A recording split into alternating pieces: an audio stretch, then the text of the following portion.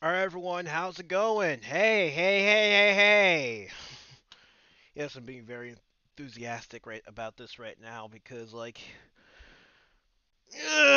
this was actually my first Persona game I actually played. I mean, if you don't count, I mean, I keep saying Persona 5 was my first Persona game, but that's mainline. This was actually the first Persona game I actually played in a while. Like, it's been a while since I played this. I played this game back in, I would say roughly around 2013 or probably 2014. I can't remember, but dang, this was actually the first Persona game I actually played. I'm not kidding.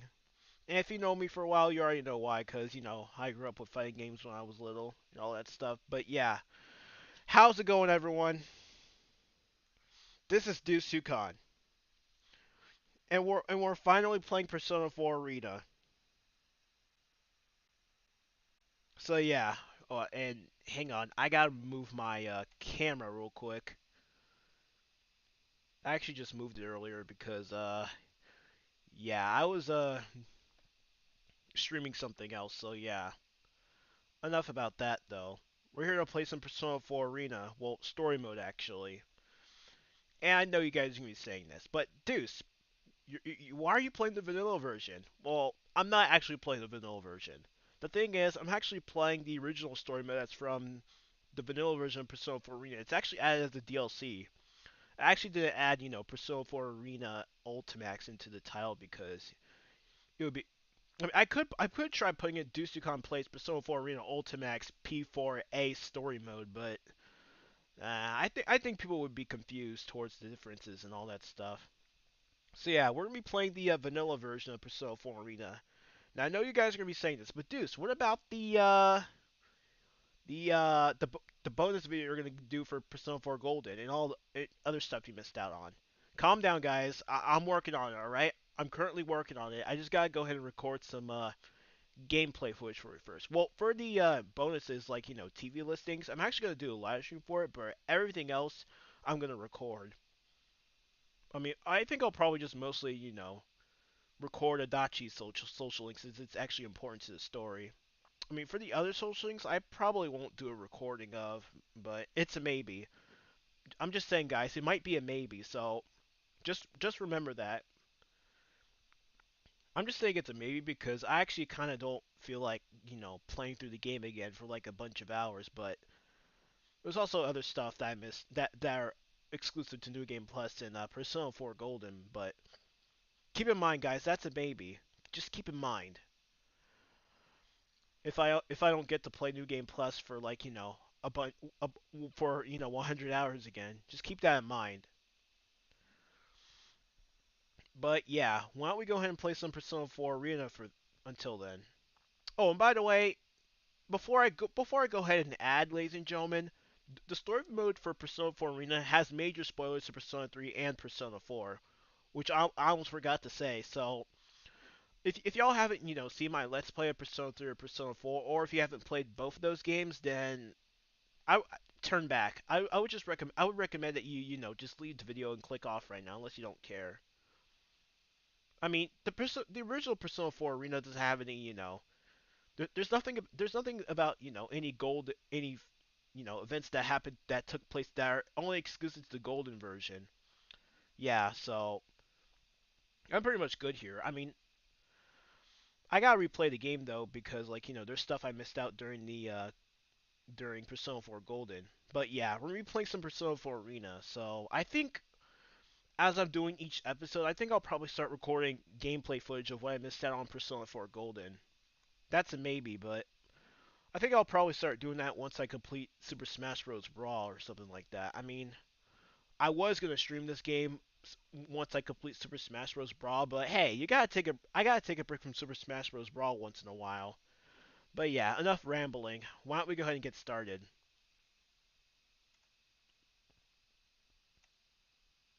Alright, I gotta close out some stuff real quick. Alright, we're all set. And yes, I'm in the gallery mode because why not? Because we're gonna try to keep things consistent. If we're actually kind of playing the vanilla version of Persona 4 Arena, then screw you, mouse. then we're gonna go ahead and watch the opening intro. So let's get to it, ladies and gentlemen.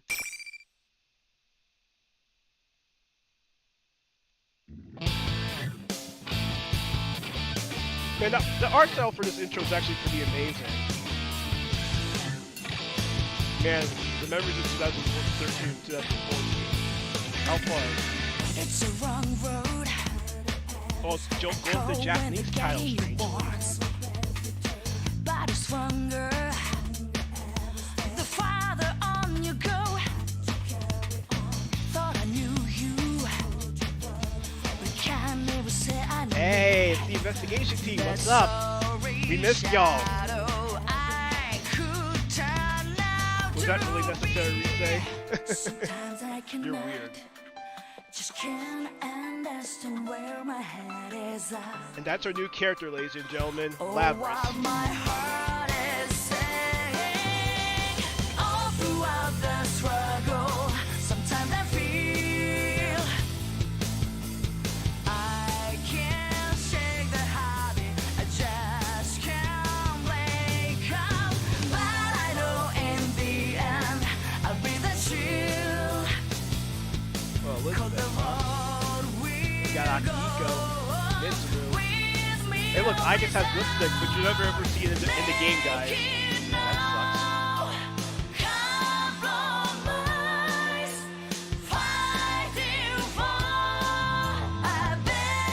Two Persona characters walk in slow-mo. Nice. So yeah, ladies and gentlemen, this story is basically a crossover between Persona 3 and Persona 4. Exciting, isn't it, ladies and gentlemen? It's pretty exciting. So yeah, I think there's another intro somewhere, but I think I need to unlock it in story mode. I like how it's waiting for you to stream. Look in Discord. It's waiting for me to stream?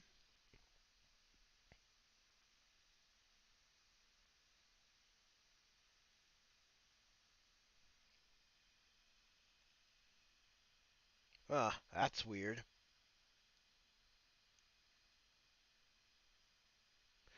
Alright, well, let's go ahead and play some story mode, shall we? Don't worry, I'll be doing the other modes eventually, ladies and gentlemen. I just don't know who to pick as my main as for right now. Okay. So far, Arena story mode. Story mode episode and so forth. So this must be for Arena Ultimax. Check out the story mode.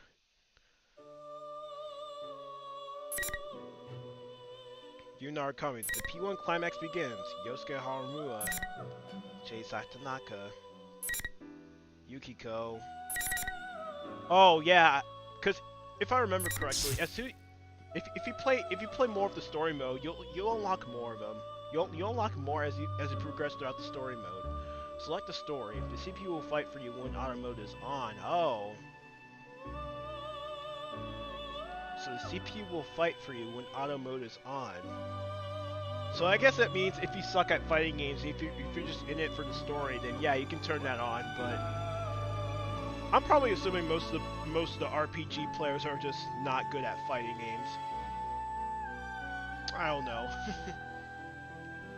Auto mode.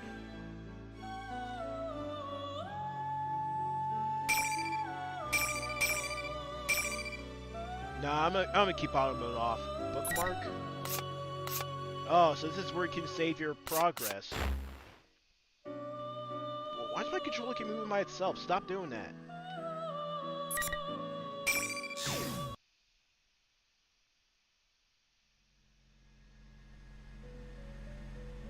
Oh, and by the way, this is a visual novel, by the way, ladies and gentlemen. So, yeah.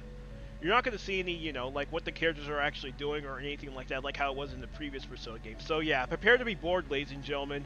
I heard a lot of people say that the story mode in this game is boring, so if you're not a big fan of visual novels, I'm sorry, but we're going to have to go ahead and sit through this entire thing.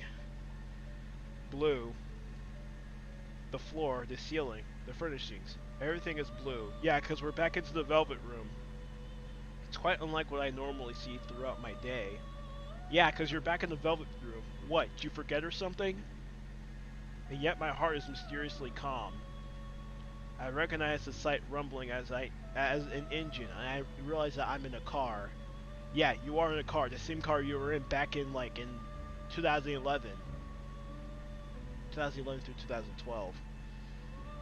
Well, it does that every time I start the stream. Or rather, someplace else I recognize. Someplace else, huh? Welcome to the Velvet Room. Hello, Igor. The old man with the bizarre face sitting before me makes an expression that appears to be a smile. Yes, that similar smile. Sitting quietly next to the old man is a woman beautiful as delicate as an ice sculpture. That's Margaret. Ah, it seems we have a guest with an intriguing destiny. My name is Igor. I know that. I am delighted to make your acquaintance. What, you think I would forget or something? I've been with you since the entire game. It's not like I forgot.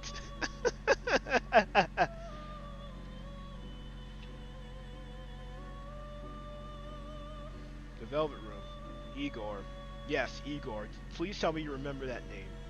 Even though I'm barely conscious, I remember that this is not the first time I've heard those names. Of course! I see. This is a dream.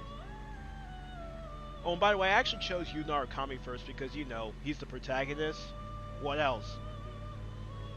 This happened in the past. The past, huh? I've been in this room before. My memory's correct. What he says next is, this place is dreams of reality, mind and matter. Is that right? This place exists Called between it! dream and reality, mind and matter. You're like in every Persona game except for like Persona 5 Strikers, but yeah, whatever. It is a room that only those who are We're bound by a contract may enter. Yes. It may be that such a fate awaits you you in the near future. Yup. The words I expect to hear fall from the old man's mouth. Yup.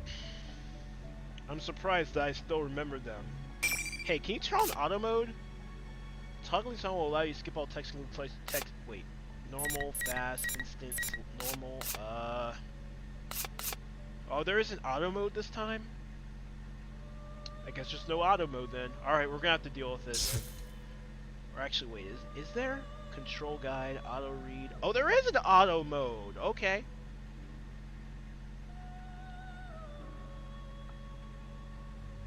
Oh, okay, so that... Alright. Under me, the one in the dream. Can't help but smile at that. Now then, why don't you introduce yourself? My name is Yu Narukami. I remember this too. When I said my name here, it forged a contract with them. So I answer, Yu Narukami. Yeah, that's his canon name, ladies and gentlemen.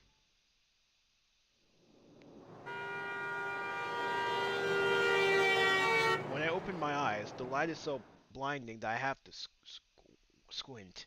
For a moment, I can't figure out where I am, and I look around. Right.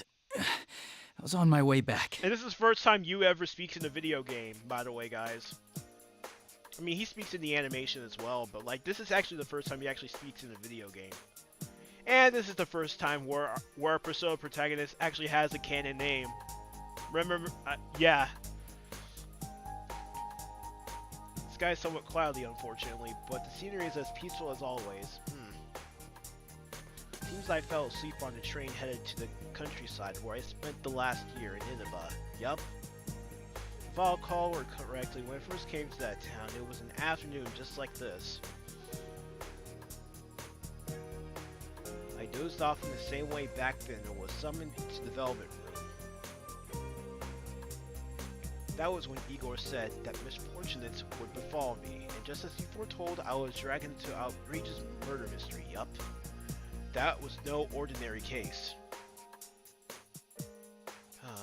Izanagi, the Midnight Channel, Shadows and Personas. The power of the heart. I saw things that could really be believed. But I made memories there that could have never been replaced as well. We gained the powers of the Personas, and we suffered together. I stood with my friends on the investigation team against these misfortunates and fought alongside them. There's no way I could have overcome such ordeals without their help. Wonder what everyone's been up to. Yeah, it's been a while. After solving the mystery, it was decided I would leave Inaba since my parents would be returning from overseas around the same time, which sucks, unfortunately. It's been about 2 months since I last saw them all. 2 months, huh? As they said goodbye to me at the train station. I decided to stay at the Dojima residence during Golden Week so that I could spend the holiday with my friends. Golden Week, huh? Of course, my uncle was happy to hear this, and his only daughter Naiko should be glad to see me too. The whole family should be glad. Damn it! I still haven't picked up Yosuke's gift. His gift? Well, it's something quite particular, I guess. Actually, I received a call from Teddy, one of my investigation team friends, this morning. The details of the conversation were a bit troublesome. Troublesome, you say? Hello? Is this Sensei? Yes, this is Yeah, Sensei. what's up? I'm really sorry to bring this up, but I forgot to tell you something very important. What? I have a special request for the souvenirs I'm sure you'll be bringing your best friend. Teddy, I'm pretty sure you're not supposed to tell people what you want them to bring you as souvenir. Wow. I already have souvenirs for everyone, but oh well. Yay, you gotta waste more money! Sir, Teddy was only asking for some snacks that aren't sold in Inaba, so it wasn't much trouble. But there was one problem. What? You don't have Oh, and money? one more thing. Can I ask you to pick up something for Yosuke too? Oh, I was planning on bringing something for everyone anyway, but go ahead. Cool! Well, Yosuke's been down in the dumps after his mommy burned his favorite nurse. what? She was what Favorite I called nurse? scorching hot. Just kidding. A nurse? Really? Aw, come on, Sensei. You know what I'm talking about. His nurse magazine with the chest examinations Here and we the go. bare behinds. Here we I go. see. And you expect me to buy him a replacement? Really? You want me to buy a replacement? Of course, silly. People coming to visit are supposed to bring presents. All right. Oh boy. Oh, I was planning to head back tomorrow, but since we're meeting up early, I decided to go back today. Can you pass that on to everyone? Aha! Then the sexy nurses will be arriving even sooner. It'll be like, Sensei, we have an emergency patient. Yusuke will be so happy. Okay then, we'll be waiting for you. Oh my goodness. I'm a little worried now. You should be. You should. I hope he isn't telling everybody something that would give them the wrong idea. Well, I should just call again once I get there. Yeah. But in the end, Nurses, huh? yep, nurses. I wasn't able to pick one up for him. How can I put it? I feel bad for Yosuke, even if I gave him that magazine. Every time he opened it, his friend's face kept popping up in his head. Oh boy. Yep, Teddy. I have to think Yosuke has his pride too. He doesn't need me buying him his stuff. Then again, this is Yosuke we're talking about. I'm sure he'll understand if I explain my reasoning. Probably. Now pulling into Yaso Inaba. This will be the last stop. Yaso Inaba. Oh, Why are you saying Inaba like that? You tired or something? I had the line already. Looks like I've been asleep for a lot longer than I thought. Just as that thought came to me, a certain worry crossed my mind. If I had a dream of the Velvet Room, does that mean I'm going to be dragged into another adventure? Yes, you are. Get ready.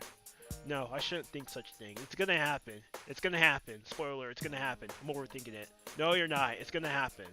I'm delighted to make your acquaintance after all, so it's nothing but a dream. It is a dream, but it's quite missing since I had dreams of being summoned into that room ever since. The train begins to slow, and I take that as my cue to gather my belongings from the luggage rack above me. The train comes to a complete stop, and the doors open. Even the smell of the wind evokes a sense of nostalgia. Hahaha, I think I'm getting a little too sentimental. I step out to the platform with a wry smile. And off the train we go. Place a bookmark. Yes.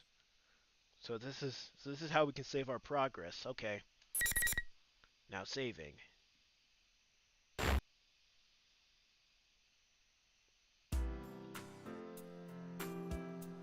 standing in front of the train station, but this town is as quiet as it's always been. Early as the sun has started to set, and an orange sky envelops the world. Now, what should I do? What do you mean, what should you do? Today's May 2nd. May 2nd, huh?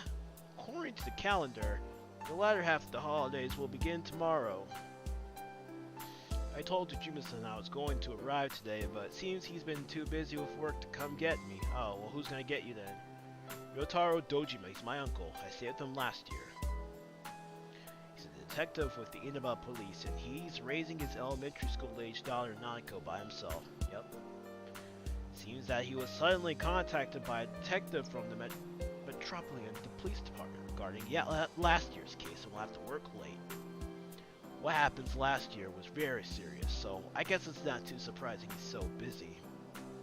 He shouldn't have worried about it. I recall how apologetic he sounded over the phone, and can't help but smile. I told him that I knew the way over from the station, but a bag packed with necessities and souvenirs for everyone turns out to be quite a load. Nanako must have been waiting for me alone at the house, so I want to get there as soon as possible too. To be honest, I don't know when the bus will come. Maybe I should just call for a taxi? Just as I'm thinking this. Just Huh? thinking. Nanako? Wait, Big Nanako's here? bro. Hey, what's up? It is Nanako.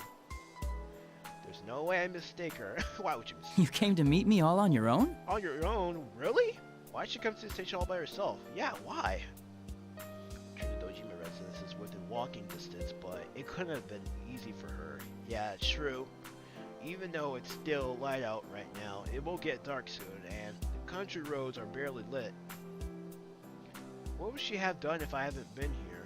I don't know. I'm about to voice my concerns, but Nanako sounds slightly proud when she says, Don't worry, Dad knows about it. He gave me money for the bus. He Oh, said he that couldn't was make nice it, of him. so I came instead. Welcome back, big bro. Thank you. I wanted to see you so much. Thank you. Thanks. I'm happy to see you again, too. I see. She must have wanted to show me that she's grown up too. She is around that age after all. For a moment, I'm surprised that Dojima-san let her do this. That's true. But I can kind of imagine what kind of conversation took place. Nanako has always been a capable girl, but over the past year, her housekeeping skills have improved greatly, and she's proven herself to be very reliable. Nice. She takes the lead in many things within the house, and even though Jima-san can't compete with her sometimes, I can easily imagine that scene in my mind. And it's true that I'm glad someone came to welcome me. I take Nako's hand, and we begin walking side by side. Nice. Well, no sense standing around here. What's in the fridge at home? Lots. Dad and I bought a ton of stuff since you were coming to visit. Ton of stuff, huh? Nako says so, then he really must have bought a lot. Ojima-san did say he'd pick up dinner for us, but that's the case. Maybe I should put together something to go with it. I ask Nako what she wants to eat, and she looks back with a twinkle in her eyes. Are you gonna cook dinner? Ooh, I wanna help. Nako and I make small talk while we walk through Inaba together for the first time in a little while. Yup. Being here like this makes me feel like I've gone back in time to a year ago. About a year ago. We're cooking dinner. Nice. After we get back to Dojima home, I hurry up and unpack my belongings before heading to the kitchen. Alright. Nako helps me out as diligently as she had claimed earlier. The way she mixes up the eggs seems more skillful than before. You're such a good girl, Nanako. Good evening. Guess we're gonna be This doing is a the bunch of Evening reading Journal then. with news for May 2nd. Our top story is on the domestic airline that was hijacked yesterday. Domestic airline? Wonder what that's all about. TV in the living room echoes through the house. Thinking back on it, it was on quite often in this place. When I first came to Inaba, Nanako was practically being raised by the television. There's been this odd sense of distance between us around that time. She hasn't started calling me big bro, and we didn't cook together like we're doing now. Strange. It's the little things that bring me back memories. Right as we're about done making dinner, Dojima-san arrives with some deluxe sushi. Nako quickly gets up and rushes to the door. She seems so happy when her father comes home. Dojima-san apologizes about the sudden increase in his workload, and then we all sit at the table and begin eating. Oh, nice picture. Being here makes me feel like the 2 months I was gone never happened at all. There's a warm atmosphere, as if I've always been a part of this family, and I've lived here with them for my entire life. I thank both of them from the deep of my heart, and after I give them the souvenirs I brought for them, we enjoy chatting with each other as a family. Oh, I wonder what they were chatting about. We don't even get to hear Dojima speak, really? What, was Dojima's voice actor not available? Another familiar room. This is the room that was prepared for me on the 2nd floor of the Dojima residence. Oh, there's another Atlas game on the calendar. That's Catherine, huh? Nice. What a nice Easter egg. Oh, I see Jack Frost on the shelf. Wait, can't you get a Jack Frost plushie if you try to complete that one crane game? I forgot. It was too hard for me to complete, so I decided not to do it. Nako has fallen asleep after all the excitement. After carrying her to the room, I tell my uncle that I'll be going to bed early as well, since I have plans. Alright, hang on. That time you first time premiere in YouTube, you can schedule it or instantly premiere. Oh yeah, I know.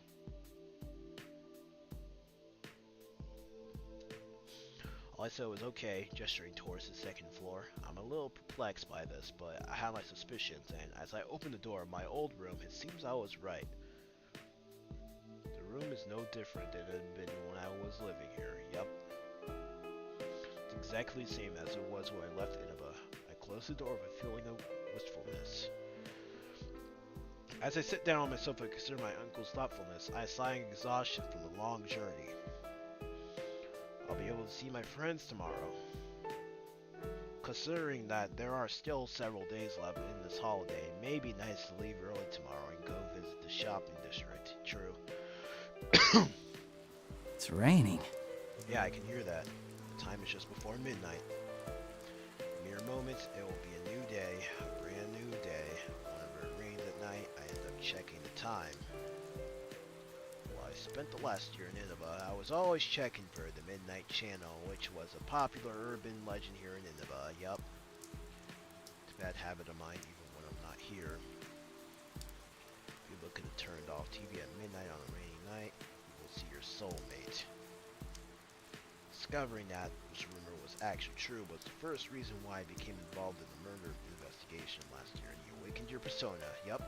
The person who actually appears on the Midnight Channel isn't your soulmate. It's the next victim. After discovering this, we all nervously sat before our TVs on rainy nights in order to solve the case.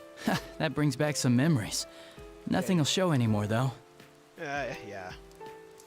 If nothing really appear, though, yeah, you're gonna be wrong. I suddenly have doubt. Something's gonna appear. Why would I think that? After we solved that case, we all confirmed that the Midnight Channel wasn't appearing anymore. The empty screen stays silent. So why? Just in case. It's not going to turn on. There's no way. The more I think about it, the more I feel my resolve fading. I peer into the TV screen as so something is drawing me into it. The only thing I see is my reflection in the dark glass of the CRT television. Or so I thought. Yeah, we're going to be doing a bunch of reading, ladies and gentlemen. Hope you're good. Rivals. They are friends. Yet powerful foes. Powerful foes? Huh? The desperate fighting program amongst high school students. High school students. A new legend is about to start. A new legend. May the manliest of all men Come on down! Nobody touches his precious Nanako, the sister complex kingpin of steel, Yu Narukami! It's only natural. Wage slave in the boonies by day, hero by night, Captain Resentiment, Yosuke Hanamura! Everything that bores me has gotta go!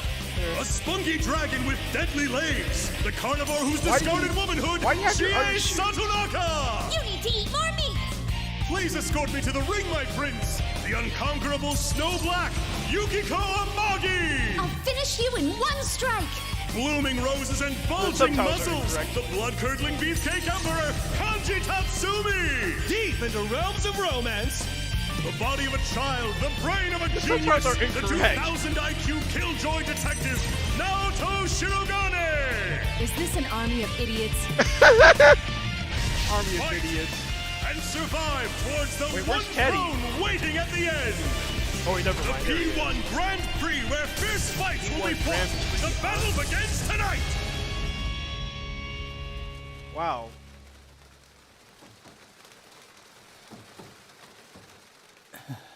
Well, that's new.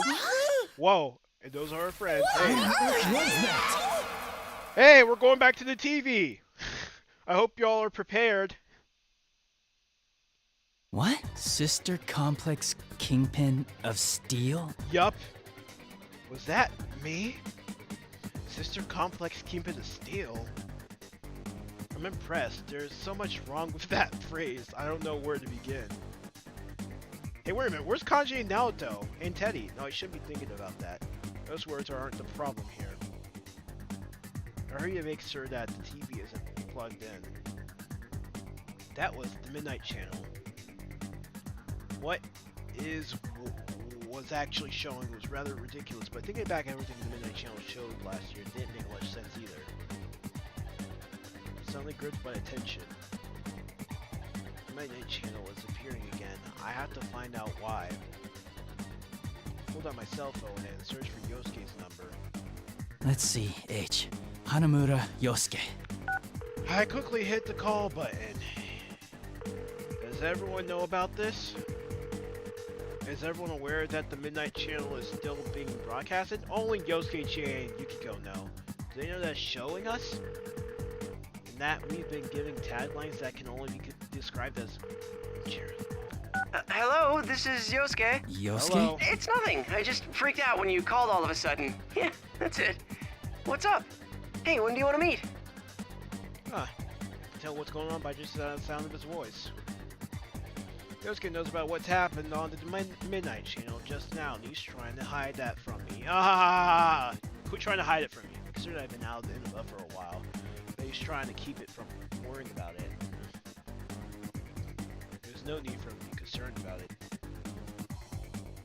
Then again, I can kind of understand how he feels. I am his friend after all. That's true. And that's not why I was calling. I saw the Midnight Channel. You saw it too, right?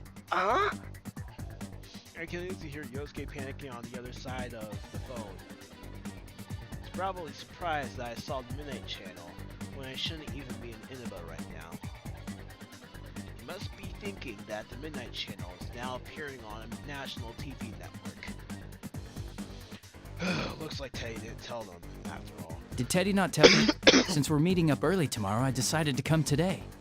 I figured you wouldn't think I could have seen it, so I gave you a call. Well, I assumed you weren't here yet, so I didn't want to rely on you. You haven't changed. So how about it? You're not gonna leave this be, are you, Captain Rasantama? Why'd you zero in on that part? Did you see how they called you a Sister Complex Kingpin? Mine's not that bad. You think? Oh, I ought to tell you, that program's not the only strange thing lately. Teddy, Rise, and Kanji aren't here either. They disappeared. Wait, what? They did? Not only has the Midnight Channel come back on, we lost contact with 3 of our friends. Uh-oh, that's not good. I have a bad feeling about this. I have a bad feeling about this cliche. Can't believe that those 2 things are unrelated. Alright, we should get together tomorrow like we planned. Yeah, at the Jeunesse food court. Welcome back, partner. Thank you, Yosuke. I suddenly remember that I haven't even greeted Yosuke yet. I finally feel the sense of worry fade a little, and I answer with a smile. Oh, It's hey, good to class, be game here. over. Enjoyed the good time. No matter what has happened, our friends may be in danger. Did you have a good sleep, by the way? If that's so, then there's only one thing to do. Speaking of things I have to do. Oh, Souvenirs! right. Sorry to say, I forgot to pick up your souvenir. A souvenir? Don't even worry about it, man. You sure? Really? I thought you were really looking forward to it. Those nurses. Alright, hang on. I gotta go drink some water real quick. My throat hurts a little. why does my voice change a little bit sometimes when it's nighttime? I gotta get some water. Hang on.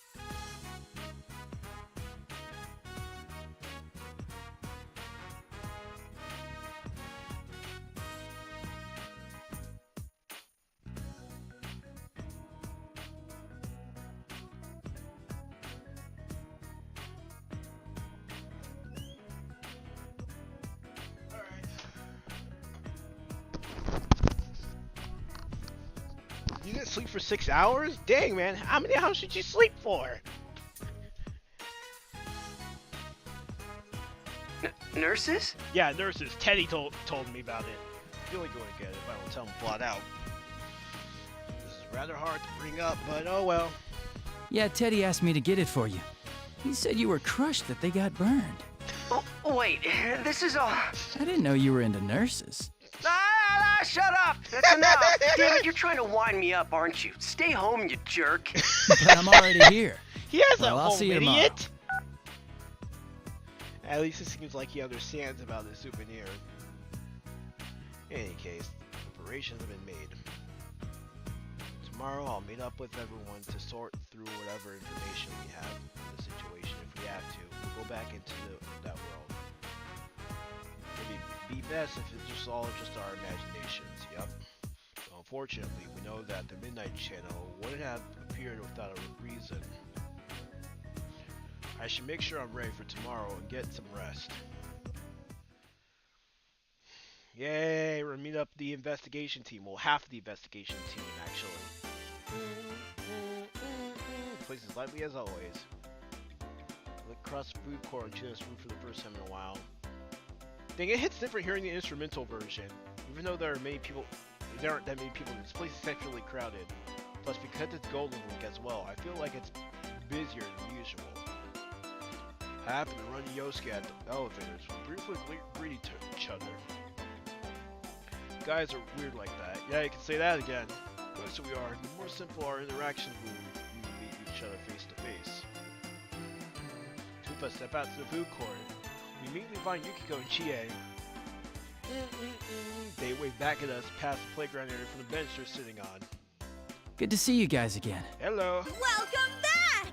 We missed you! I'm sure the you guest did. of honor's finally here! You're looking well. Welcome back. Should we... Huh? Oh, he already knows about the Midnight Channel thing. He's actually the one who called me up about it. Oh, I see. This has turned into a pretty thrown-together reunion, hasn't it? But I'm glad you came. Thank you. Chat some more while we all sit down. Yosuke stands up and clears his throat loudly. He's probably been waiting for the right moment to say something. He hasn't mentioned anything to me, but I can easily guess what he's about to say. We all look towards Yosuke. Well, it sucks that we can't hang out more before jumping into another mystery, but to celebrate our partner's return, I hereby reinstate the investigation team in response to the Midnight Channel going back on the air last night. Alrighty then. Oh, the team is back! Yep, that's right. Just hearing that name again gets me all fired up. Half of us yeah, though, that's the let's thing. do this! Nice! I don't think the applause is necessary. It is necessary, man. Thank you. Why not? It's been 2 months since we last saw each other, after all. True. Chie and Yukiko start chuckling when I shrug. And though Yosuke seems sad at that, he still ends up laughing along as well. It's a relief to see that they're the same as always, but because of that, it makes me even more worried about the friends that aren't here right now. Oh yeah! That's right. Kanji isn't here because yeah, Kanji, Rise, and Teddy aren't here because those. I mean, Yosuke said that they're missing. Yeah. Naoto. Who knows where Naoto's at right now? She's probably doing some police work for all we know. What about Marie? Oh wait. This was before Persona 4 Golden. Yeah, you don't exist in this timeline. Sorry. We can't start slacking off. Begin to sort through the information that we know about already. Well, let's get cracking. All I mean, right. this is no laughing matter. No one's heard from Teddy, Kanji, or Rise. Just those three, right? Yeah. Oh, I got a hold of Naoto-kun, but I didn't tell her about this stuff. She told me she couldn't make it today because of her job, so I didn't want to worry her. She seemed pretty bummed that she couldn't be here too. If she has a reason for not being here, we can still contact her, then Naoto should be fine.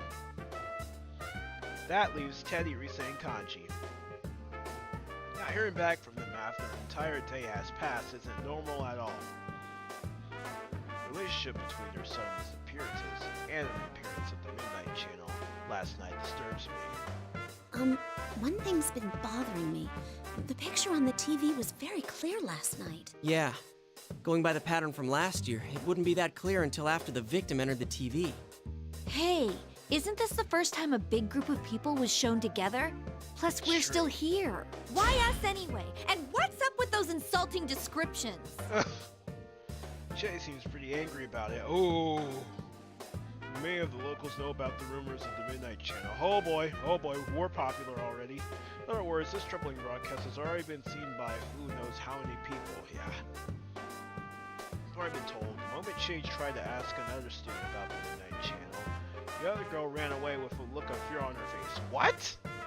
It's no surprise that Shay would be angry. But in the end, What bothers me most is Teddy. He was acting like the host of that show. Yeah, That's true. we can't find him. This smells fishy. Then again, I doubt he would play a prank like this for no reason. I guess we'll just have to go inside the TV and find out what's going on. yeah, it's true. That's right, go inside the TV. Here we go. Out of everything, that was the element that shook our common sense the most out of everything we experienced last year, going inside the TV. Actually, the murders in last year's events happened in another world inside the television. This world is filled with monsters called shadows that are born from people's hearts. Yep, because my friends and I gained personas, the powers to defeat these shadows, we were able to enter TV screens and fight them. Yep, that's right. Won't we be stuck in there without Teddy to give us an exit? But even we are persona users would find it sure difficult to leave that world on their own. Yeah, that's true. In order to come back, we need the exit TV that our friend Teddy was capable of creating. That's right. Uh-huh, not so. I've had Teddy keep the exit TV out on that side. Look at you, all prepared. I mean, think about it. What if we were half asleep and fell into a TV when Teddy wasn't over there? Isn't that a scary thought? Like anyone would be that clumsy. Anyway, it sounds like it's safe for us to go investigate then. No matter what the reason, it's reassuring to know that we have an exit strategy ready for us. To be honest, I almost fell into it the first time it appeared in my room after all. Yeah, it's true. Yeah, there's did- no you doubt did that hit your head something's on going on in something. there. Is everyone ready? We're all good to go. To tell the truth, I had a hunch that this was going to happen. Really? We all should look to confirm our intentions. All of them nod back. I can see the seriousness in their eyes. Even though there was a two-mouth gap since I last saw them, they still continue to put their trust in me. I feel a slight sense of pride as I stand up from the bench. The large screen TV in the electronics department is directly below the food court. That was the entrance we always used last year. Alright guys, you ready? We're about to head back into the TV world like how it was back in last year. Look at us four.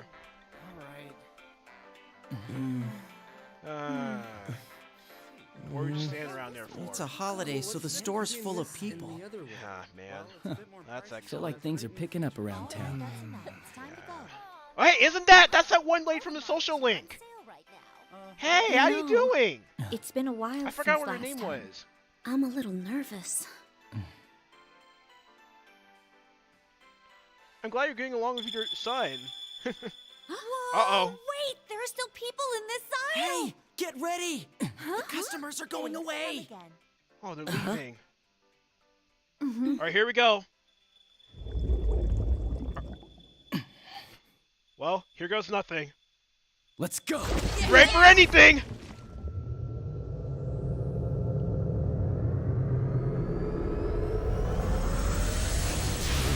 Oh, what?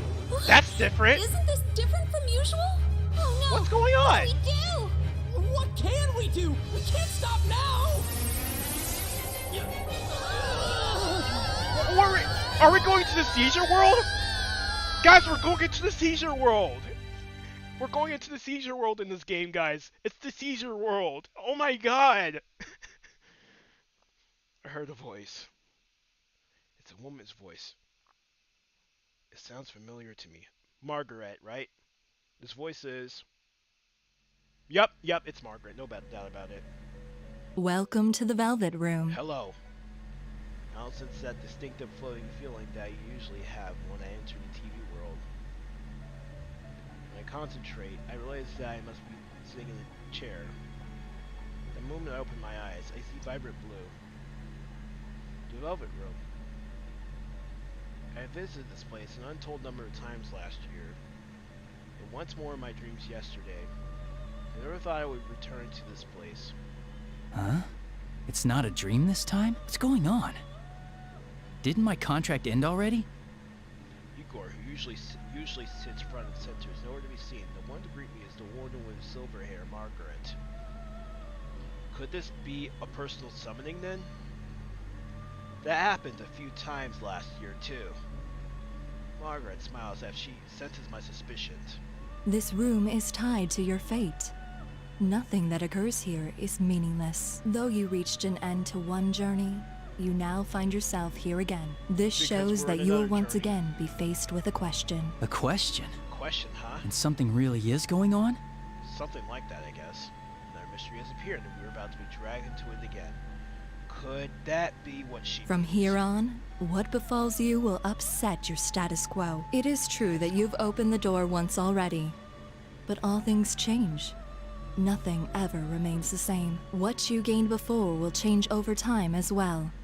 You will have to face them once again. Face them? Face them, huh? Again? The first thing that Margaret's words stir up in my mind is the sight of my friends' smiling faces. Is that going to change? No, that can't be true. And face them again. That's impossible. Once I wake up and leave this room, I should still be with my friends. We might face them again. There's no need to jump to conclusions. Yeah, we gotta go find out what's going on. But Margaret appears to have anticipated my thoughts and smiles while narrowing her eyes. Show me how you will proceed down the path that awaits beyond the door you've opened. Yeah, sure thing. My vision wavers and the blue light before me vanishes quickly. Wait. I still need to know what you mean by those words. What the? Well, that was sudden.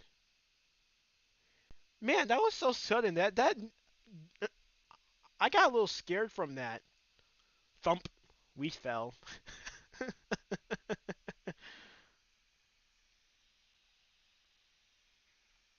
Dang, is my face cam blocking the words?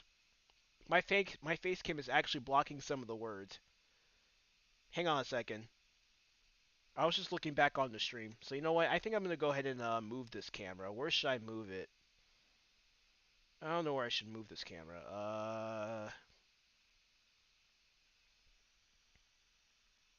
I don't even know where I should move this. I don't even know where.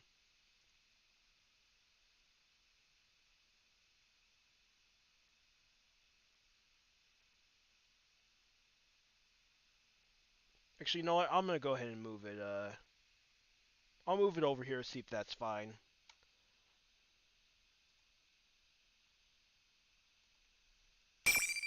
Okay, let's place a bookmark.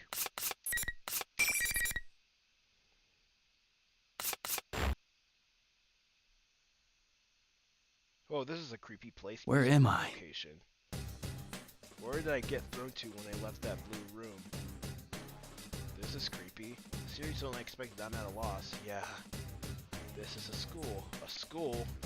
This looks creepy. This music room also got me high. I attended the school with my friends until recently. There's no mistaking it. We entered the TV together, so why am I here? That's not right. This is... No, wait. This has to be the TV world. Definitely. Graffiti on the ground. Shoes placed like they're for some kind of ritual. Ritual? That's creepy.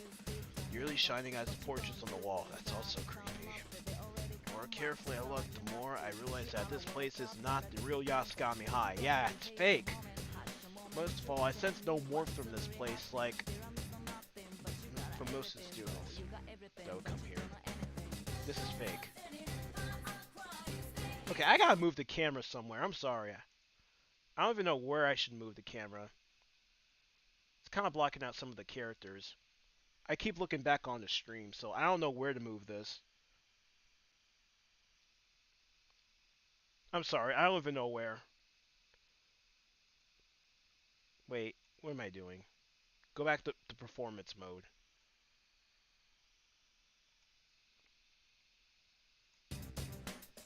Alright guys, let me know if there's any problems with the camera, or if you have any suggestions on where I should move it. Alright, so gameplay-wise, is it any different from the usual Persona 4? I see nothing of a fighting game. Oh, the story mode's basically a visual novel, but you'll get into the fighting soon enough. Well, how many hours has it been in stream? But we're about to hit 51 hours and we haven't been fought anyone yet. This is a fake. It's definitely not the school I attended. But what happens to turn the world inside of TV to this? On top of that, we entered the TV from our usual entrance, but I ended up in a completely different place. This has never happened before. Really? I also realized that my friends aren't with me either. That's different. Do we somehow get separated? I started to feel chills down my spine and look around. Oh, what's going on? Hello! Sorry for the wait! You say? Greetings, boys and girls of Yasogami! The P1 Grand Prix is about to begin! What's going on? There's no need for manners or courtesy or anything today, so let it all hang out! Tell us how you really feel! What? What the? Is that you, Rise? I shout out questions, but she doesn't answer. She probably can't hear you. This is Rise Kuno, one of our friends on the investigation team that we couldn't contact. Does she not hear me, or is she choosing not to respond? As I ask myself this, I hear different voices echoing as well. I look around in surprise. These voices is not just from one or two people. I see countless students staring at me from the hallways, the entrance, everywhere I turn. May I have your attention, please? What? I, Rosette, will be your commentator. Rosette? But first, the General has a few words for you all. General? What's going on? I just said that! Why are there so many people inside the TV world? Before I can think of any answers, Rise makes another announcement. And as if I cue, the monitor in the music room turned on. What appeared on it was Teddy, who was wearing a strange chatting kid, just like he did on the Midnight Channel last night. First Rise, now Teddy. What are they doing?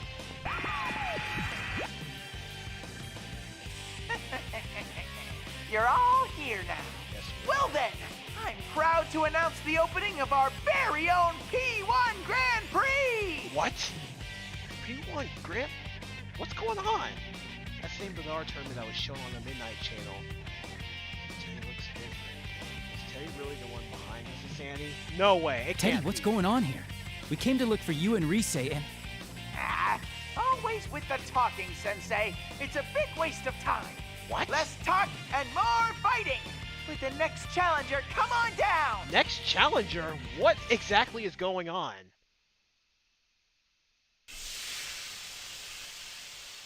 Teddy looks away and makes a dismissive gesture.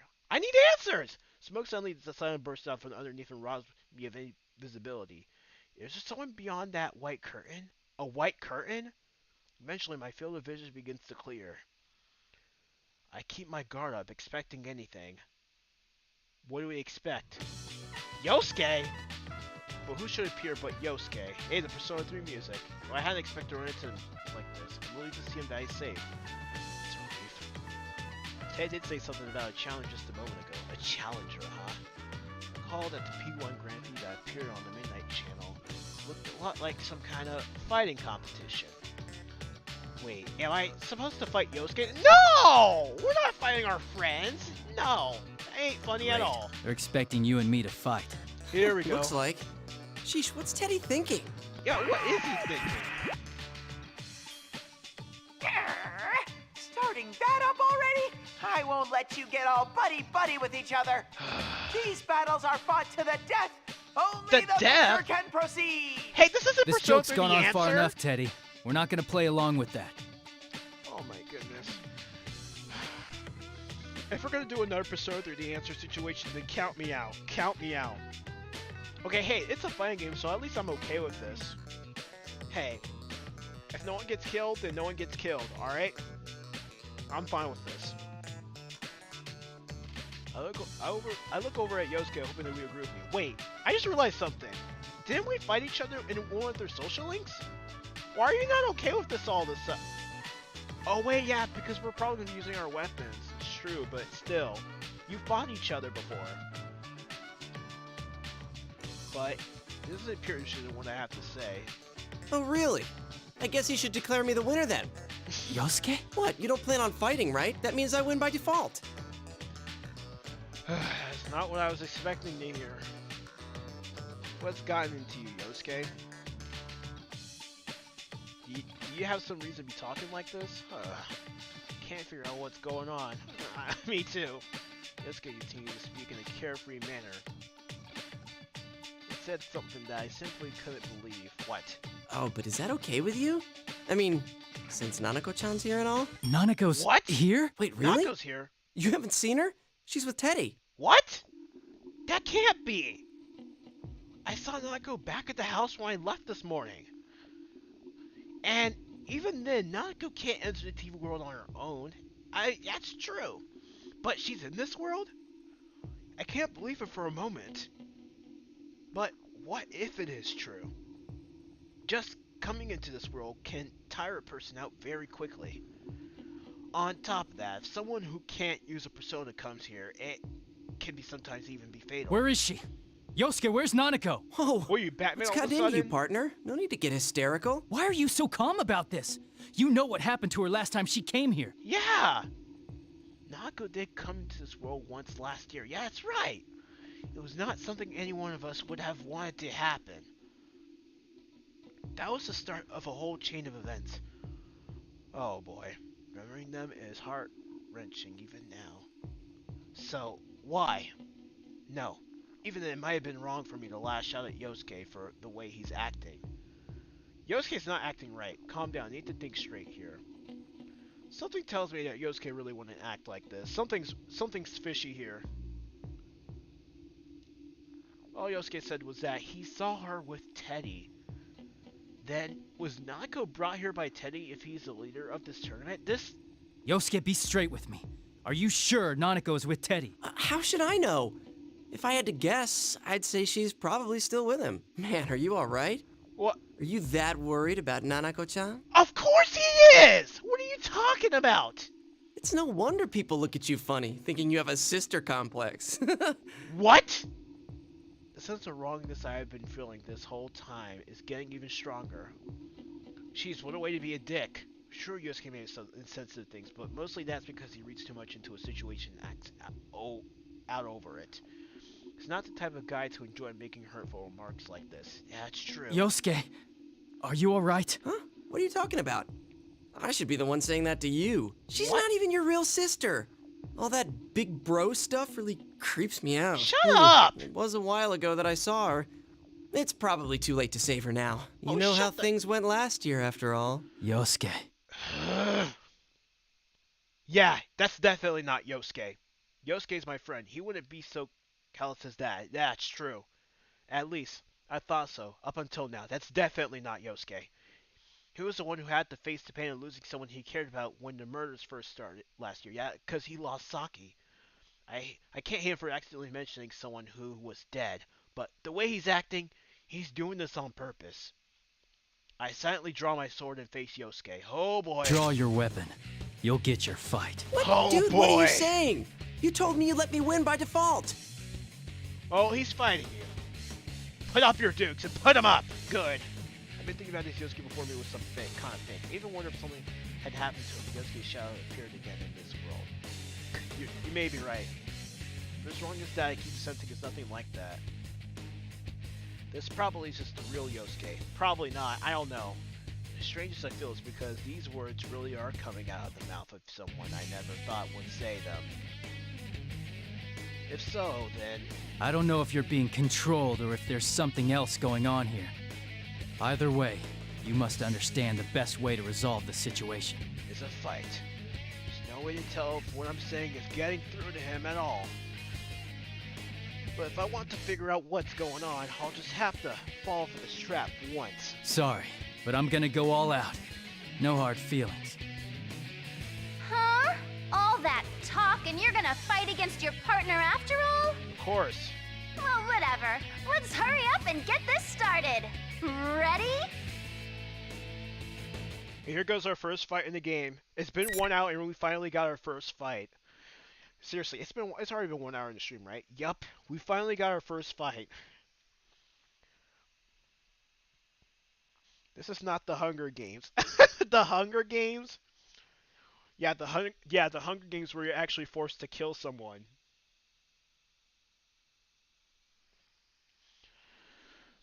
Yosuke is a bum. That's probably not Yosuke.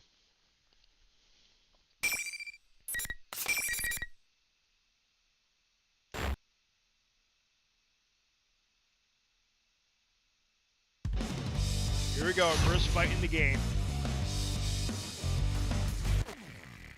I actually did the tutorial before I played this game on stream, so I'm gonna see how I do here. Final. I don't know how I'll do. He's not good. Mine. Here, go. Not that part. All right.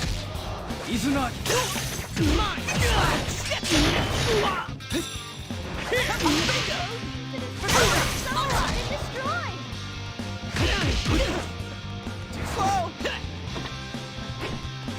Too slow. Poison and Bingo. Is there an easy mode? Start, you take it. Damn it. Stay down. He's not. Come on, I got this. He's not. I'll show you man's potential.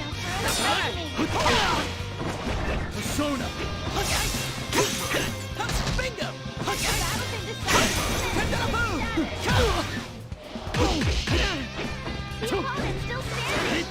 Oh my goodness.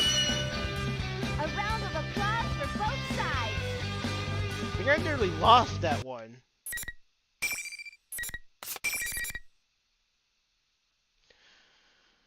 Man.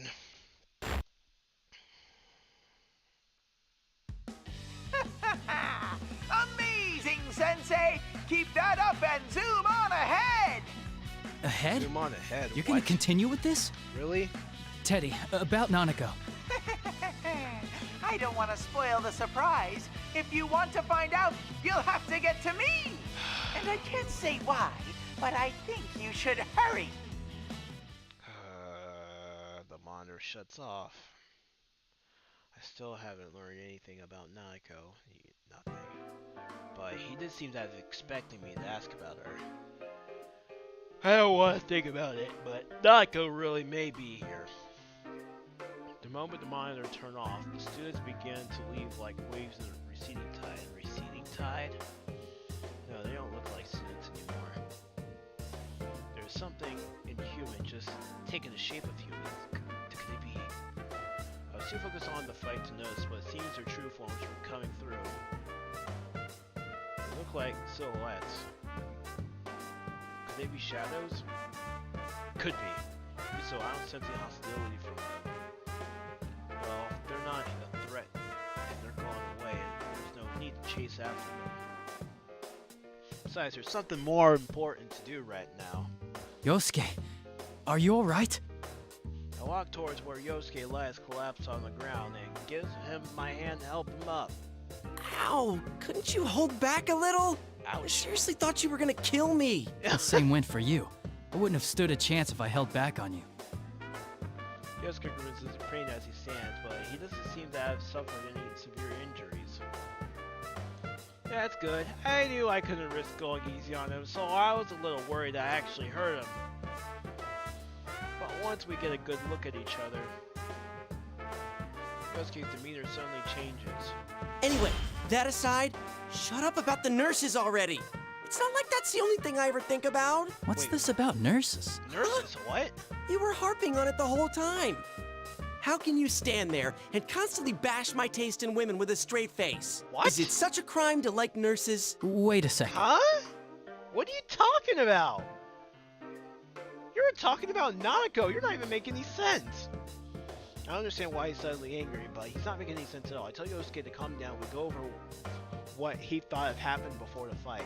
We learned that our memories of what each of us had been saying didn't match up at all. Wait.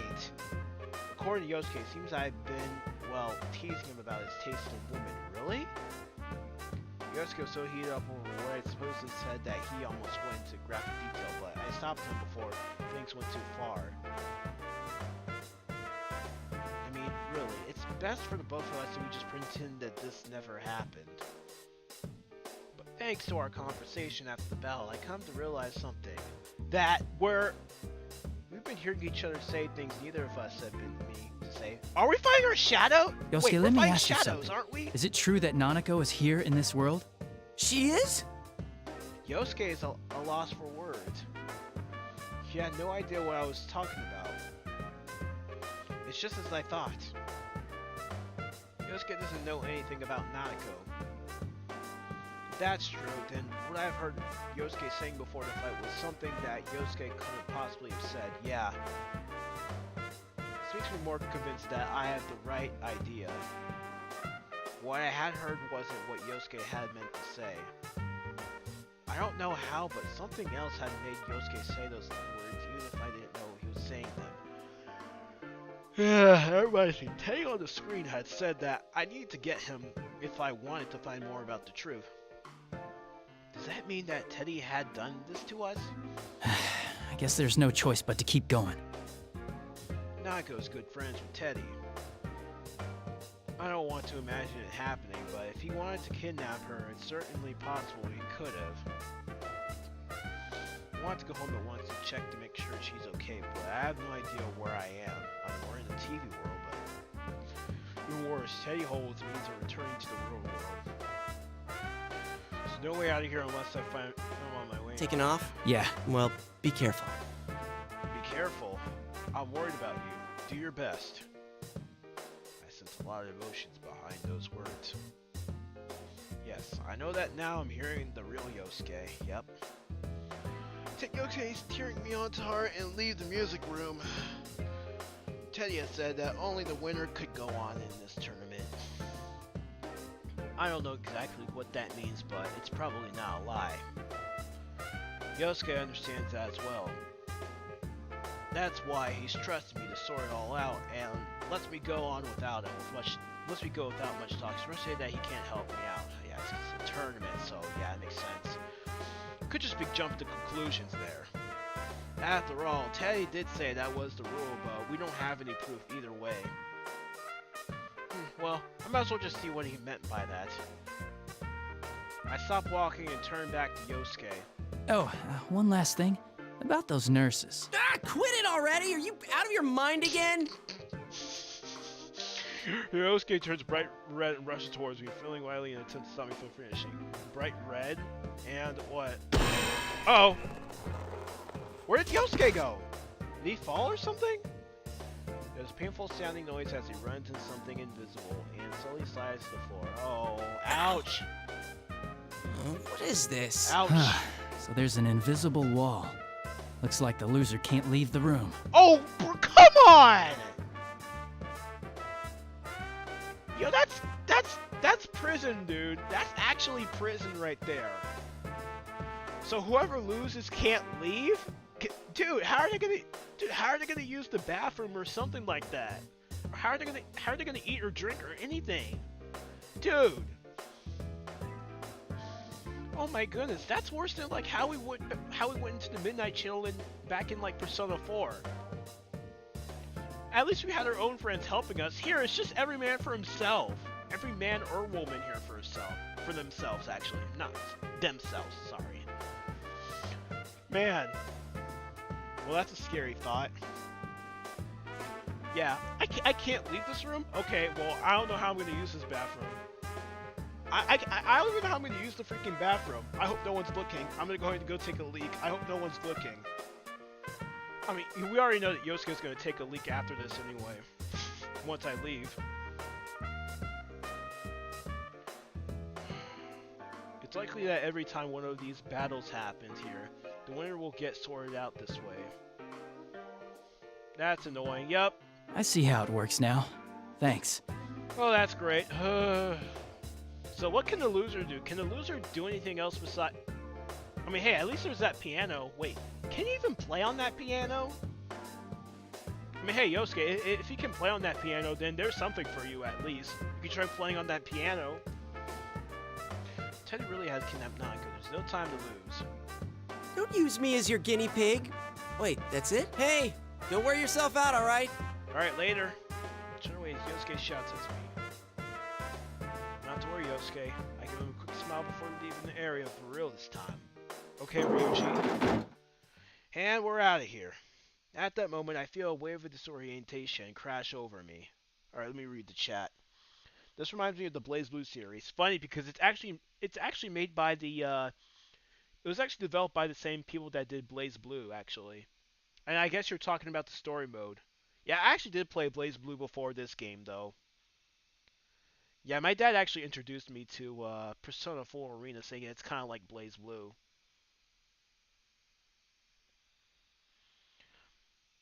I mean, people are going to be saying, but Deuce, Alice developed all the Persona games. They did develop all the Persona games, but they actually kind of helped in the progress. I feel like it's mostly just the story mode. Yeah. Mostly the story mode and the characters and their designs and all that stuff, I guess. Yeah. Alright, hang on. This reminds me of Blazer. Told you that Yosuke's a bum. Tell you bum. 69 minutes in, and so far, the only thing that's actually important is both Teddy and Yosuke are bums. Yup. Oh boy. This is gonna take a really long time. And we only got our first fight within like the first second of the game. I mean, hey, Persona 4 did take a while to get into the game. I mean, the prologue in Persona 4 was actually pretty long though, but why do I kind of feel like this is much more longer for some reason? Nah, I'm just probably nitpicking. I mean, at least we got our first fight though. Persona 4 just took a while for us to get into our first fight. I'm surprised that this is happening without warning, but it's not a threat. Not a threat. After all, I know this feeling all too well. Huh. So, who are we? Oh, we're back into the Velvet Room. What's going on? Welcome to the Velvet Room. I've been leaving the music room, but now I'm sitting in the Velvet Room for some reason. Why is that? Margaret greets me with her usual smile, because she looks so beautiful. This room surely is mysterious, of course, but why would she summon me here like this? Yeah, why would she? Margaret sees my suspicious expression. Things have only just begun, and yet you already seem tired. The misfortune that has befallen you can be thought of as a sort of trial. I'm tired? Really? I should get some I should get some SP items then. Oh wait, we didn't get any SP items. Okay, well, time to head back then. Alright, time to go back. I'm exhausted to fight. Let's head home. A trial? I hope you get what I'm referencing towards. I want to know the details behind her words, but I know that she won't answer me even if I ask. And maybe this development will never reveal anything. So we have to keep on fighting, keep on fighting, keep on fighting, keep on fighting until we get our answer. Dang it, just tell me already! That's because they can only watch over the choices their guests make. The choices their guests make? Really? It's not like I'm gonna make any bad choices. Margaret smiled more when she sees that old tenacity. Indeed. I am an observer on your journey. I would do nothing so thoughtless as to force you to make choices. You do not need such provocations. I already know that you shine brilliantly enough. This shine she speaks of. Could it be about my ability to use personas? Yes, that is part of your brilliance. Personas are masks of resolution, strengthened by controlling one's heart. You said mask, huh? By Persona forming 5 bonds, reference, huh? you understand this well, don't you? Yeah, I've that's been how we doing all this fought before. up till now. Yes, indeed. But one's heart is intangible. It cannot be seen and cannot be felt. I wonder if Persona 4 Arena has a game over screen resorts. It actually does. It does. Go ahead and knock yourself out. Record some game over videos for that game. When polished, it releases a strong light unlike anything else. But it can also be clouded by trivial things.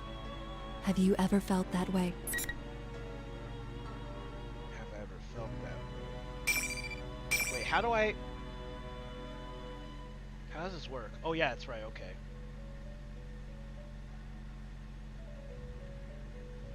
When polished, it releases a strong light unlike anything else. I don't know, that's probably not true. I don't know. You truly are strong. I find that very appealing about you, but you should remember that not everyone is as strong as you. It's true. Margaret's voice fades away as she answers me. From here on, you will be forced to re-examine the things you know as bonds. Re-examine? Huh. How will you face the changes to come, and what choices will you make? Choices? Well, this is gonna be different. In the school's hallway, choices. I wonder what choices she means, huh? I hope it's nothing too extreme, like if we have a choice of killing someone. No, I'm thinking too much about this. Nah. I turn around to see the door to the music room close behind me. Was I only summoned to the element spirit? There's no way for me to figure out what just happened, but I think back on what Margaret had told me. The changes, huh? Even though the people developing avoid saying how much what little they would have to say always has meaning.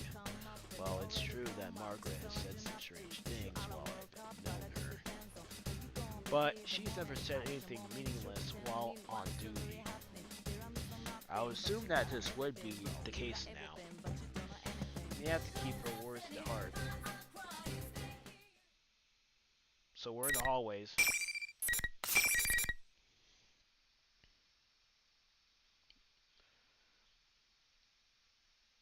Margaret thrown in the motivational speech. Exactly what I need at 8:38 a.m. Only thing left to be listening to motivational podcast. I haven't even listened to a podcast.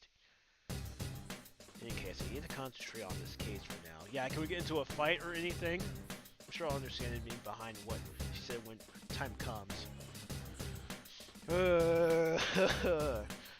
Yes, I love looking at images, ladies and gentlemen. I love looking at images.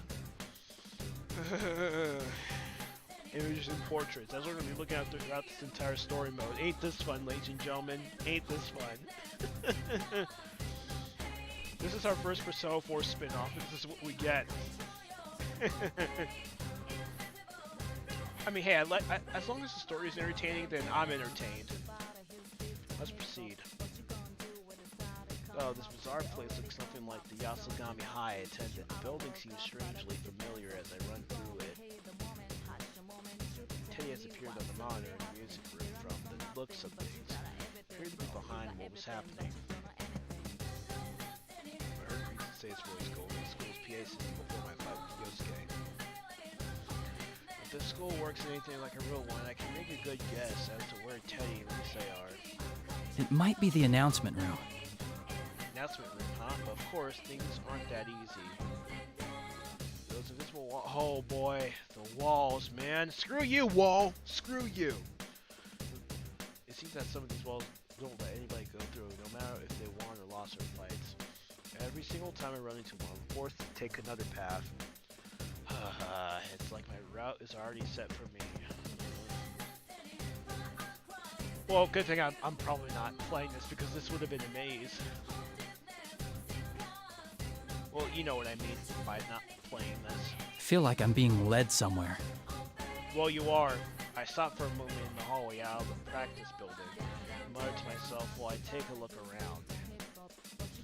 Who is... No. Where are they trying to lead me? At that moment... Hey, you there! You're one of them participants in that there Grand Prix thing, right? Participants? A girl's voice. A voice I don't recognize at all breaks me from him. Huh? I instantly jump back and draw my sword in surprise. Who's there? Whoa, whoa, whoa! What's the big idea? Huh? You could poke someone's eye out swinging that thing around. Who are you? I turned to see a girl that I'd never seen before. Was she part of that crowd? Could be. I don't know. No, she looks like a real person. Yeah, true. I was caught by surprise when I suddenly point out my weapon at her. Although she flinches, her words don't lose any of their intensity. How bold of her. That may seem like an odd thing to say, but it's what suddenly crosses my mind. But this girl doesn't seem to have any intention of attacking me. She's my sword, but remain cautious. Sorry, I didn't mean to startle you. This person from the TV world, huh? Could be. She could be from the TV world, but who knows? Sorry, ain't gonna What cut the- it. What were you gonna do if you hurt one of the students here, huh? Calm you can't go down. pulling that stuff without student council approval. Student council approval? What? All right, the jig is up.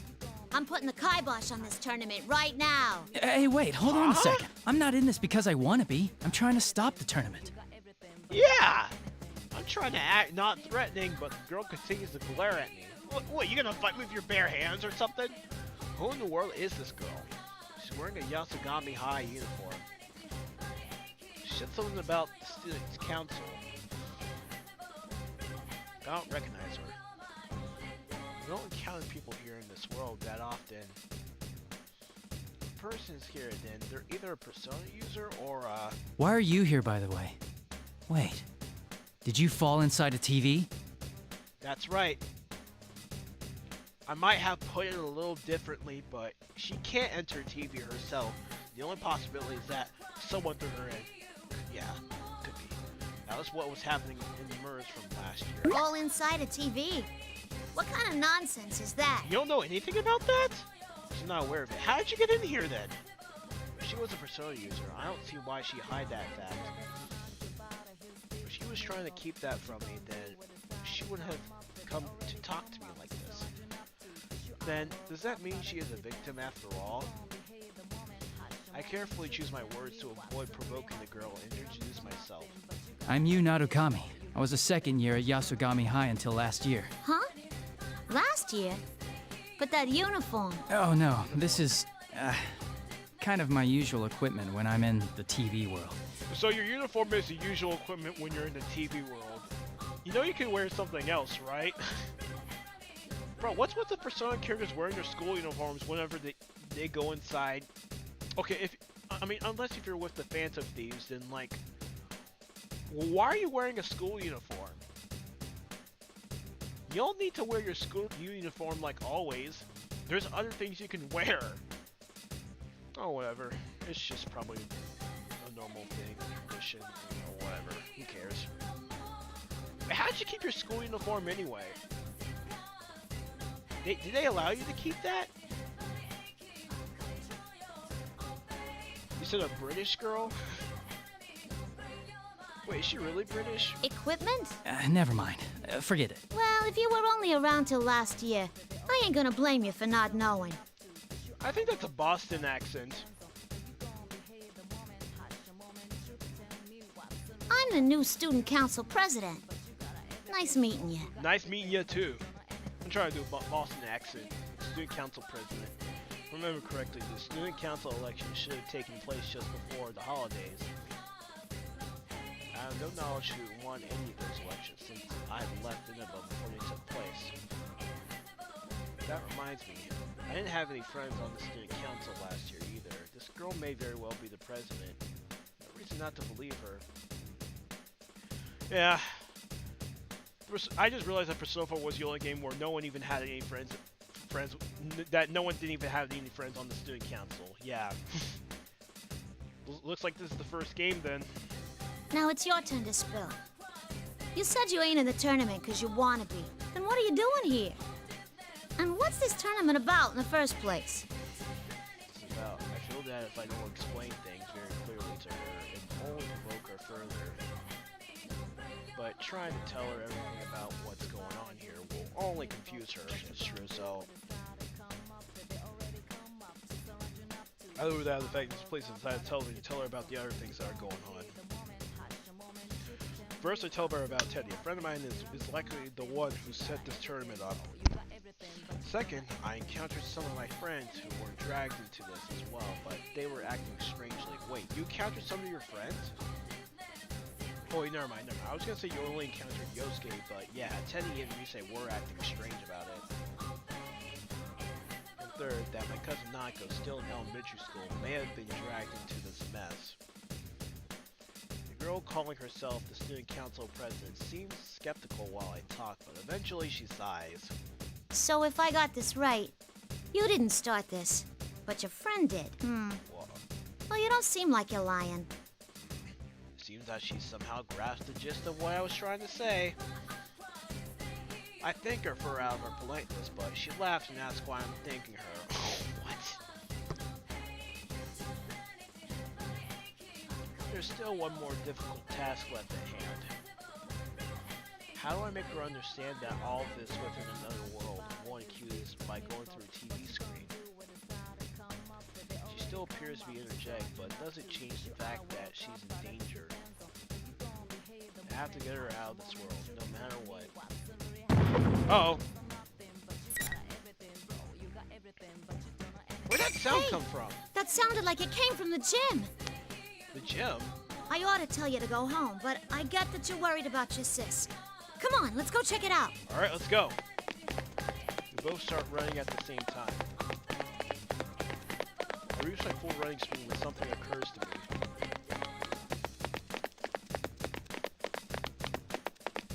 I'm surprised to see this Miss President keeping pace right beside me. Just standing still in this world would be I don't know if to pronounce that word for a normal person, but she doesn't seem out of breath. It's quite impressive.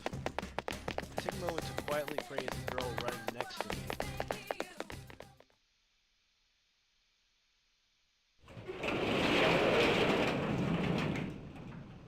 What's going on in the gym? We're in the gym now.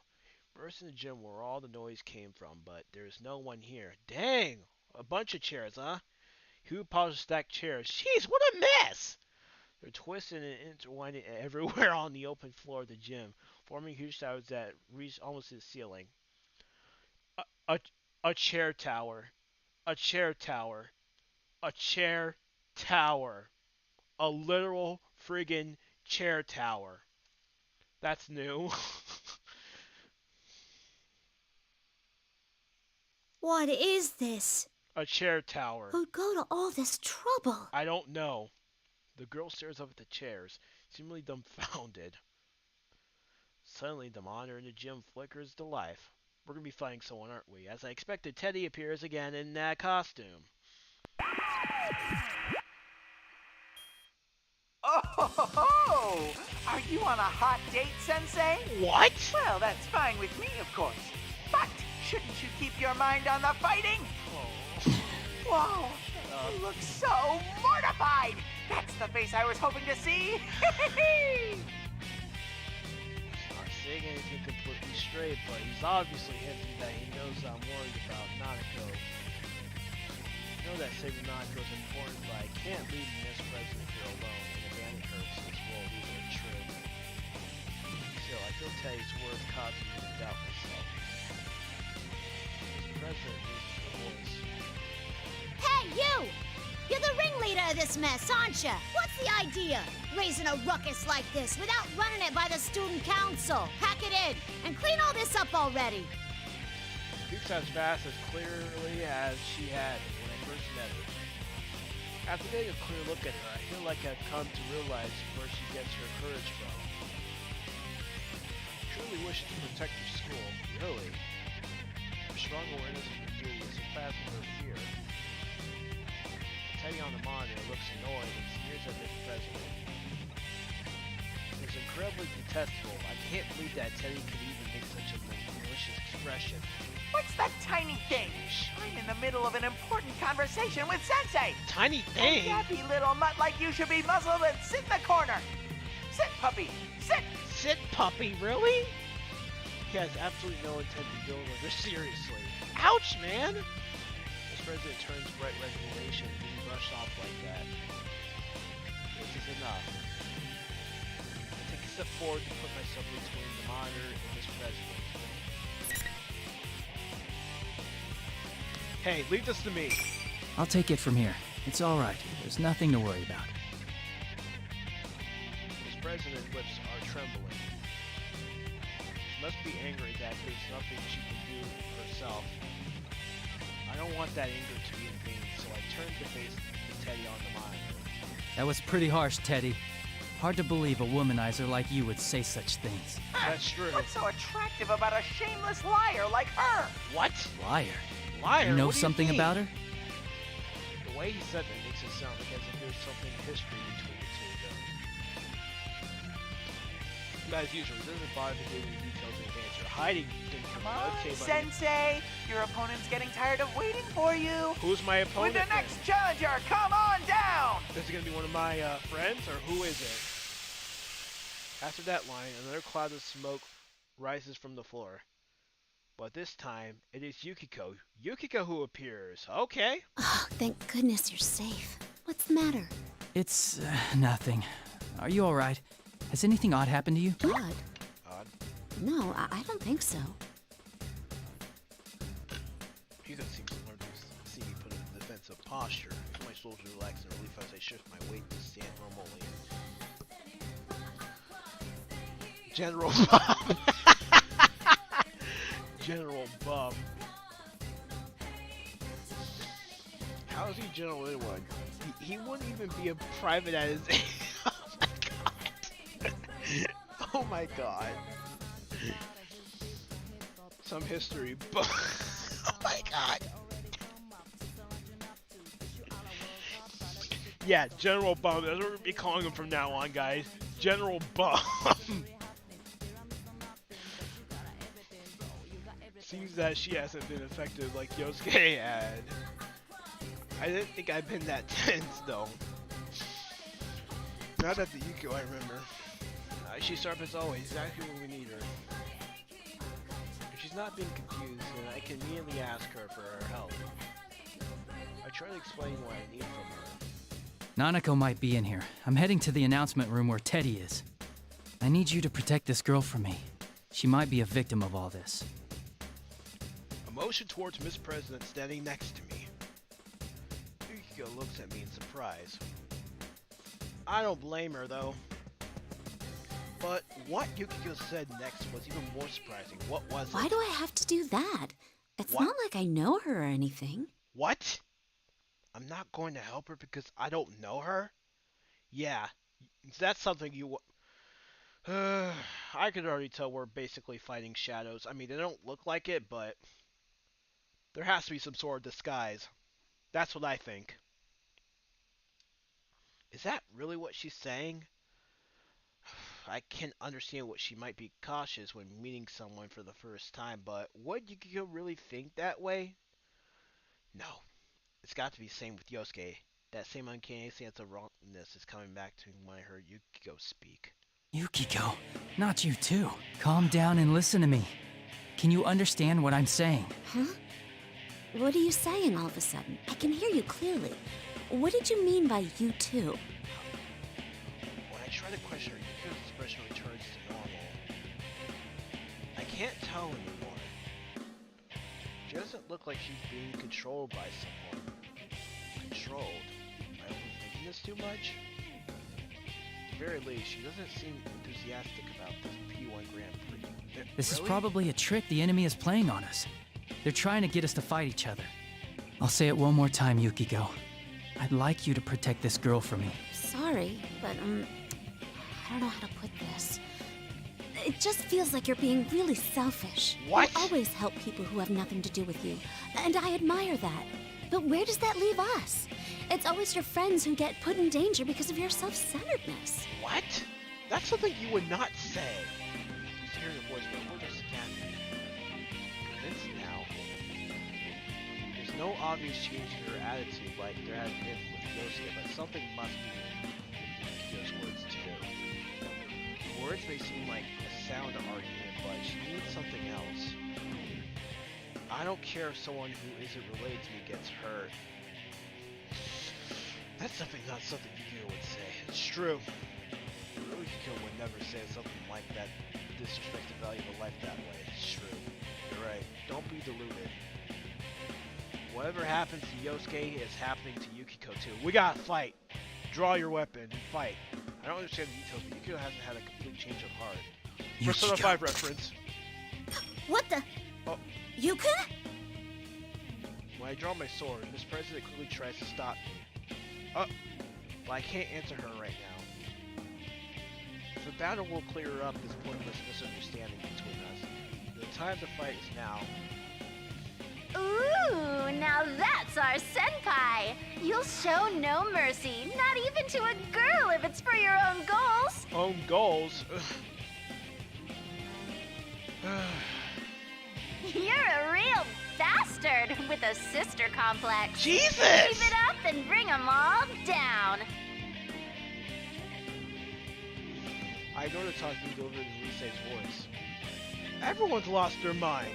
If our words are getting through to each other, we have to fight without understanding what's going on. We'll come to an understanding later. I have to believe.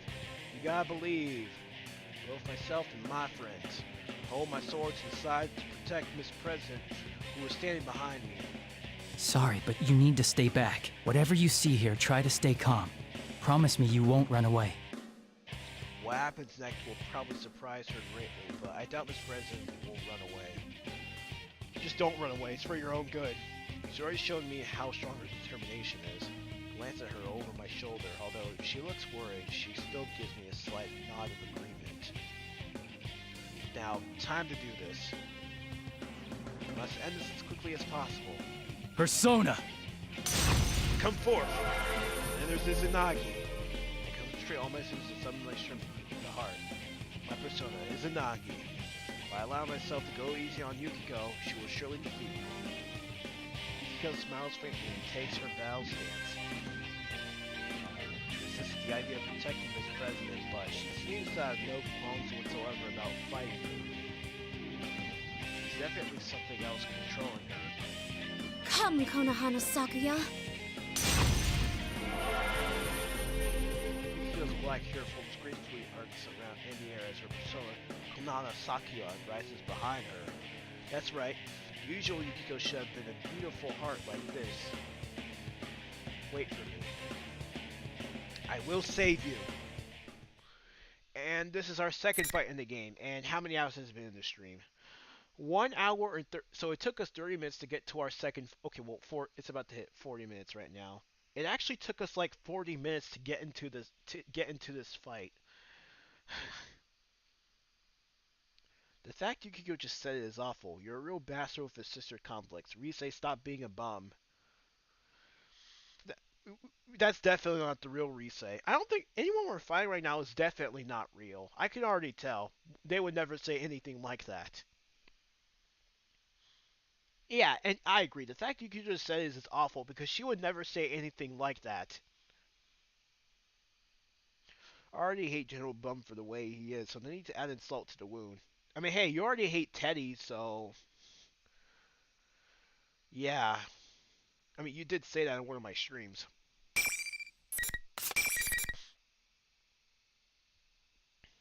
Alright, our second fight in the game. Let's do this.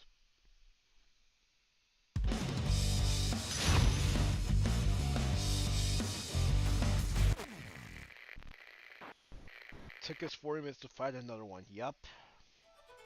Finally! I don't know how it's gonna go. Fight!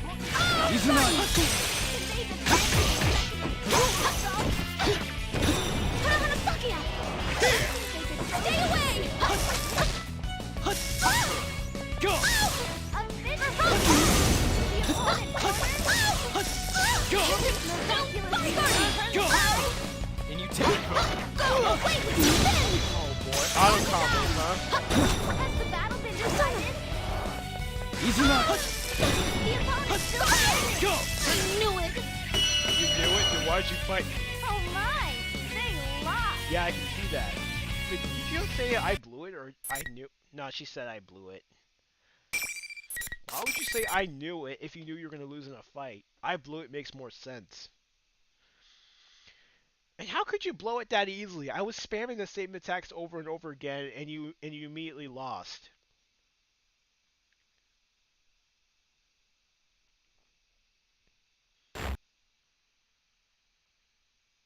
The winner is you, Senpai! What an utter thrashing! I love all this animosity! What? These cocky, self-righteous friends showing how they really feel by beating the crap out of each other. That's the real thrill of the P1 Grand Prix! No. I don't care to hear any more of Teddy's jests. I still have reservations about fighting against my friends, but I now know that there is no other way to save them. A resolvably one must be done. Really, the music just plays again, it doesn't even loop? It just fades out. Wait, it doesn't really fade out. It's even looped correctly. They couldn't have bothered to make a freaking loop out of this.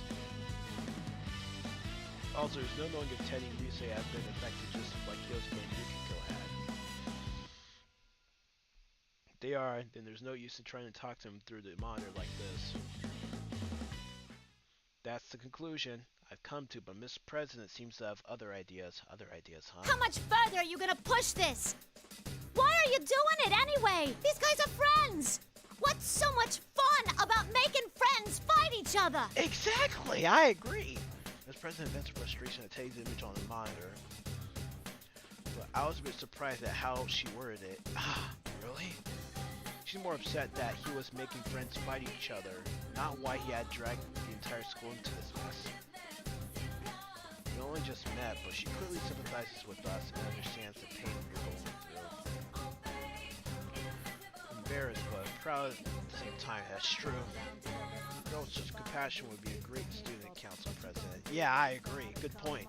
It's no wonder she was elected to represent the student body Yasugami High. It's alright. Thanks, though. It's not alright! What? This is... She's still worked up, and she lashes out at me. What? Perhaps her heart is a little too honest. But her anger sets my mind at ease. She's right. What General Teddy is doing right now cannot be forgiven, definitely. Neglect to monitor. Sorry, but you're not getting your wish. What? Did you think this would be all it took to break us apart? That it would make us hate each other?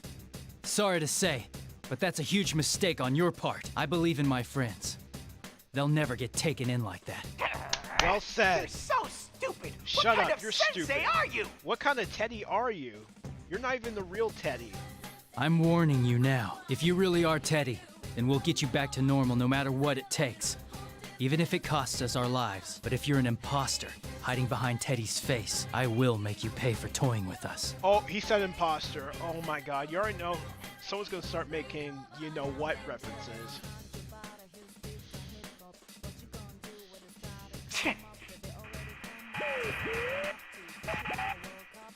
Teddy scoffs and turns around. The monitor suddenly switches off. Suddenly turning on us without any signs of remorse. It's not like Teddy at all. No, he's most likely not the real Teddy. Definitely. He's eating or anything, so only strengthens my suspicions. Someone must be taking Teddy's form to make it look like he's the one committing these acts. That girl's come around. Nope. I immediately rushed to Yukiko's side. I'm sorry. Yukiko, are you alright? I'm sorry I couldn't go easy on you. No, it's okay. You weren't your usual self, but I could tell by your eyes that there was something going on. I'm sorry too. Did I hurt you? Kinda, yeah. I sure wouldn't want to get into it with you again. Yeah.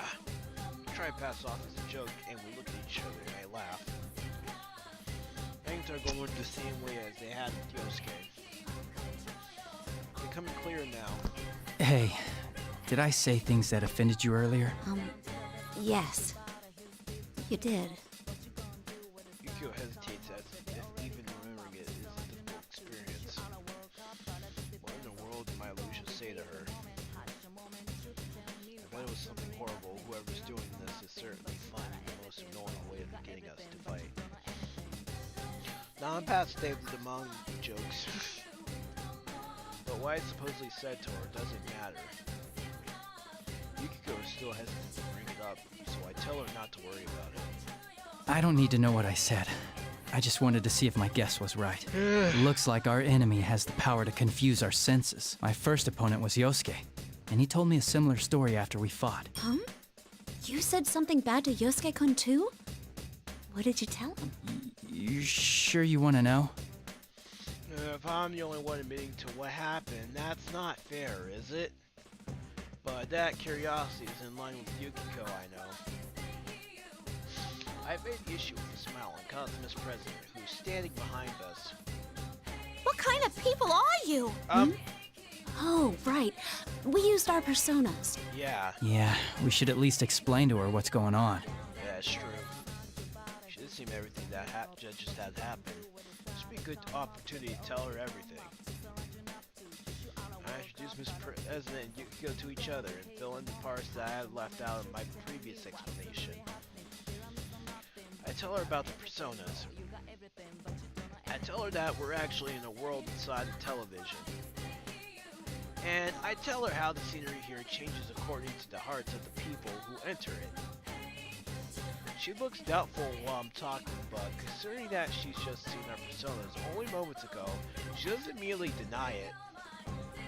Still, it seems that she can't accept it all either. She crosses her arms as if lost in thought. On the other hand, it seems that Yukiko didn't know that Yatsugami High had a new student council president either. Yukiko apologized for not having paid attention to elections in April. And that's it in a nutshell.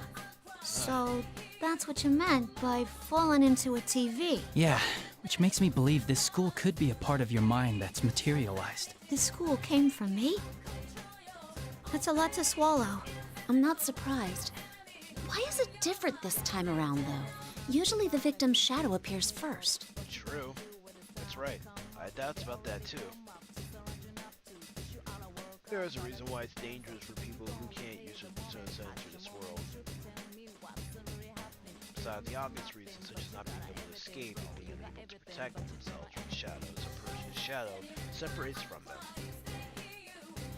The shadows that split off are strongly attached to the original people they came from, and will try to harm them in order to become independent identities. I haven't given it much thought since Miss President seems so energetic, but it's still possible that this has happened to her as well. I put this together with the conversation I had with Teddy a moment ago and come to a conclusion. The Teddy who's hosting this tournament. What if he's actually this girl's shadow? Huh? I noticed he got agitated when I called him an imposter. A fake Teddy would mean he's someone else using Teddy's form. I see. If this place reflects Miss President's heart, her shadow must be here. And right now, the strongest candidate is... Strongest candidate? That's right. No solemn illusion then. At the very least, the enemy has the power to elude our senses and make us see and hear things that aren't there. On top of that, it can alter what others hear us say and see us do. If it can do that, then I can easily see that our enemy can use that power to change its appearance. That means it could be impersonating Teddy and winning this tournament.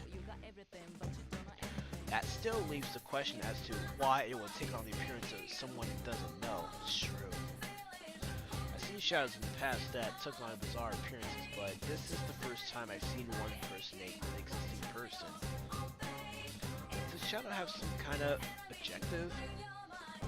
When I come to my senses, I see that Miss President has turned pale and is staring down at the ground. Oh. All this talk of Shadow's another world doesn't seem to be reaching her, but she seems troubled at the thought that she might be causing all this trouble. I'm about to tell her that the actions of her shadow aren't her fault. But Miss President rises to her feet. I'm gonna check out the announcement room. That Wait, General what? Teddy's behind the whole shebang, right? And if you came from me, then I gotta own up to the responsibility. As student body president, I can't let this go. Wait, you're being reckless. We'll take care of the shadow. You need to... What? You can't fight! Get out of this TV world? And how am I supposed to do that? Go on. Show me the door. Well... I mean, her eyes are filled with the fire of determination, just as she had been when I first met her. Her sense of responsibility and her awareness of her duties say that she will never back down. Your little cousin's in the announcement room. And you're gonna go save her, right? I might not be as strong as the two of you, but I'm no slouch in a fight. Wouldn't it be better if we went together? No, don't you understand? This world is... I know it's dangerous. But there's gotta be something only I can do to help. Hell, that aside, I can't leave after causing so much trouble. Making friends fight each other. I'm going on ahead. You don't want to waste time arguing, yeah? What? Don't go on by your own. You don't have a persona. Miss President declares that this is a voice that books no argument and takes off running. Yikes! I wasn't expecting her to behave rashly like this. True. Remember how fast she can run. If I'm going to go after her, I need to go at once, or I'll lose her. Yeah, we gotta Please, you have to go after her. I will. Ghost seems me hesitate and knows exactly what to say. She's right. There's so much we don't understand, but there's no way the investigation team can let a victim run off and die. Ego ignores the fact that I'd be leaving her alone and tells me to follow a girl she only just met. This is the exact opposite of the behavior she'd been displaying before the fight. Now that the Yukiko Magi I know, I'm ashamed I had even slightly let myself be confused by the way I had heard her speak before, and I answer her. I'll come back for you no matter what. I believe in you. Thank you. Yukiko nods to me, and I turn and I begin running as fast as I can. I have to rely on the faint echoes of footsteps ahead to pursue Miss President through the school. I can't use my memories of the school in order to navigate because invisible walls are everywhere, but the announcement room is upstairs. That obviously limits the paths that she can take. I will catch up with her no matter what. Now we're back to the hallway. Running after Miss President for a while, but I still can't catch sight of her. She's so fast, it's almost supernatural. I even begin to think that her path may not be hindered by the invisible walls. Wait a second. Now that I think about it, she's not a participant in the P1 Grand Prix. She didn't appear in the introduction video, and even though she'd been there when I faced off with Yukiko, she wasn't affected by the rules. She wasn't. She could be able to walk through these walls. She could. She might have. So the catching her will be quite difficult. Yeah, you're right. Just not thinking about this. What's going on? Suddenly, a blue door appears in my path. Back to the Velvet Room we go. I've seen this before. This is the entrance to the Velvet Room. I don't have time to deal with this, or so I think, but when I consider the timing of its appearance, I can't help but feel that there must be a reason for it. I make up my mind and reach for the door. Time to go back into the Velvet Room. I walk through the door. I feel a slight sense of lightheadedness, and I close my eyes reflexively. And we are in the Velvet Room. When I open my eyes, I see in my usual position. Margaret is smiling quietly at me as nothing is different. When she's I notice her, she speaks as if I'm aware of my impatience. You seem flustered, but time has no meaning here. Margaret politely points this out, knowing that I'm in a hurry. Time is meaningless, huh? I thought I had figured out a few things about this room, but it seems that there's still more for me to learn about it, and you didn't know time is meaningless here. Time doesn't pass while I'm in this room, and I should concentrate on what she's about to tell me. Yeah. Once again, as if I'm reading my thoughts, Margaret smiles. It seems you've emerged victorious and have come away with a piece of the truth. Though you are in a garden of deceit, you have the vision to go forward. Very impressive. Is that student council president's shadow really the cause of all this then? Who can say? All I know is that you are getting ever closer to the truth. There is one thing I can tell you. That's fast. Margaret's golden eyes are fixed on mine. If that girl's shadow is the cause of this misfortune, she will face her trial. But it's separate from your fate. You have your own trial to overcome. Keep that to heart. My own trial? Trial, huh? I don't mean to, but I repeat what Margaret just said. Everyone sees various things in you that draw them to you. Salvation, hope. I myself find fascination in watching over you. Fate may not be the author of your trials, but you are destined to be tested. Margaret smiles mischievously and nods towards me. You thought I was singing? What? Another sight feeling a little lightheadedness passes, and I return to that otherworldly school. The blue door is nowhere to be found, as if I had never been there to begin with. I look up. You look up, and what do you see? I still don't understand what my own trial is supposed to be. You look up, and you see that one, and you look up.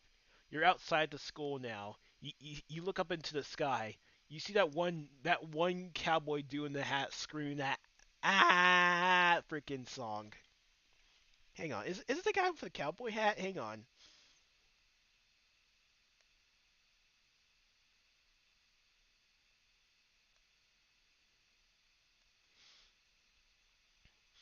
Oh, it's the cowboy guy that screams, ah!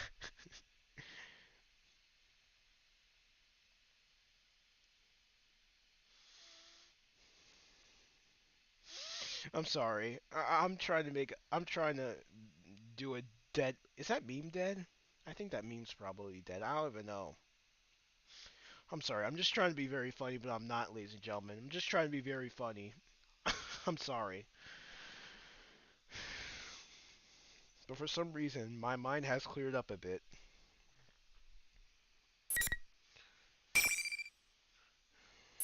Alright. Scene 8. Yay. How long have I been streaming this for? We're about to hit 2 hours. We only did like 2 fights during this entire stream.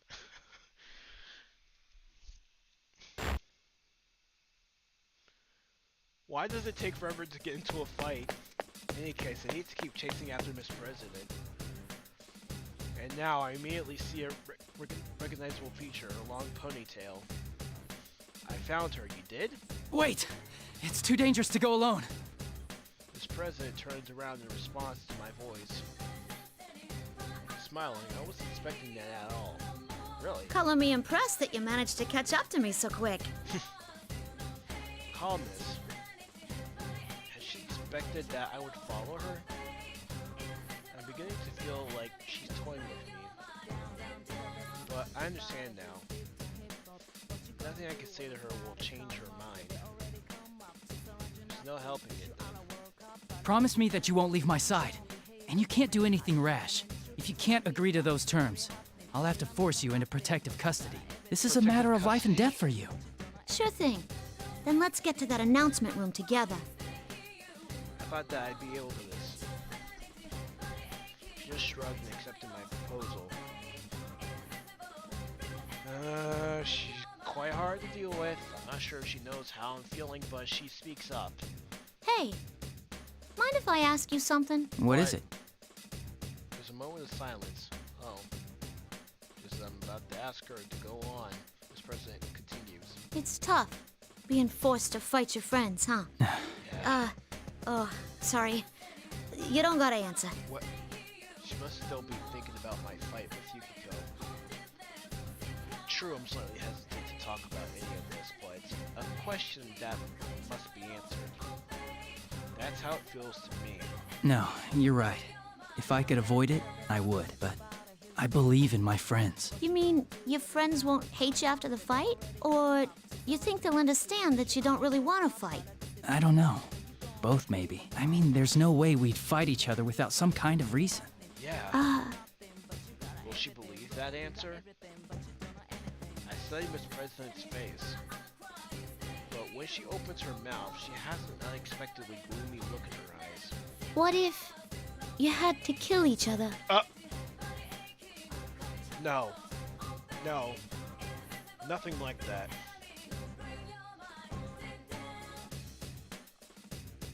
I mean, none of our friends in the Persona series would ever kill each other. I mean, seriously. I mean, unless if it's Persona 3, then no. We would never do anything like that. Kill each other? I truly hadn't anticipated that question. I'm caught off guard by how I haven't even considered it. Sure, there's no guarantee that this General Teddy won't suddenly decide to make us fight to the death on a whim. Sorry, that was probably over the line. It was. I don't know why I said that. I wouldn't let it happen. Even if I was forced into such a situation, I would never follow that order. That's all I can say right now. But after hearing my answer, Miss President cast her eyes down again. After seeing that behavior, how do I put this? Felt a sense of incontinence. Why could that be? Something doesn't feel like her. Could Miss President be carrying some unimaginable burden that she has yet to confide in us? Is it so heavy that she would ask that question of me?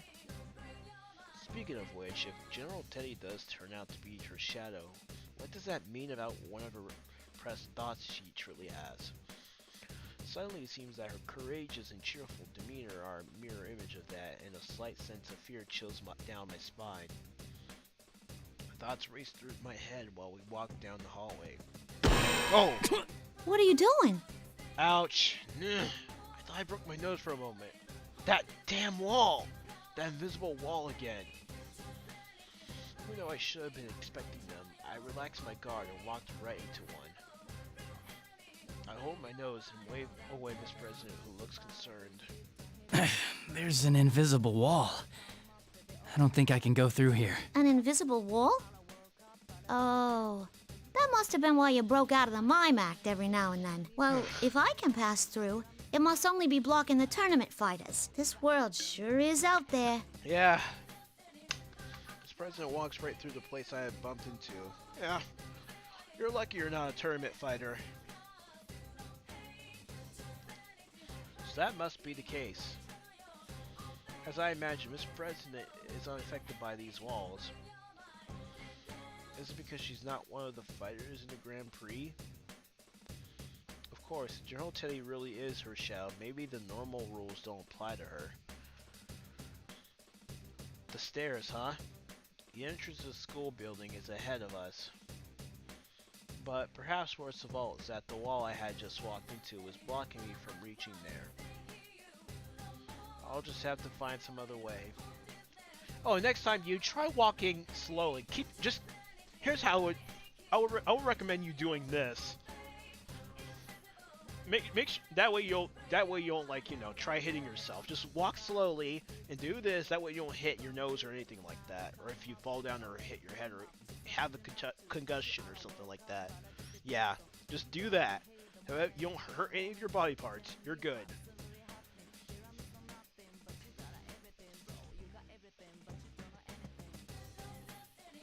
You can't even see my hands from your butt. You know what I mean. Yeah, just use your hands just in case, like, if you feel an invisible wall. You're safe. You're perfectly safe. No, there are walls there too. The same can be said for the direction towards the entrance. The thought crosses my mind as I check back to the way we had come. It's as I thought. Another invisible wall has formed where I just passed, and I can't go back. Walls in every direction. There's nowhere I can go. I'm trapped. Whoa, this sucks. If I can't go anywhere, this can only mean one thing. Be careful. This probably means... Uh-oh, the moment I call out to Miss President. General Teddy appears on monitor in the entryway. Oh boy, another fight. Means my third round as in P1 Grand Prix is about to begin, and we're about to fight our next opponent. Is your snout okay, Sensei? Jeez, you're such a klutz. Shut up! You're still using that form? It's getting old. Why don't you just show your true self? What, you've gotten peevish? I don't have any idea what you're talking about. I was intentionally trying to rile him up, but he wasn't falling for it. Excuse me. It looks like I'm not going to get him to reveal anything that way. I'll quickly change tactics. Okay. So who's my next opponent? Ooh, now you're getting into the spirit of things. Let me guess, you're starting to enjoy beating up your friends? No. Okay, with the next challenger, come on down. And I do not want to beat up any of my friends at all. No, not at all. Not at all. So who's my next opponent? General doesn't pick up on my attention and loudly yells out what appears to be his pre-battle catchphrase. Smoke pours out. And who should appear from the smoke but the person I was expecting to see? Four of us enter the TV world together. Chie, right? I already fought against Yosuke and Yukiko. Then it's Chie. That's what I thought. You're the last of us, after all. Yup. Yeah, I had a feeling you'd be next, too. Chie laughs along with me. For the moment, there doesn't seem to be anything wrong with her words and action, but I can't let my guard down around her. After all, I felt the same way when I encountered Yukiko too. But as they said, the third time's the charm. I had to see Chie's in the right mind. I decided that the best way to do this is to be calm and start a conversation with her. Chie, you know what they're doing, right? Before I can begin to explain, Chie cuts me off. What? Yeah, I know. The stuff we say gets twisted around so we end up fighting each other, right? Wait. Don't worry. You're the son of a bitch who left us as soon as the last case ended, but you're still our good friend. What? No, you would never say anything like that. Nah, something's fishy already. I mean, you have it easy. You're just fighting your friends. I had to keep killing over and over, all because of you humans! Are you okay? Now this is obvious. That's definitely not Chie. Chie is clearly not herself. So her words don't offend me at all. Moreover, it's not just out of character, but Chie would never say anything like that. Yeah, it's true. And you humans, that's as good as confessing that you're not human. Yeah, exactly! I agree. Alright, Carnivore was it? Yeah. This president's watching us from nearby. She looks more dumbfounded than worried. Still, what Chie said at the end caught my attention. I had to keep killing over and over. More stuff about killing, huh? Miss President was talking about it earlier, too. This must be. It hurts. It hurts. It hurts. Hurts. Hurts. Are you okay? I'll give you a taste of the pain they put me through! Are you okay? She's not even trying to sound like Chie anymore. Yeah. I can't even begin to understand what she's talking about. But if a shadow is intentionally making people say these things, what does it mean about this president killing each other? All because of humans? What kind of secret paths could the new student council of Yasugami High PR over? No, now's not the time for this. I'll have to look into this after we've cleared up all the confusion between us. Let's do this, Chie. I ignore her words and draw my sword. Immediately, Risei's voice echoes through the area as she was waiting for this. Oh boy.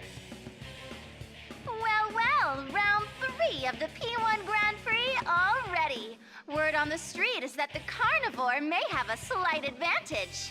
By killing? Will you, Senpai, all talk and no skill, manage to eke out a win this time? All talk and no skill? Really? Shut up. You're not even Risei to begin with. Let's get this show on the road. Ready? No, I'm not ready. But I'm ready to die, though. I mean, hey, if Chie kept saying that she had to keep killing, then hey, it looks like I'm gonna die next. I'm kidding. Type by Garrison on YouTube. Wait, who? Che, you absolutely. I thought you said you were gonna stop with the bum jokes.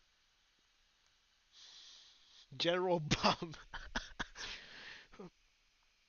I'm a bum. You're a bum. He's a bum. She's a bum. Everyone's a bum. We're all bums. Everyone's a bum except for you and freaking Miss President. Yeah. All right.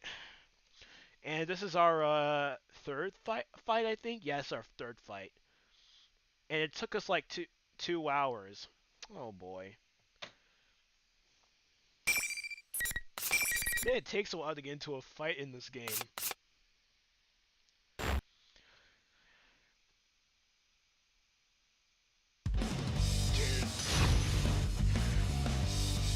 Why is my date of birth unknown? I want to know what I want to know when you was born. Come on. It's not like he was born on my birthday. Oh my god. Go! I'm gonna zone you out now. Go! Zoning you out. Go! Go! No! Go! Go! Go! Over here! Yeah! In the end, the victor was no surprise. Yup.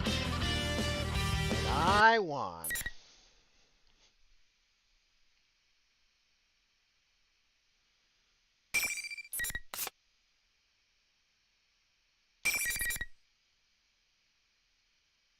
Hang on, I'm just looking at the my stream real quick.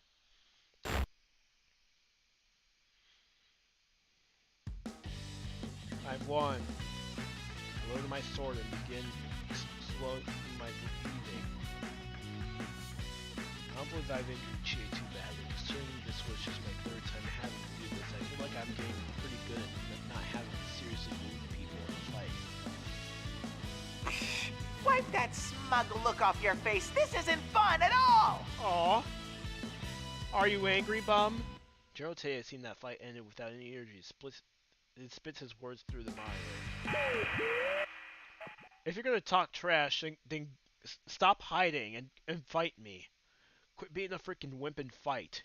The image on the monitor then disappears without anything further. Well, looks like I won then, I guess. Let him say whatever he wants to say. I fought all the friends I came into the TV with, and none of them are hurt. All that's left is to head to the announcement room and make sure that Nako is safe, and then we'll be able to go home. I walk over to Chie and help her up off the ground. She's come back to her senses, and she seems a little sheepish. Man, you're no challenge at all. Hey, that's mean. I mean, hey, you did hurt me, so. Man, you are strong, though. I'm kind of shocked at how much of a difference there is between us. Yeah. Look who's talking.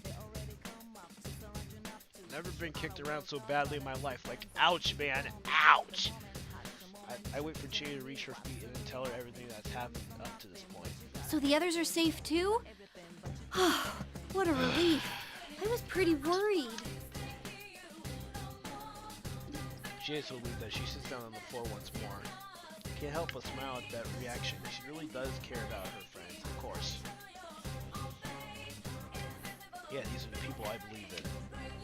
Seeing as the changing smiles like nothing was wrong. Miss President sounds perplexed when she speaks up. You guys really are tight, aren't you? Makes me jealous. Well, we did spend a whole lot of time together last year because of that case. Sure, I was surprised to hear such weird stuff coming from him, but I know he'd never say any of that to me. Wait a sec. Who are you? What? Oh, yeah, that's right. Yeah, but I quickly introduced Miss President and tell Chie that she may be a victim of this case. But Chie looks again at Miss President suspiciously. Huh? The student council president? You mean ours? That doesn't seem right. I remember the new president being a guy. What are you saying? I'm the student council president. Who else would I be? I'm pretty sure, though. I don't know, who knows? You could be a transgender for all we know. Okay, not really.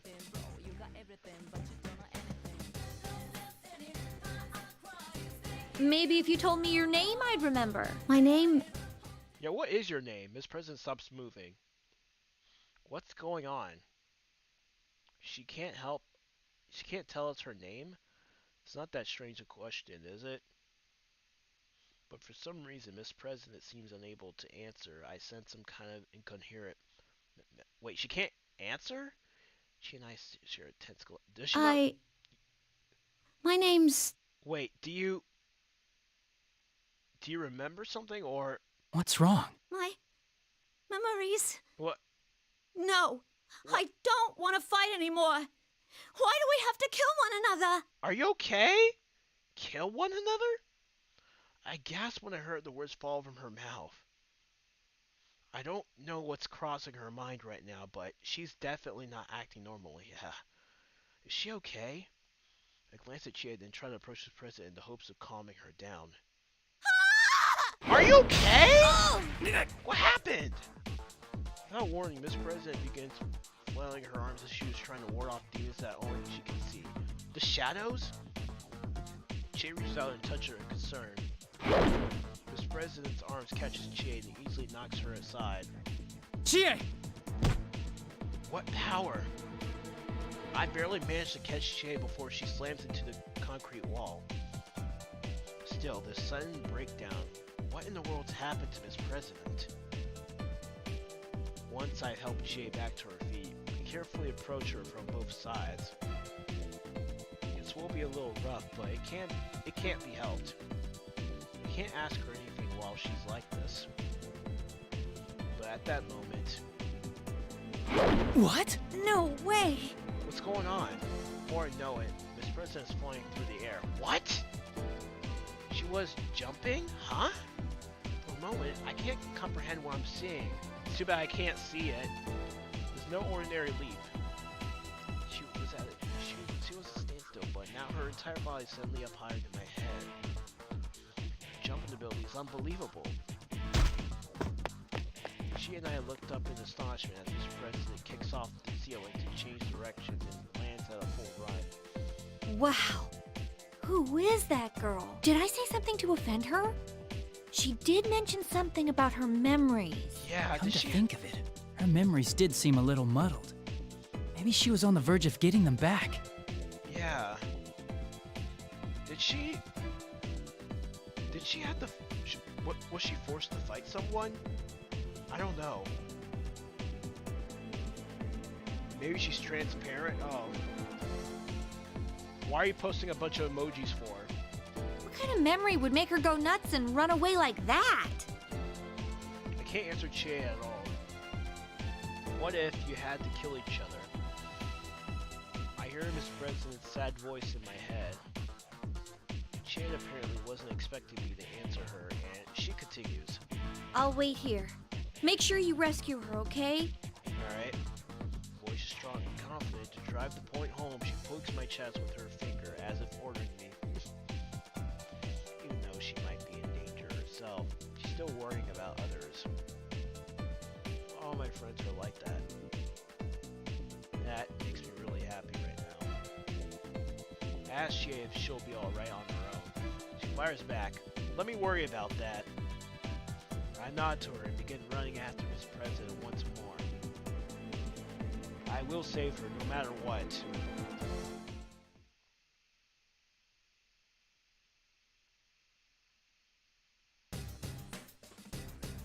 Even though I was running as fast as I could, invisible mole walls kept preventing me from making much head. Oh boy. I attempted to strike at the walls with my persona, but nothing happened. Oh boy. So many invisible walls, one after another. Miss President can pass through them. I don't know if I can keep up the pursuit. Oh my goodness. Can at least General Bum tell me where I'm supposed to go? The opposite room is still my destination.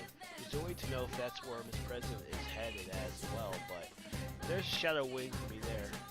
I'll need to get there anyway. Teddy Rise should be in the announcement room. If Nako is being held captive, that's where it should be as well. I have to keep running, but yet another wall blocks the hallway. Oh boy. Running into a bunch of invisible walls. At first I think these are dead, but I realized you can cut to the classroom and come out on the other side of the wall. Forced me to enter the room rather than let me go straight. This probably means... Oh! Time to use your persona. Raise my soul, put my hand... Oh, okay, never mind. Normally I step inside. A familiar voice echoes in my mind. What the? Hi. Senpai! Rise! Can you hear me? Please answer me! Tell me that's the real That one. voice. Is that you, Rise? The real one? It has to be. Her voice isn't coming from the PA system. I'm actually hearing it in my head. In your head? That's weird.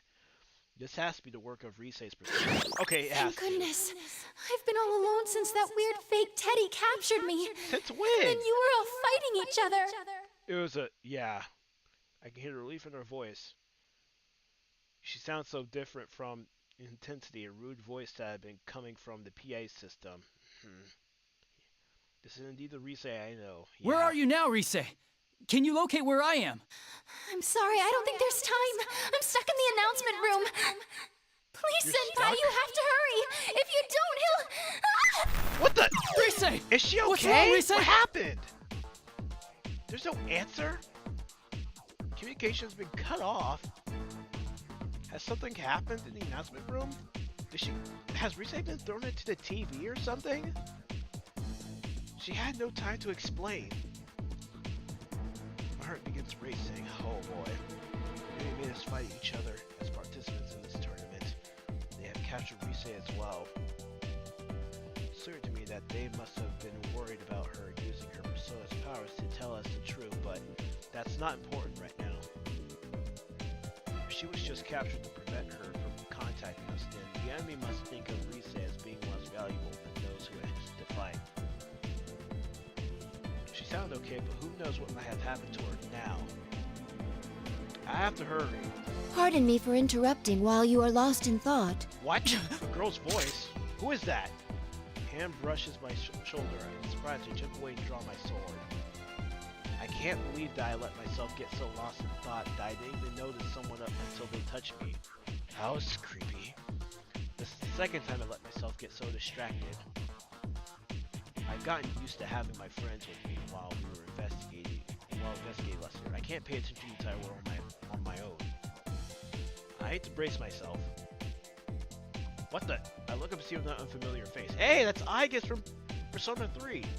Girl, blonde hair and striking blue eyes. Best girl, by the way. Wait, a girl? Yes, it's a girl. Her face and her voice seems human-like, but the rest of her, there's metal everywhere, all over her body. That's because she's a robot. For a moment, I wonder if this is just an elaborate costume, but I can see the interior framework of her body where her joints connected. I didn't mean to startle you. You're, It's nice to meet you. My name is Aigis. And no, I am not human. You are the one from the introduction video, Yes. listed as the Sister Complex Kingpin of Steel, Narukami-san. Correct? Really had to bring that up, didn't you? Question catches me off guard. I was expecting a complete stranger to call me that. Well, she probably must have watched the TV. So we have some past characters as well. Interesting. Yeah, I said at the beginning of the stream that this is actually a mix between Persona 3 and Persona 4. I mean, you just joined in the stream a few minutes after I said that, so yeah. And did she say that she wasn't human? Yeah. It's, well, when Yosuke called me by that stupid title, I knew it was a joke, but when a stranger says it, it sounds like they truly believe it. Haha. This is for pain. Nanako is important to me, but calling it a complex is stretching things. No, wait a second. I was trying to play it off, but I ended up blurring out Nako's name anyway. Oh, way to go! Calm down, I need to take this conversation away from the subject. I clear my throat and I try to start over. Aigis-san, was it? Why are you here? Our primary objective is the destruction of shadows, but we have come to this world on a different mission. The destruction of shadows? Destruction of shadows. She fights shadows, but how could she do that if... Then does that mean... Yes, I have a persona as well. Persona, huh? Though my body is a machine, personas are the strength of the heart after all. Straight of the heart. Just as I thought. Does he look like a sister comp? He looks like a generic Japanese teen. What? This is a pain description. Me waiting for Mario Party Superstars.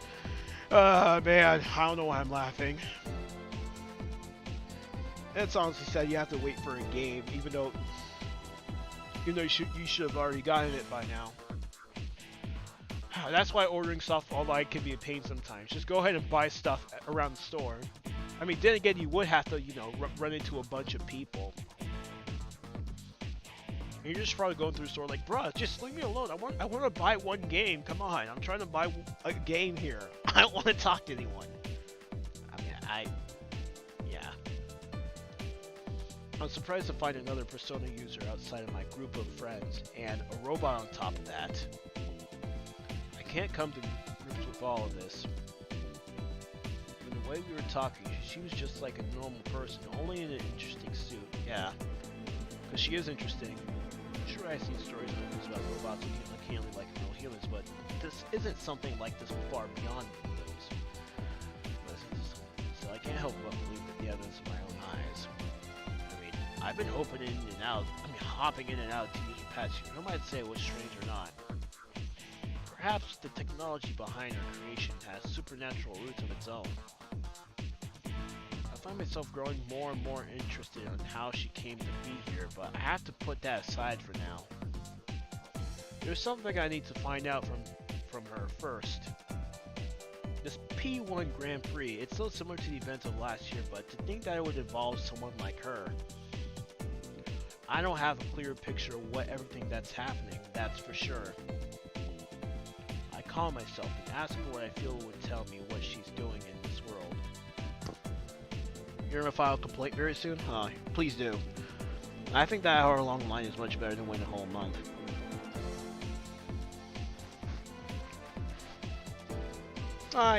Yeah, cause I mean, at least in an hour-long line, you can actually, it's not like it's gonna freaking take a while, and it doesn't feel like you're actually gonna get scammed. So yeah, it does make sense. But yeah, like I said, you should file a complaint. And what is this mission of yours? You probably can't tell me. She opens her mouth to respond, but just then... What the... Oh, come on! The monitor inside the classroom turns on. It's at that moment that I suddenly remember. It's lucky that I'm going to have to fight here. I've forgotten about something that will never enter the room.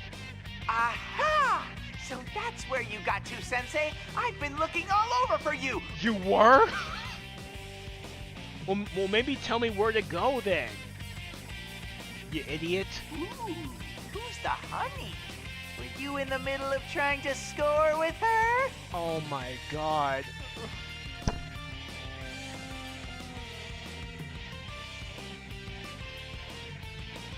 As if you didn't know. You're the one who lured us both here. Oh my, did you figure it out? I didn't have a choice after those guys decided on their own to horn in on the fun. You're a bright boy, Sensei. You know what's coming next, don't you? A fight. Girl on the monitor gives me a twisted smile. I guess zombie mission be something that would cause him trouble? Can't figure out what his modes are, but he's using us to crush each other. In other words, she's the next challenger that's being set against me. I guess someone seems to understand this as well, and is staring at the monitor complaining. Sorry about this. Do you know the rule of this tournament? Only the victor of each match may move on. Yes? I have nothing against you, but I'm in a hurry for my own reasons. Neither of us, in other words, can back down. Then there should be no hard feelings. True. I guess Anna's refreshingly straightforward about this. She merely takes a fighting stance. Then a thought comes to me. It's tough being forced to fight my friends, but having to hurt someone that I don't even know is just as bad. True. Another thought comes on the heels of that one. I don't know this girl. Perhaps her appearance here means that there are urgent problems that an ordinary student like me can't tackle. What gives me the right to stop her on her mission? Shouldn't I know what's at stake before I take that from her? Thankfully, it seems that she hasn't gone mad like my other friends. Yeah, that's true. Probably because you don't know her. Perhaps the enemy doesn't care about clouding the minds of people who don't know each other. Yeah.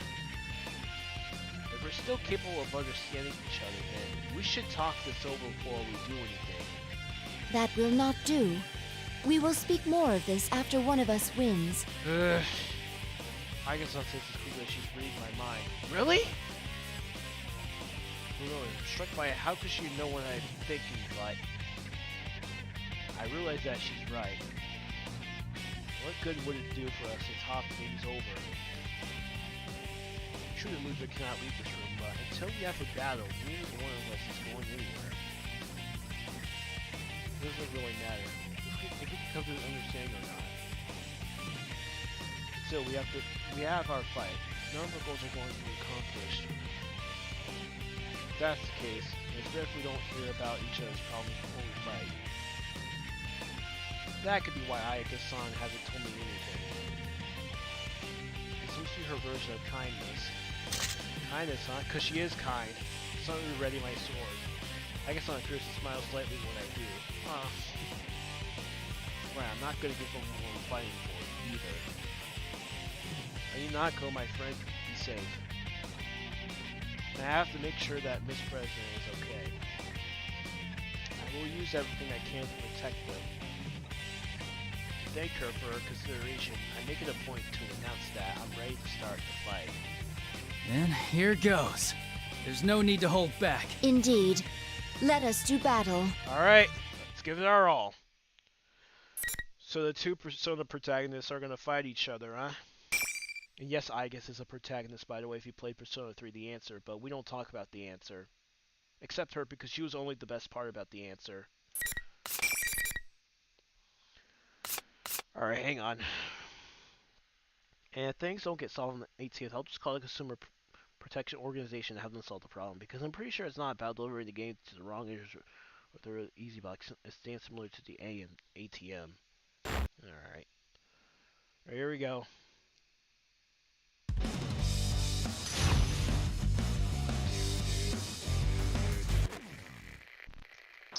I gotta drink my water. Finally! There we go. Fight! Ah! Go! Heavy damage! No! Light damage! Guarding! Got it! Go! No! Heavy damage! Izuna! No! Throw it! Here I go! I'm saving you! Dash! Persona! Severe impact! Upward! Oreo! Go! Heavy damage! Go! Go! Heavy damage! Izuna! Bramble! Heavy Go! damage! Go! Go! Firing! Bramble! No! No! Bramble! Guarding! Persona! Over! Go! Heating!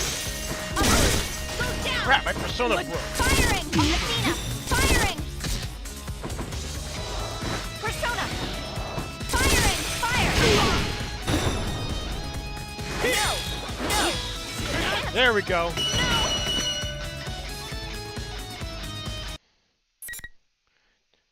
Didn't want to do the best girl, but had to. This is the only way we're going to progress throughout the game.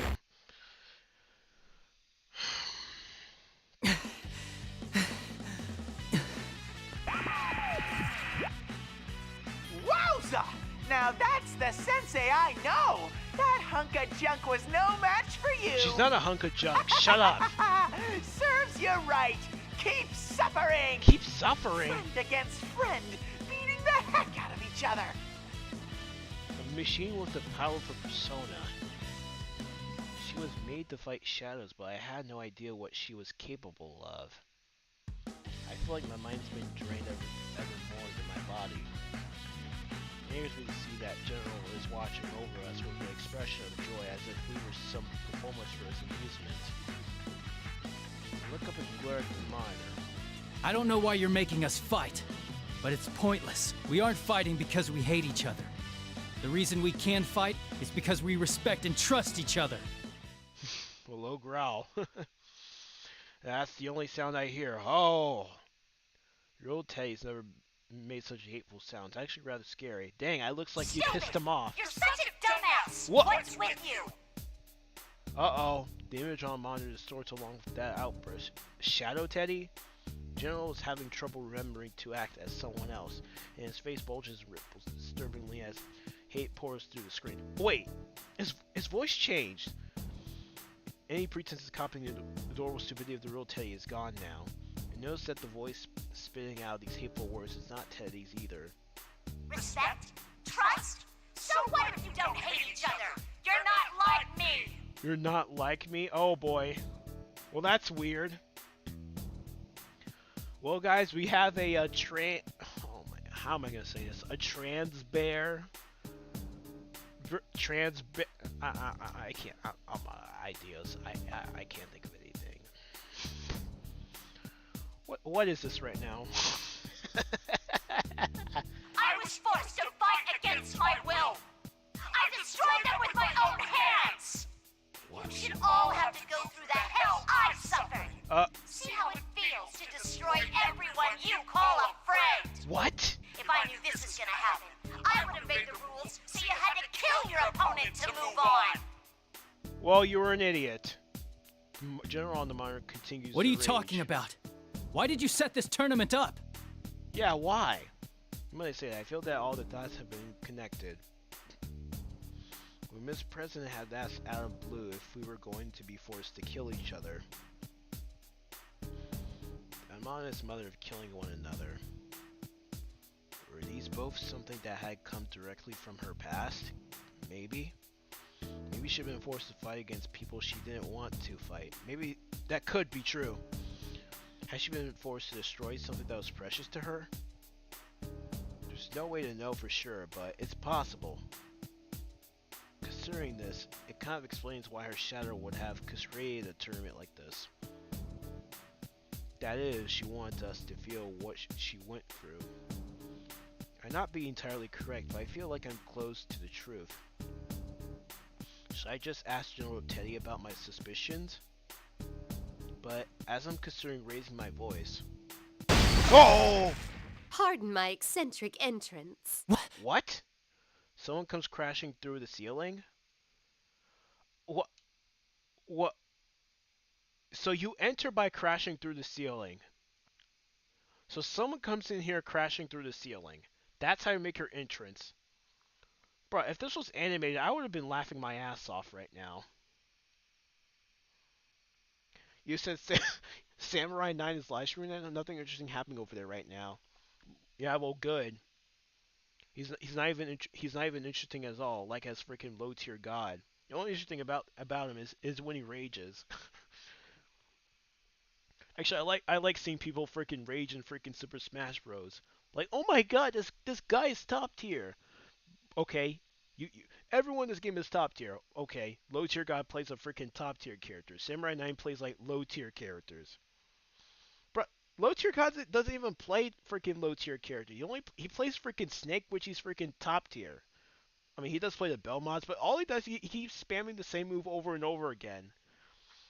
If you watch his videos, if you watch him play the Bell mods, he'll just keep spamming that potion move where Richter goes like, take this, take this, take this, take this, over and over again. Like, bruh, do a different move for a change. But you know what's going on? Someone just crashed through the ceiling. Rush over to Aigasan to protect her from the falling debris. Elizabeth, huh? Long time no see. When I look up, I see a young woman emerge from the cloud of dust. While not as strange as Aiga, she's a little uncommon as well. But even beside that, why did she have to come through the ceiling? Yeah, why? This room has doors. Makes no sense at all. You can say that again. We're about to get to the heart of the matter with General Teddy, but the monitor in this room has been destroyed, along with the ceiling. Well, great job for destroying the monitor. No, she seems oblivious to my confusion. The girl cocks her head and apologizes again. Oh, please excuse me. I didn't have the faintest idea that someone would be here. Faintest? Fiend, something along those lines at any rate. What the hell is she talking about? Who in the world is this person? We got Lotus Juice coming up in here. Wait a second. That jumpsuit she's wearing. It looks really, yeah, like Margaret. That silver hair and the golden eyes. Yup. Could it be? Are you from the Velvet Room? My, is this what's known as being hit on? What? A forbidden ritual where one human approaches another based solely on appearance and bets on the inner self being equally attractive. What? No, I'm not hitting on you. You just remind me of someone I know. Bruh, if we were hitting on you, I wouldn't. Never mind. Okay, so that actually sounded like I really was hitting on her. No, I need to stop thinking about that. In any case, I need to ask her something. Do you happen to know anyone by the name of Margaret? Margaret. Do you? Sure piece of name. Her face seems surprisingly youthful. I've been taken aback by her bizarre speech and action, but could this girl be younger than me? Maybe. Profile simulation revokes the images of pondering face for an innocent girl. I can't figure out how exactly to speak to her. Should I be more polite? No! I guess that doesn't matter too much. Anyways, worrying about the night. Oh, actually, we should introduce ourselves first. I'm Yu Narukami. Ah, that had slipped my mind also. My name is Elizabeth. Worry about the I don't know how to pronounce that word. It's much more thing right.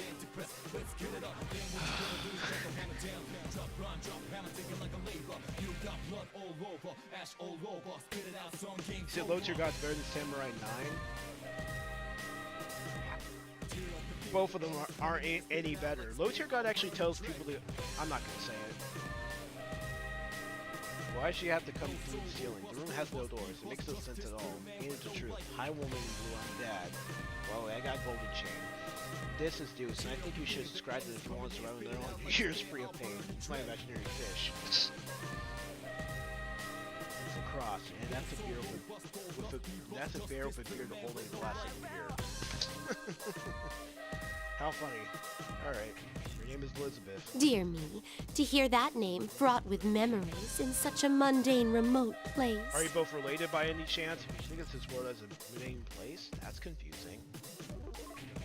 Also, we know might be out of the countryside, but I don't think it's as bad as people say it is.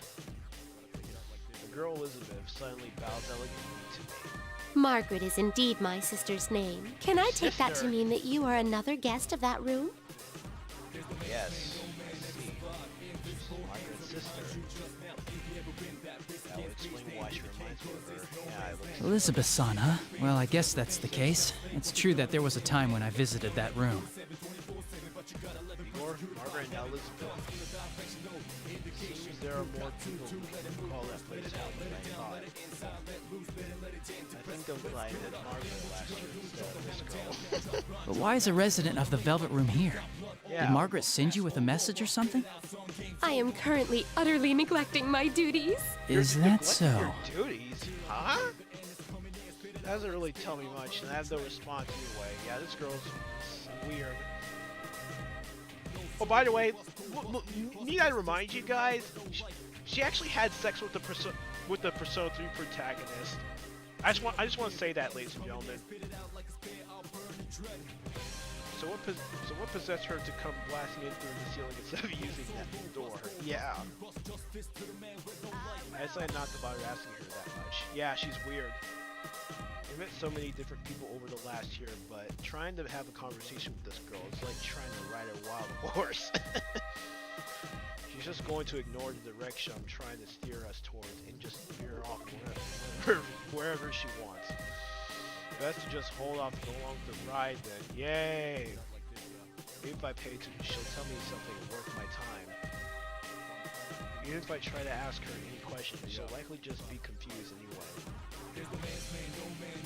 Just from having that thought, the girl seems to have noticed my hesitation and starts to talk about herself.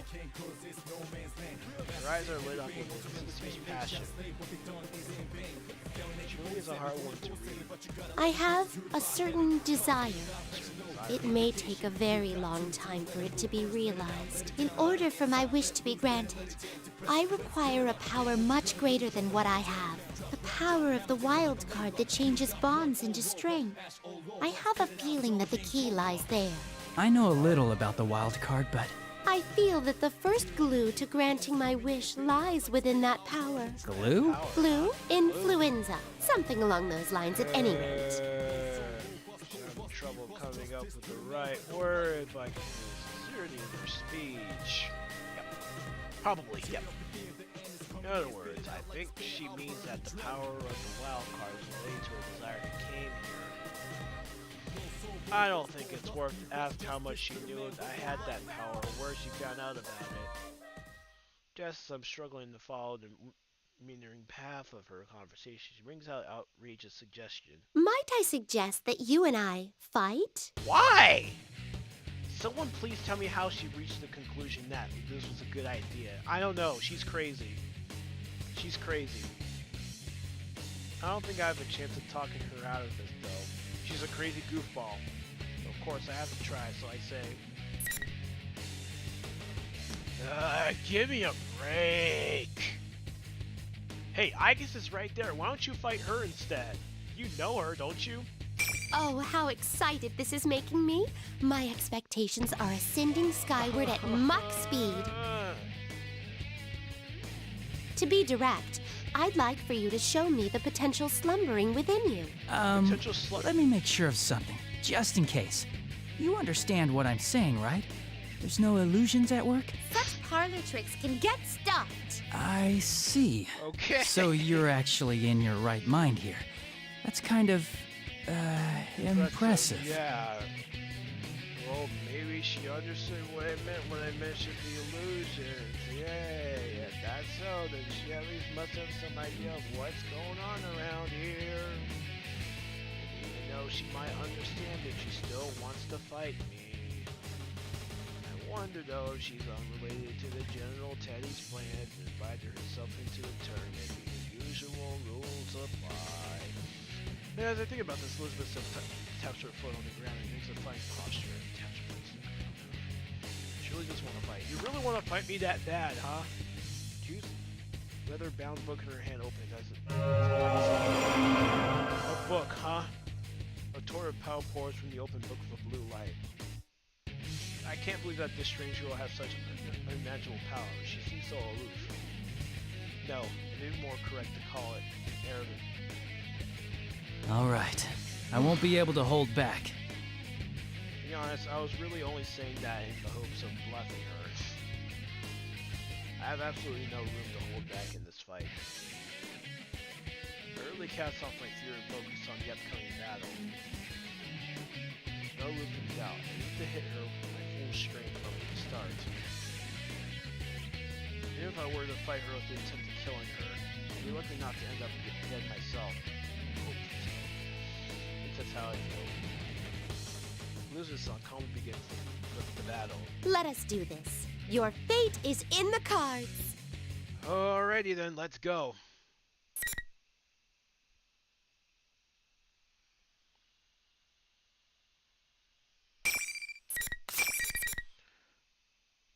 This stream's probably going on for like 3 hours now. Oh, nope, 2 hours actually. I'm actually surprised we actually got like 6 people watching this. Appreciate the views, guys.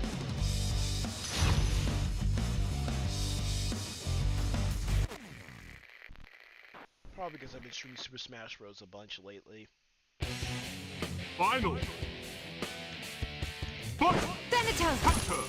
Please do what? This one hurt. Oh no. And you're using the ultimate Oopsie daisy. Persona. Oh no. Go. Oh my. Persona. Oh no. He's not. No. Oh my. Oh my. Persona. Persona. You're oh no. Don't be careful. Open my death. Summoning. Ouch! Go. Please be careful. Go. Huh? Go. Oh my. Ramon. I see. Now up. Remark. Opening my I'm surprised. Hey, do you just sit on the floor when you get defeated? Wow. It's like you're just like, oh, well, I give up. I'm not tired or anything. I give up. You win.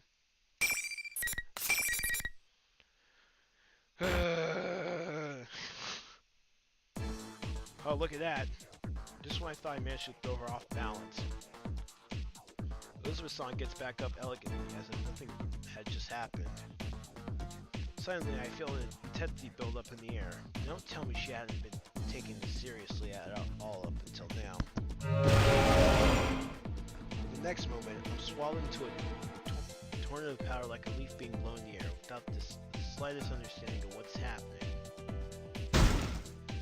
My vision blurs as I'm spun about, and before I can tell up from down, the floor jumps towards me and I'm slammed into the ground. You're slammed into the ground? Am I going to lose? Bro, you just won! As my consciousness fades, I see the faces of my friends and Ike-san, all those I have fought against up until now. Ah, it's like that story that you see your life flash before your eyes, just before you die. Am I done? Oh, Jesus, she's really gonna kill me. Damn. Can I really accept that? I'll fight as much as I have to in order to save my friends. I have to keep fighting. I come so far, I can't lose heart now. I desperately force my legs to move and manage to stand up again. Elizabeth-san shuts her book with an air of finality. I see. I am quite content with this outcome. It seems you possess true strength. The undying torrent of power suddenly ceases without warning. Is it over? Oh hey, at least you didn't die, that's the good part. Even as I come to understand that, I continue to stand stock still, unable to move. I believed you were at the limits of your stamina after the battle against Igus earlier. In actuality, your heart almost gave in during your struggle with me. But each time you faltered, the many hearts supporting you gave you strength, helping you to rise again. She cuts herself off and nods to herself as if to confirm some suspicion. This was truly an intriguing battle. I believe our encounter has borne much flute. Flute? Flute? Chimneys. In any case, I am quite pleased. After the battle, she acts like that. Wow. I feel like a fool for believing that she really would have killed me, even if it felt quite real at the time.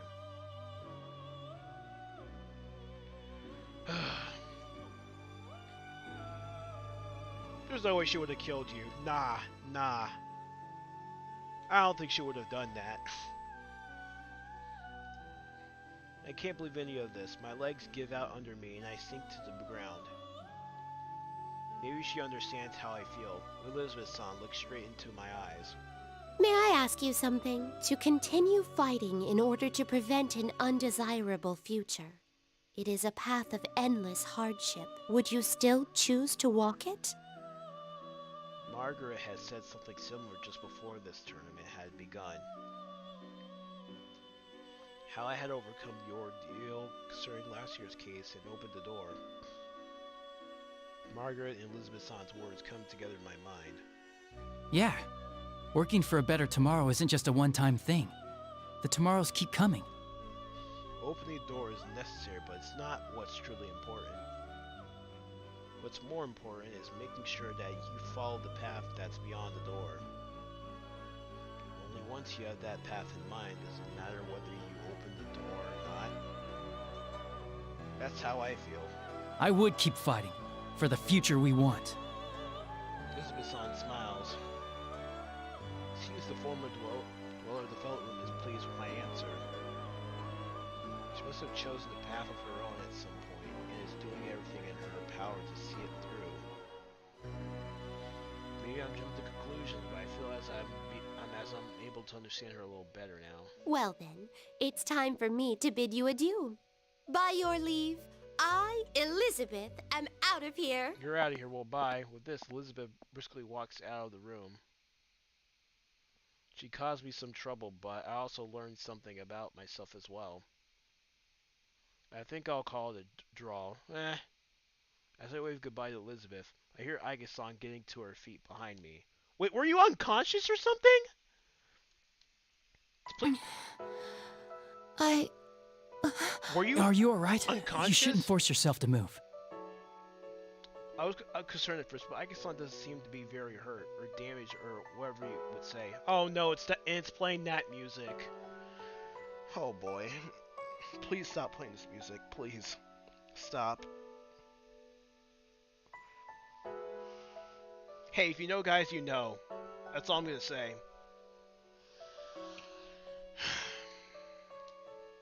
She was likely just knocked out. Oh yeah. Maybe that's why. I had absolutely no chance of winning it if I had gone easy on her either. This is getting ridiculous. You are very kind. We've only just met, and yet you're worried about a machine like myself. Isn't that normal? Yeah. I guess that's my confusion. Seeing you smile like that, I don't know. I just can't think of you as a machine. You have a heart, right? Yes, and it doesn't matter whether you're man or machine. That's right. I guess I'll stop slapping and thinks deeply for a moment. But after a few seconds, she looks back up with a serious look in her eyes. You have defeated me in single combat. That will make it difficult for me to continue forward, but I believe I can trust you. Will you listen to my mission directive? Mission directive? I have no reason to say no. Why would you want to say no to best girl? I look Aika-san square in the eye and nodded reassuringly. So Aika-san told me about her directive, and it was truly surprising. There was another case involving personas and shadows outside Inaba, even before our adventure last year. And she is a weapon with a heart, created with the express purpose of wielding a persona to fight shadows. She believes that this current situation came to be because someone has stolen a similar weapon and caused it to enter the TV world. I like how we only had to fight after 60 minutes, and then we begun getting more and more in the next 60 minutes and so on. Too bad that this stuff ends before it actually gets interesting. This is getting feisty. Wait, what? Oh my, LMAO. The scene doesn't make me drop a tear like silence like Fire Emblem Fate's door and you does. Oh. So, there's another girl robot with a heart like you? And she's the cause of all this? We came to this world to retrieve her, my older sister, the 5th generation anti-shadow suppression weapon, Labris, is in this world somewhere. You have another sister? I thought Metis was your only sister. You actually have another sister. What, are all anti-shadow suppressant weapons your sister, or is that normal?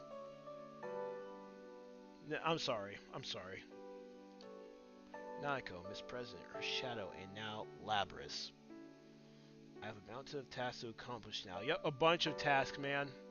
Even though I have a lot to do, I can't ignore any of it, yeah. Tell me more about Labris, and I'll do what I can to help you get her back. Unfortunately. What? Aika-san's expression clouds. She said that she was a machine, but she really is no different from a human. As I pondered this, I listened to what she has to say. It's discouraging.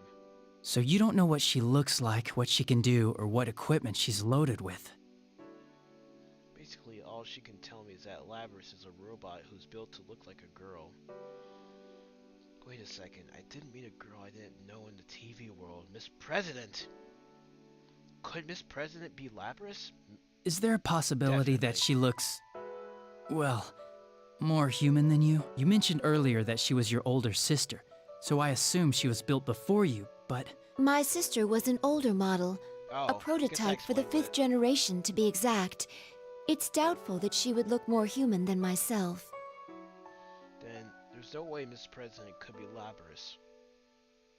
I could tell at first glance that Aika-san was a machine. Miss President appears to be completely human, definitely, yeah. I never once considered that she might not be human until just now. But that just makes things even more complicated. What in the world is going on inside this TV? A bunch of stuff, man. In any case, I'll keep an eye out for her. But right now, I'm heading to the announcement room. If Labris is the cause of this, then I'm bound to meet up with her eventually. Yeah, I shrugged slightly. I don't want to be so grave. Aika-san must sense what I'm trying to do and smiles. Yeah, please do a different expression. Your expression is just... I feel like crying right now. Thank you. I will trust my sister's fate to you. No problem. Of course. I give Aika-san a determined nod and run out of the classroom. It was great to see Aegis. But man, what a busy golden week. Yeah, you can say that again. I had to make sure Nako's okay. Find Miss President. A mask lover's masquerading as Teddy, and now search for Lattice somewhere near. What's going on? If this wasn't happening, I'd be kicking it in with my friends at Junes Food Court. Yukiko was trying to be coy, but I'm pretty sure that big bundle she was carrying around was a box lunch she made for us. Wait, what? As to how it might taste, well, let's not get sidetracked. Oh yeah! Mystery Food X flashbacks.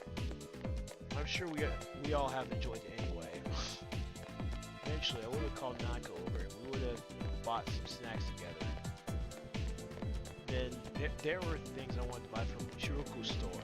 Maybe I could have made it to Sozai Daigaku in time to buy the last of the special crocodiles. I wanted to talk with the owner of Daidara and get some books from the Yamanado's bookstore. I had a staple of Aya, hung out with the fox at Tatsumi Shrine, waited for my uncle so we could have dinner, and tomorrow I'd gone fishing. Hey!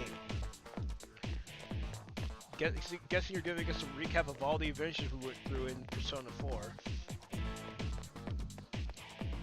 But the one who ruined my vacation and caused all these problems is the same person who stole Labrys. And if they truly brought Nako back into the TV world, I will catch them. They're not getting away from me.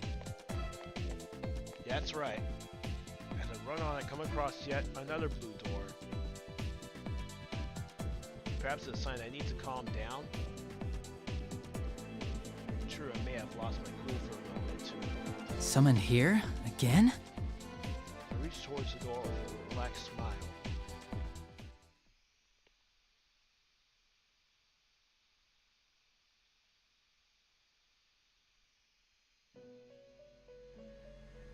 Margaret is in here in her usual position. I glance around if there's anyone else in here. Looks like her nutcase of a sister isn't here. Wow. Margaret knows me looking inside. A seductive sound that also conveys annoyance. It seems my sister has caused you some trouble, though Yes, this she may did. mean that I'm not the only one who is drawn to the light of your potential. There's a hint of tenderness towards her sister in her words. Her sister must be important to her. I can tell from the look on her face. Do I look like that when I talk about Nanako? Margaret pulls herself together and speaks again. You have gained new resolve by overcoming many doubts and falsehoods. New resolve. I find myself nodding along. You have reached the threshold of truth. But man's hearts are mutable. That is why a resolve to continue fighting is more important than any one victory or defeat. Yeah, I understand. But this will be a difficult battle without end. Are you equal to the challenge? A difficult battle without end? The way she puts it makes it seem like as she was testing me. I don't respond immediately and think about the question. It would be lying to say that I'm not worried. I know that my heart can be swayed by change. There's no knowing what will happen from the moment to moment. But even then... If I have my friends, if I'm not alone, I can do it. I see. Margaret nods slightly in response. I have heard your answer, but it's not enough. Remember what I told you before? The heart is shaken more by a single action than by 1,000 words. As she smiles, my vision begins to blur. I hear words being repeated. I have reached the threshold of truth. Everything that's happened during the course of this case runs through my mind. The new appearance of the TV world, this tournament, pitting us against each other, the student council president, and a fake Teddy. My encounter with a weapon with a heart, Aigison, searching for her sister, Labrys. And the determination that I've gained through these constant battles. What I must accomplish. How do I show what I've decided through my actions?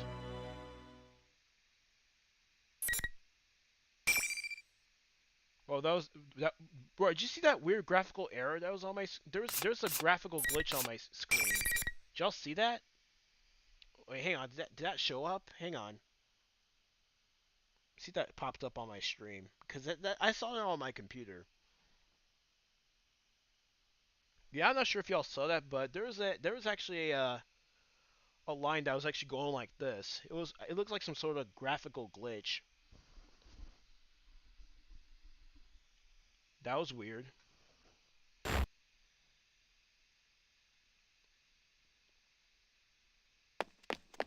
Seems that the number of invisible walls have decreased. Oh, that's good. Could this mean that the end is near? Looks like it. Just as I think that, I hear a familiar voice. A familiar voice. That's enough! Uh-oh. Miss President. It was coming from the door to the announcement room. I finally made it. I opened the door to the announcement room and rushed inside. You're finally here. Hello, Sensei. What's going on? Congratulations! How does it feel to have won the P1 Grand Prix? General smirks at me as I pass through the door. Behind him, Miss President and Rise. When the two of them see me, Miss President looks confused, while Rise's face lights up with joy. There you are, Senpai! You're late! I have to stay cautious in general, but I signaled to the girls that everything will be alright now. The general is closer to them than I am. Uh-oh. I can't afford to make any reckless moves just yet. And there's one more thing I need to know. Teddy, where's Nanako? I look around the announcement room, but Nanako's nowhere to be found. The general's face distorts with an ugly glee. Nana-chan's right here. See? Where? Slowly the general extends the arm that was held behind him. And there was Nanako. Nanako? So she is here. Her arms are clutched to her chest and slowly takes a few steps towards me, obviously frightened. Are you okay? Nanako! After taking a step forward, I noticed something bizarre. What'd you notice? The general disappeared? For a brief instant, my full attention had been focused on Nanako. The general had been standing directly behind her, but now he's gone. How could he have gone somewhere else that quickly, right in front of me without me noticing it? Bro! Are you okay? While I'm confused about the general's disappearance, Nanako weakly calls me. Oh no, we're not gonna let this happen again. Being in the T-World was already taking a toll on her. She turns towards me uncertainly, looking ready to collapse at any moment. We don't need her to be in the hospital again. She was in the hospital once, it was terrible. We don't need this to happen again. I can think about the general later. I have to say Nanako right now. As I reach out to her, Rise yells, Senpai, no! Nanako-chan's not there! What? What are you talking about? She is right there. What is he saying? She's right here. That is Nanako. Just about to say so, my hand stops. Something's not right. What's not right? I try to look into Nanako's face once more. In her eyes, I saw madness. Madness? Oh, so close! Just a little more and Sensei would have been a goner! You bastard! So you mother... So this was a trick this entire time. I barely reacted and tried to flank him. I barely reacted in time to draw my sword to block the attack. The general suddenly appeared out of nowhere and attacked me with his cane, and I get a good look at him as our weapons clash together. See the madness in his face, the same madness that I had seen in Nanako's only a moment before. How could you trick him? That's when I noticed that Nanako had disappeared. What's going on? You've got it wrong, Senpai! It's all been him from the beginning! He can make whoever's looking at him see him as someone else! What? So he's not actually taking on other forms? No, he's just distorting the things you see and hear! That's right. Tammy is able to control what I see and hear. I realized that after all the battles I had today, seeing Nanako had made me forget all that. General laughs at this. Oh, quit laughing! It's hard for me to show someone who isn't here. But you actually saw this Nanako girl? You're hopeless. Oh, shut the hell up! Just like how my friends hadn't actually gone crazy before our fight, Naoko had never been brought into this world in the first place. The appearance before me is a fake. He distorted our senses all to make us suffer. But just as I thought, he couldn't deceive Rise's persona abilities. That's why he kidnapped her, to keep her from warning us during his tournament. Now that I know that, I pushed General Kane away and jumped back towards the girls in order to distance myself from them. Good. Now I'm between them and the General. I then looked straight at the one behind this bizarre situation. Who in the world are you? Yeah, what are you? You still can't tell? Seriously, the level of intelligence around here. Find them. Shut up! Here. Get a good look. I will get a good look, so let's see who you really are.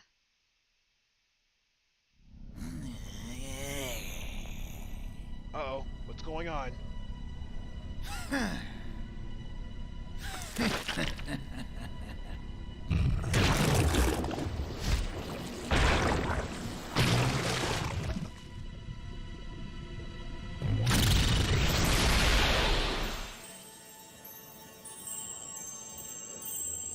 What the...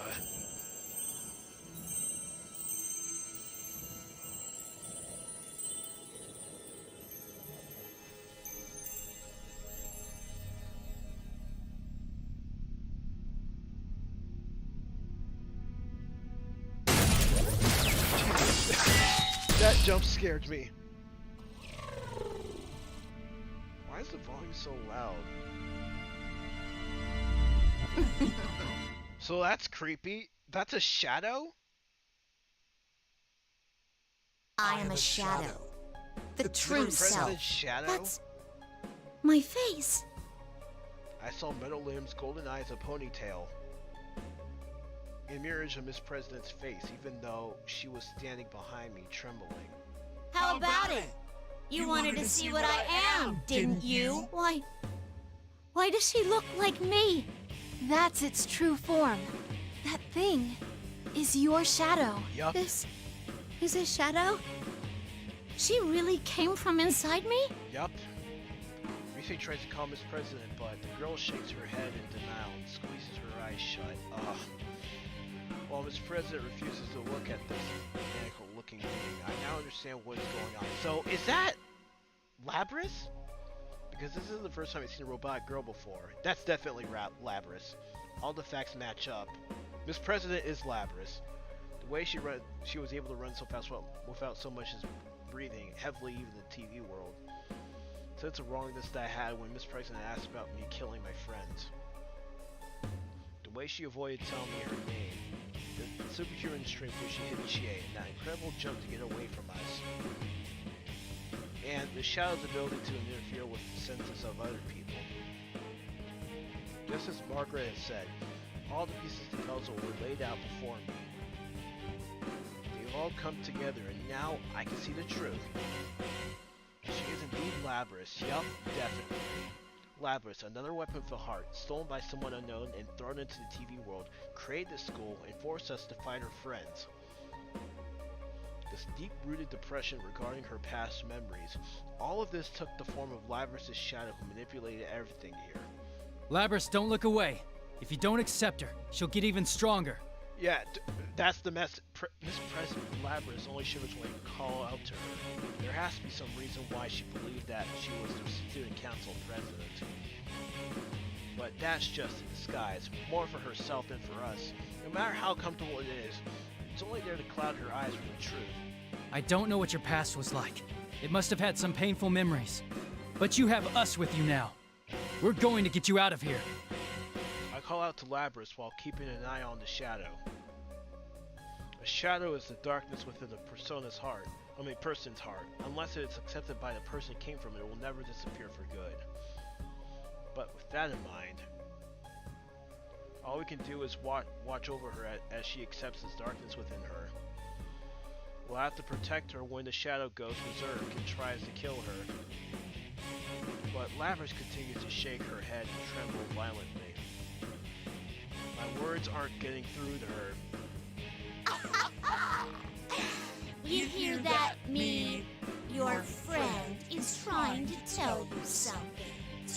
he doesn't understand at all. His bones are so hopelessly naive. Shut the hell up! They shout aloud shrilly. Continues to smear more poison into Labrys's heart. I wish you could have made them Leave feel the poor my girl pain. alone. What it's like having to murder one another. That sadness and pain and anguish. Everything went black, and I was always left alone. I'm a weapon. A machine made only to fight. No human can understand my suffering. Stop! I've had enough. I'm human. I'm not like that. This isn't good. Oh no, no. I settled into a fighting scene. It's ready for anything, though I have a good idea what's going to happen. Oh, you're still clinging to that. Then take a look at what you really are. Uh-oh, this is not good. Child's eyes gleam with golden light. The change begins immediately. Well, this is not going to be good. Uh-oh. What's happening to Labrys? Skiver runs across Labrys's body. Instead of the normal human girl that had been there a moment ago, she has a metallic body just like her shadow. No! No! Are you okay? Labrys does all the privilege or scratches at her arm, trying to tear away the veil that appeared. But there is more to her change than just her arms. Her legs, waist, chest, and her head, everything not covered by her clothing, was now obviously mechanical. The reality that she didn't want to face. There are no words that we can say to her. No matter what we say, reality won't change. Labrys falls to her knees. It finally mutters the words I was dreading she'd say. Muttering the words I was dreading. To be continued? Come on, I want to see what happens next. Come on. Oh hey, at least we unlocked new stories. So Kanji and Tei stories are now available. I want to see what happened next. Come on.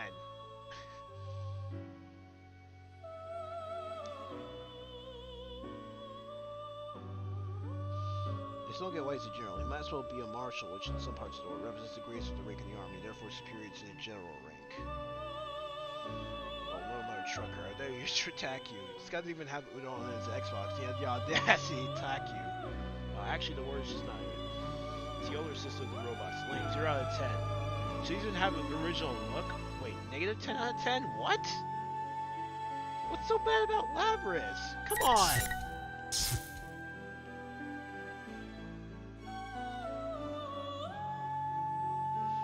So 3 hours per character? Wait, really? That's it? And I have 8% done from that? Should I go with another character? I mean, I'll probably just stream this until, like...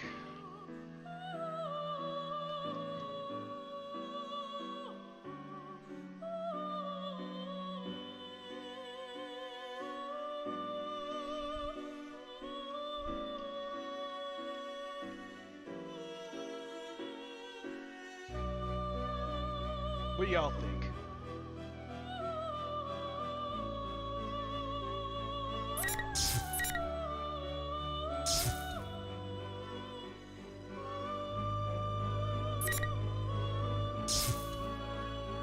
I feel like I should probably go with another character, and I think that's it. I don't know.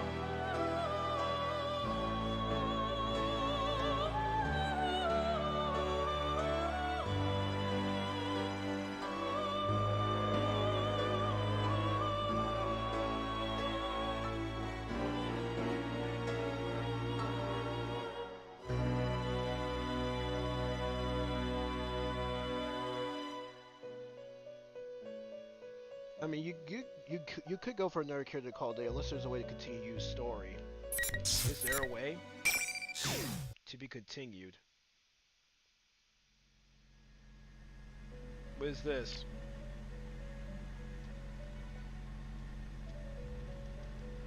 Welcome to the Velvet Room. Nope.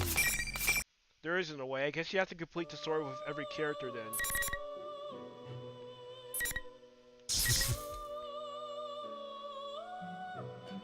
I guess you're gonna have to complete with every character in order to get like the true ending. Maybe that's how it's gonna. Maybe that's how it works. All right, I guess I'll go ahead and do another character. I'm going to be doing all these story. I'm gonna be doing all of these, even if it takes a while. I'll do Yosuke's then.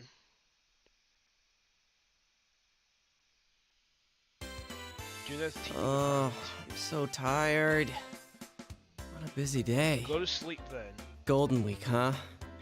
The holidays fell on pretty good dates this year. Jeunesse will be open for business during Golden Week 2. Come for our exciting Golden Week events, stay for the low, low prices. Then again, it's my fault for taking this shift. I can yap all I want, but the only reply I'm going to get is my own echo. I begin to feel lonesome, so I start moping faster. Mopping. Such is life for Yosuke Hamura, high school working at Jeunesse, but only shopping center. I get a lot of crap thrown in my direction because I'm the manager's son, but thanks to dealing with all that stuff, my skills have improved, and now I sometimes act as supervisor. Today's just another day on the job. Inaba City is a rural country town that doesn't have anything more than rivers and mountains. At least it's got a train running through it, but it isn't useful for commuting to the big city. The place isn't pretty enough to get sightseers either. It's a total dead spot. Which is come just to stop to shop is a pastime in itself for the people of this town. Our store carries more than just groceries and daily commodities. There's shops selling fancy clothes and other stuff too. There's even a food court with a playground on the roof. Little events up there sometimes. All that stuff makes for some really busy weekends. There's an extended holiday. You start to see cars with out-of-town license plates in the parking lot. And now it's Golden Week. This is the busiest that the place gets all year. However... Well, I'm taking tomorrow off. Yeah, that's right, I'm free. Normally, this definitely wouldn't be the time to be taking a day off. I saw a look on my dad's face when I turned in my request, but I didn't care. Absolutely can't miss tomorrow. Wow, so any like bruh. So anyone in story mode can become the protagonist. Wow, ain't that a surprise? We're actually seeing what the other characters are doing. Wow. Wow. Well, that's unique.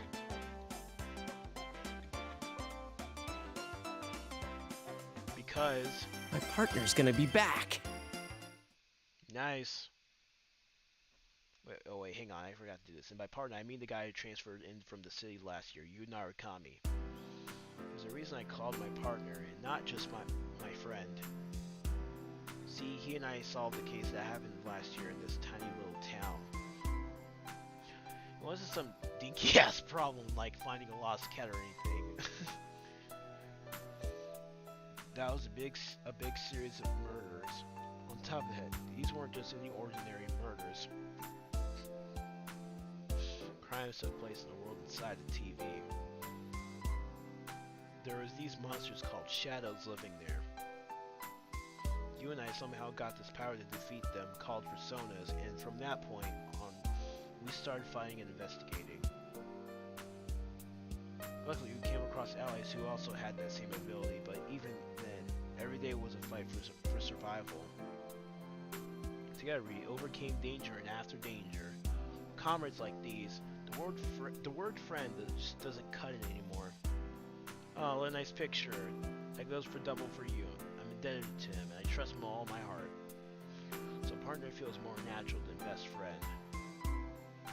Fortunately, my partner had to return to the city at the end of school year. But we promised to meet up again during Golden Week. That was 2 months ago. It seems like an eternity. I couldn't wait. But he'll be back tomorrow. I've only been working so hard lately, so I could take Golden Week off. So pumped about tomorrow that I just can't relax. Alright, time to go home and get ready for tomorrow. Let's go, Teddy. Bringing Teddy with you. Teddy is this, he's this animal suit thingy that we met last year inside the TV. Yeah, sure, he's an animal suit thingy. Feather brain as they come, but you just can't bring yourself to hate him. Also, if your class came over, I ended up being the one taking care of him. I took advantage of his appearance, and now he just works as a constant attention grabber for Junes.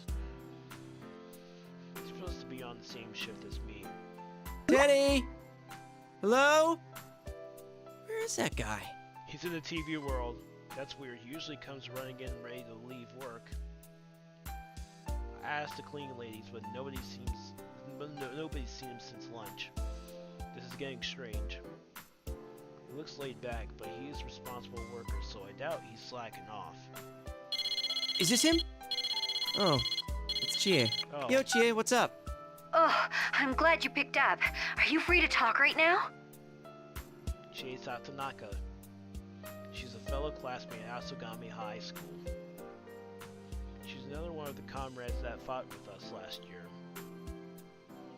Those of us who used personas formed an investigation team and went about solving the case. We did it because we were the only ones who could find the killer and stop the murders. He was our leader, just so you know. Chie was in charge of brainstorming, I guess. Oh, and steak. I mean, not that she was our leading expert on steak, but she was just liked it a lot. She never eats anything else. I remember she was psyched for Yu's return too. Is she calling to confirm stuff about tomorrow? She probably just forgot about where we're meeting up. I decided to mess with her a little. Yeah, I just got off work.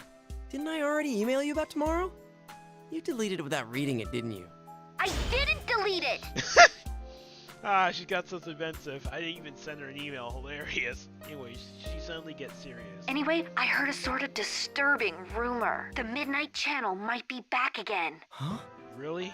The Midnight Channel? Wow. That takes me by surprise. The Midnight Channel. That was an urban legend that became popular last year.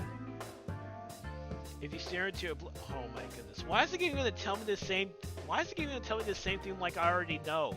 I already know what it is. The game's literally gonna tell me this. It's literally gonna tell me the same thing over and over again. That's a damn hot photo. 9 out of 10 just for that pose. Wait, what? I mean, you didn't see your soulmate or anything, but it did show somebody on the TV. Long story short, whoever was shown on it was the next victim in the series of murders last year. But it turned out that there was some crazy guy doing the actual dirty work. In the end, we showed him and put him in the urban legend to rest. Or at least, so I thought. There's no way. Who told you that? An underclassman at our school. I tried to get more details out of her, but she took off in a huge hurry. Dude, you didn't growl at her or anything when you asked her about it, did you? I can see it now. Chie grabbing the poor kid by the collar, scaring her out of her wits. She'd do it too. She doesn't stop once she gets an idea into her head. No, I was completely normal. At least I think I was. So anyway, the girl she was with said something about a fighting show. I didn't get any details, but she didn't seem like she was lying. Fighting show? That's nothing like what was being shown on the Midnight Channel last year. Maybe she was just mishearing the other students talking about some normal sports program. No, wait, I think I overheard some customers talking about that today. Whoa, whoa, whoa. You were talking about the Midnight Channel. And hey, the forecast says it's gonna rain tonight. Why don't we check it out? Yeah, good call. If this is for real, we can't ignore it. But if it turns out to be a hoax, you better buy me dinner. Then you owe me steak if it's true. What? Really? Anyway, I'll talk to you later.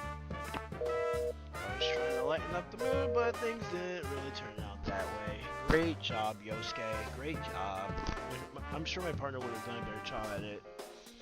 He'd say, "Don't worry, I'll take care of it," or something like that. Still. The Midnight Channel, huh? If it's true, that guy is a disaster magnet. Come to think of it, the incident last year started the moment you came to Inaba. If this new Midnight Channel rumor is true, I'm gonna start calling him the Mystery Maker. That is, if it actually shows anything. Delivery was canceled, we're getting that sweet refund. Okay. At least it got canceled. Well, at least you got your money back. Yeah. Also, 99% sure nothing's going to happen. There's only anything going to show up. Oh yeah, I should call Kanji too, just in case. But then he doesn't pick up. Kanji was another member of the investigation team. He's a year younger than the rest of us. Because of his looks and the way he speaks, people get the impression that he's a violent hoodlum. Poor dude, yeah. He's actually a hard-working, honest guy. He's not the type to screw around at night, and I'm sure he'd be eager to answer a call from an upperclassman like me. But then he doesn't answer. It's not picking up. Maybe he's too busy getting something. By appearances, Kanji has a surprising knack for delicate needlework. He's no slouch either. His work's as good as people's would make a lot for selling this stuff. Up until last year, he kept that hidden because it doesn't mesh with his image, but a lot of stuff happened, and now he's not so hung up on it. Now he sells his handmade knitted dolls at his family shop, Tatsumi Textiles. They're actually pretty popular, and lately he's been carrying yarn and knitting needles with him all the time. Ugh, come on, answer already. Guess I'll try his home phone too. Tatsumi Textiles should be closed now, so I shouldn't have a problem getting through. And to back up my theory, Kanji's mom picked right up. Hello, this is the Tatsumi residence. Oh, I'm sorry to call at such a late hour. This is Yosuke. Is Kanji-kun there? Oh, hello, Yosuke-kun. As for Kanji... Huh? Did something happen? I can't find him. Oh, boy. You can't? I thought he was sleeping in the living room, but he wasn't there when I checked in on him. I thought he might be with you. Oh, yes. We're gonna have an all-night study group, and I bet I just missed him. I'll wait up for him here. Okay, then. Good night. Yeah, what a great way to lie, Yosuke. Yeah. Yeah, I panicked. I came up with some lame BS. Yeah, you came up with some lame BS. Boo, Yosuke. You should have told her the truth. Boo! I'm kidding. You should have lied to her. That would have made her less worried. Kanji's not there. He left without a word, without a trace. I suddenly thought of Teddy, too. No one's seen him since this morning, either. He didn't tell me anything about where he'd be. Hold on. Could this be... Why am I freaking out so much? This is Kanji we're talking about. So what if I can't get a hold of him? I'm sure he's fine. I try to reassure myself that everything's okay, but my anxiety doesn't go away. First, this new Midnight Channel thing, and now people are disappearing. Give me a break, man. Oh, come on, this is his room. Damn it, I just want to fall asleep. We actually get to see what his room looks like. Wow. So you have Teddy's clothes, and you have a bike in your room. Bro, who has a bike in their room? Bro, I'm sorry, but who keeps a bike in their room? Like, seriously, I don't know one person who keeps a bike in their room. Like, dude, why?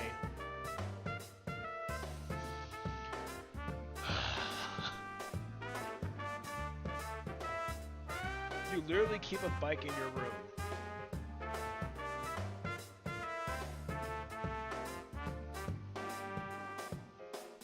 Guys, look at this. Look at this.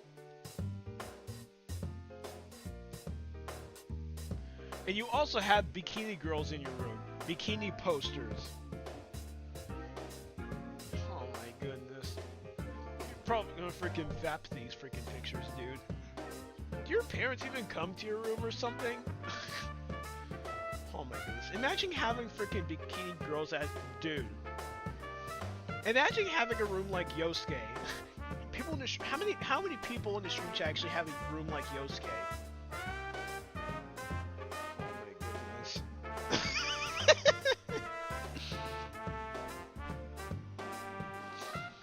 Okay.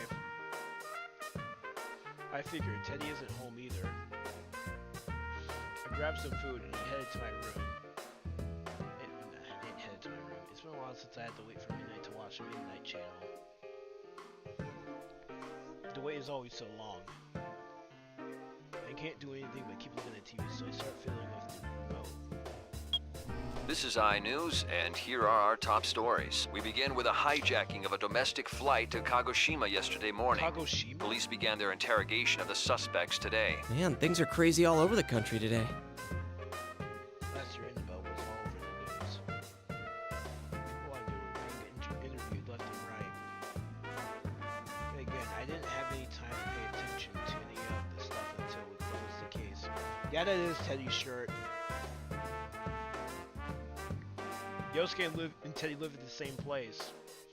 Jumping in and out of the TV all the time really takes it out of you.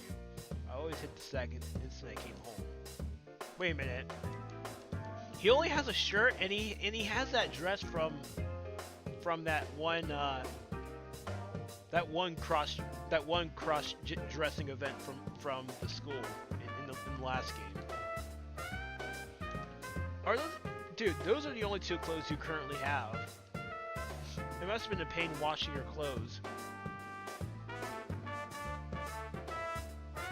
every day. Whatever. What am I saying? I ought to be dead tired right now. What's with all the work I've been putting in after this?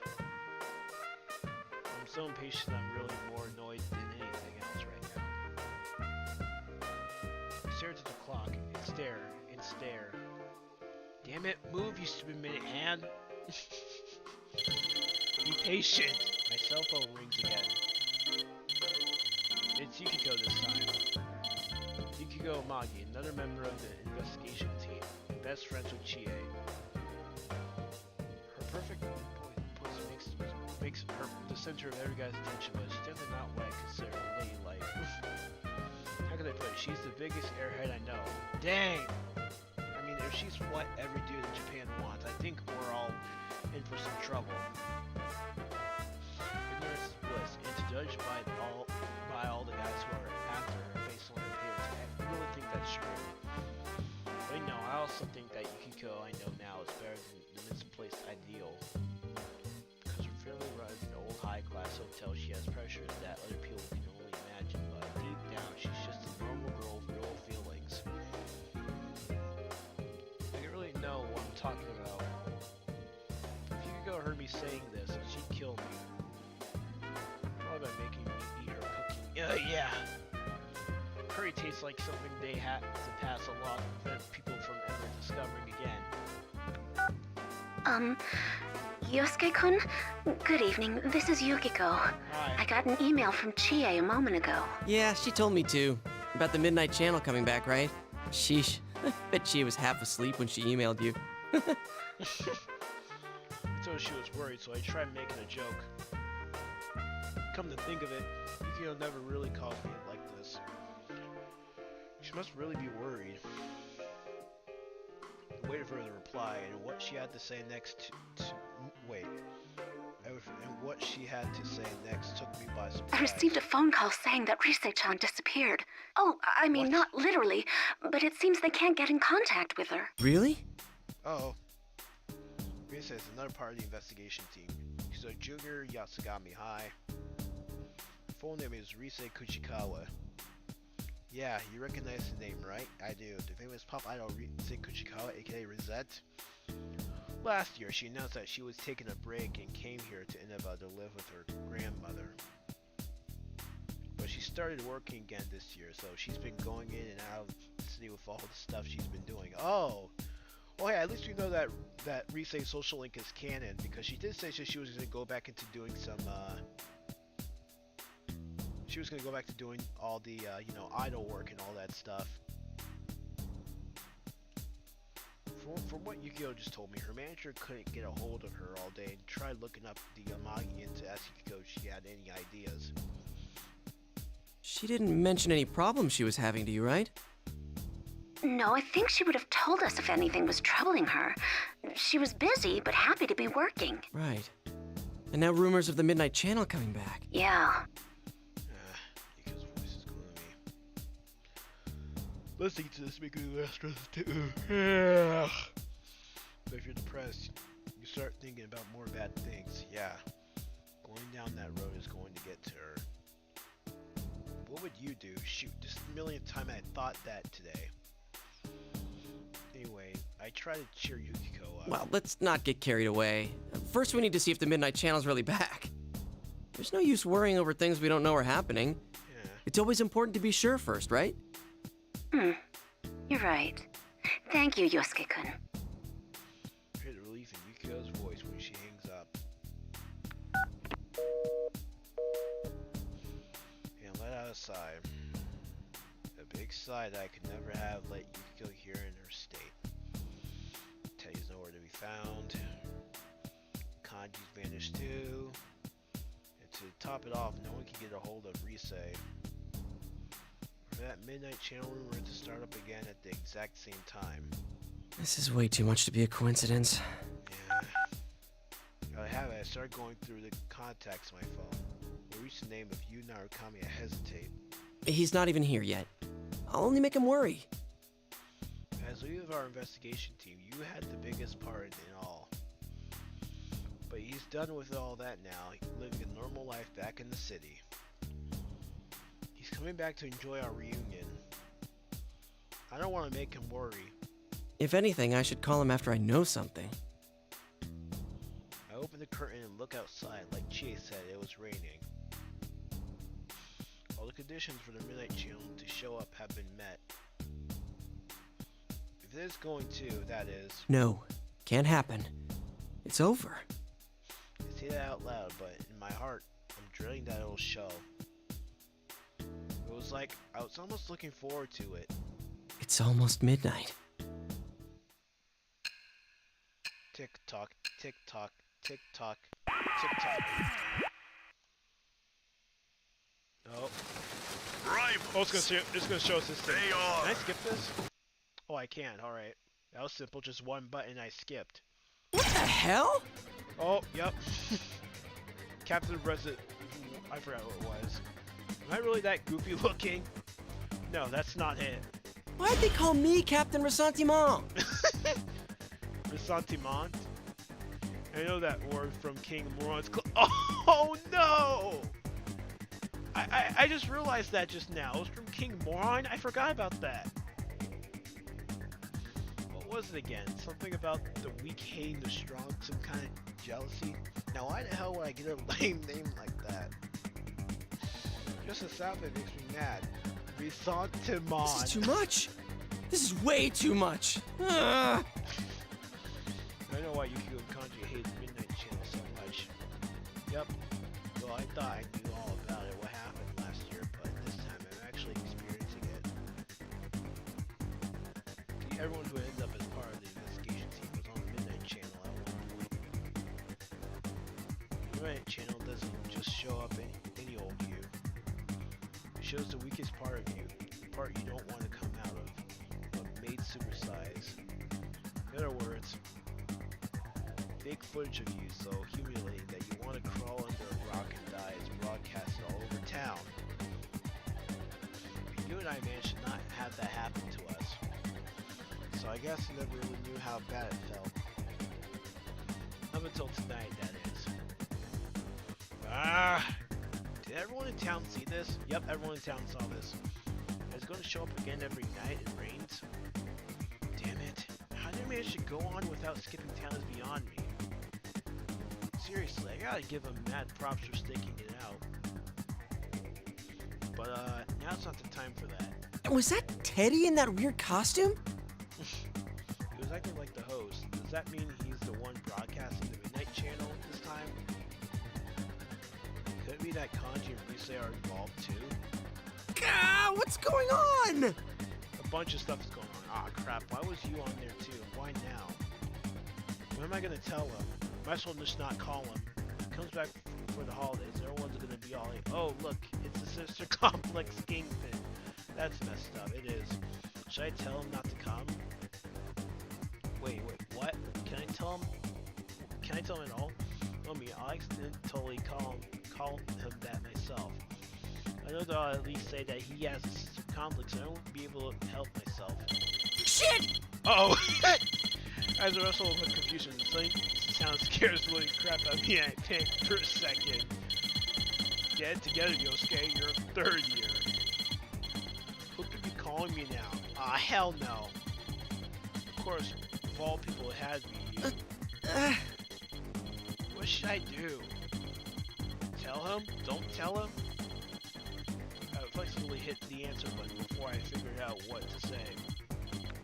Hello, this is Yosuke. Yosuke? He's suspicious of me. Like, really suspicious. I nervously passed the phone from one hand to the other several times. It's nothing. I just freaked out when you called all of a sudden. Yeah, that's it. What's up? Hey, when do you want to meet? That's not why I was calling. I know how I sounded, but Yu's voice was calm. Wait, is he laughing at me? I saw the Midnight Channel. You saw it too, right? Uh-oh. Huh? My mind went blank. How do you see it? Is it only a local thing? Don't tell me it's a nationwide broadcast. Did Teddy not tell you? Since we're meeting up early tomorrow, I decided to come today. Maybe since how bewildered I was, since he explained everything so calmly. I see, so Teddy disappeared before he could tell me you was coming today.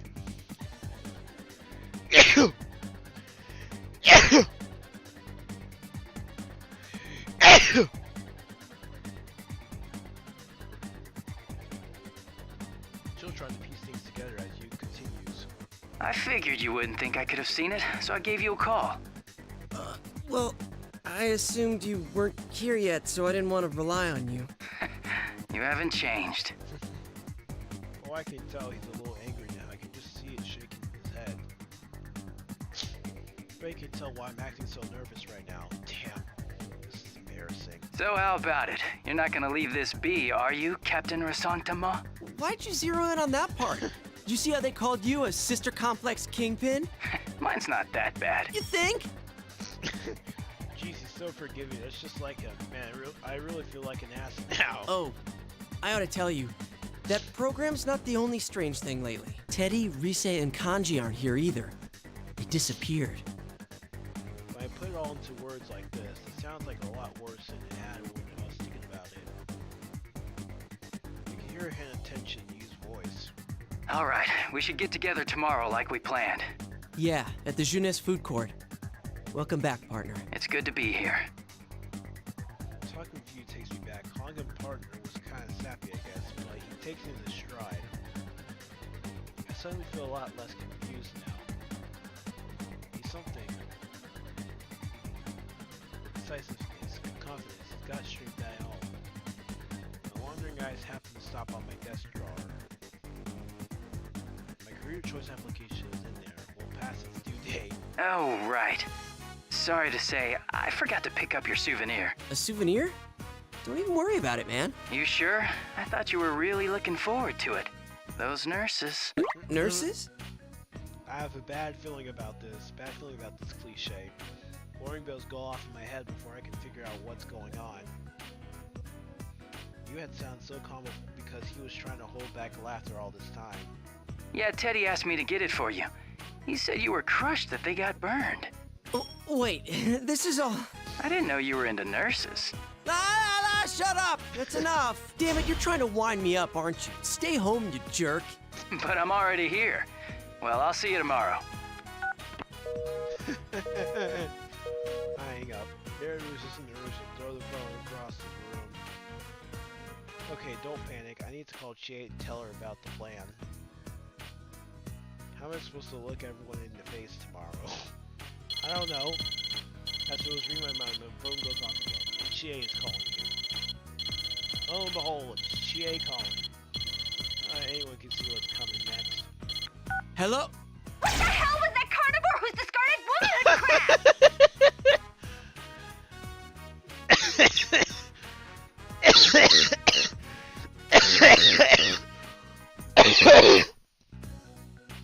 Oh my goodness. Chie's raging at the top of her lungs. You really had to Ow! that. You almost blew out my eardrum. You really I had to haven't scream discarded Yosuke. it! I haven't! You hear me? Why are you yelling at him? Why are you so hysterical? I let her blow off steam for a bit once in a while and had to check to make sure I would actually turn on speakerphone. She's that loud. Yeah, I know the feeling, but can you please calm down? Say that to her, please. And she hangs up.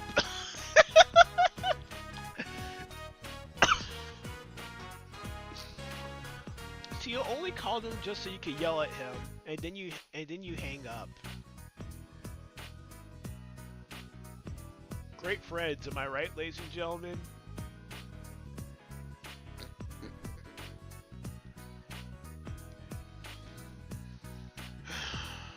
I don't know what's going on yet, but I'm going to find out. You don't crush whoever's behind this.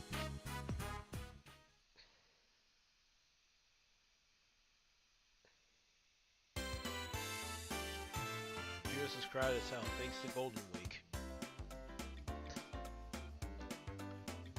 I see some employees whispering to each other, looking at me, but I pretend not to notice. I run into you before everyone else. Thankfully, it doesn't bring up the nurse thing again. Instead, talking about the welcoming party in Naliko.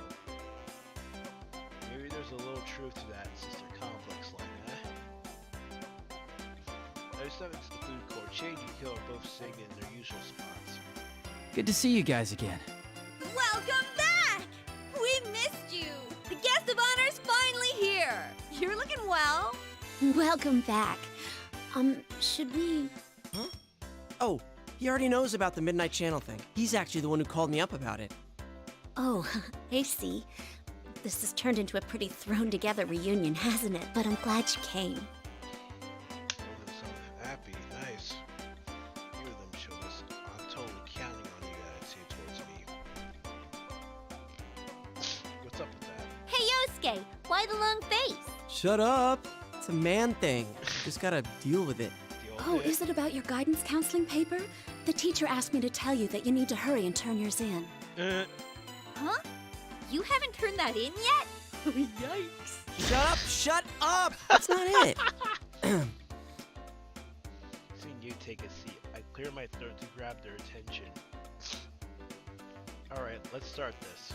Well, it sucks that we can't hang out more before jumping into another mystery, but to celebrate our partner's return, I hereby reinstate the investigation team in response to the Midnight Channel going back on the air last night.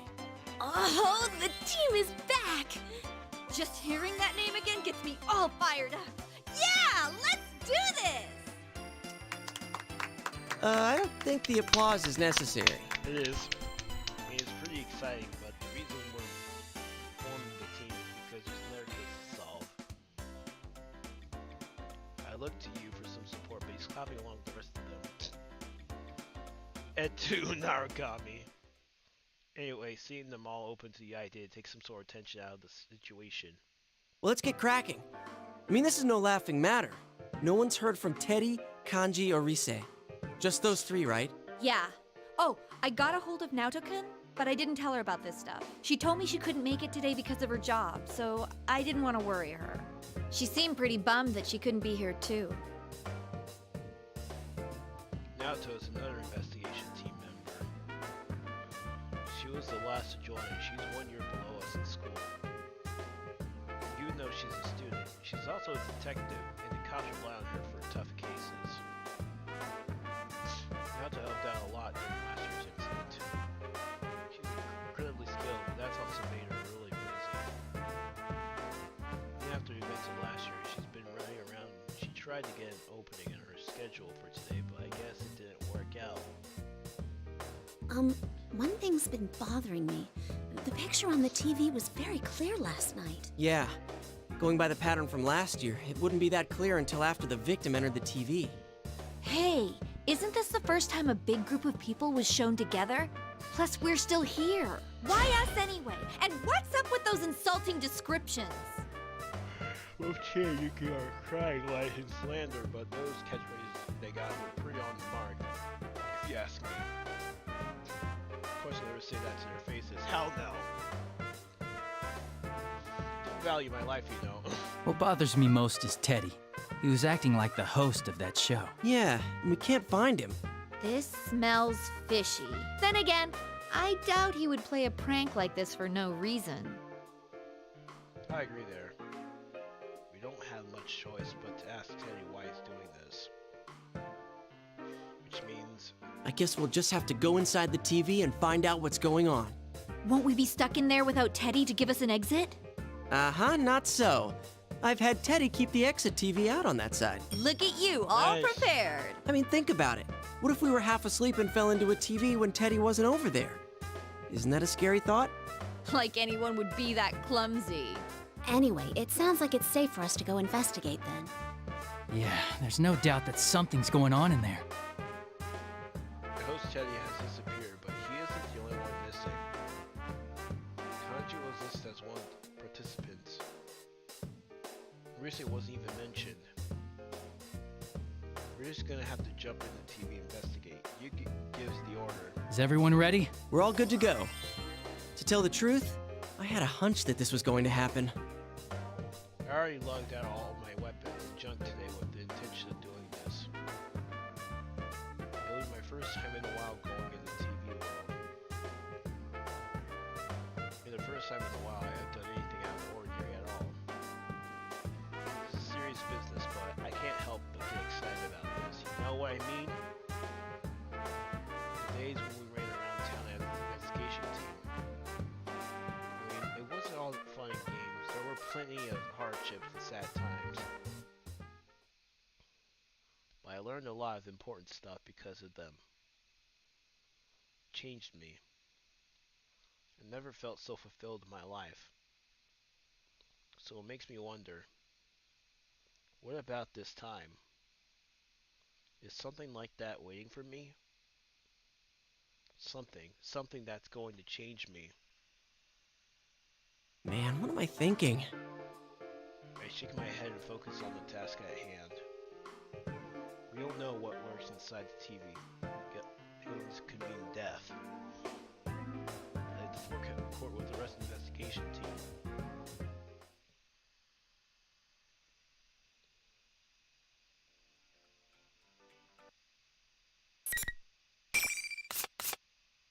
Place a bookmark, scene 15.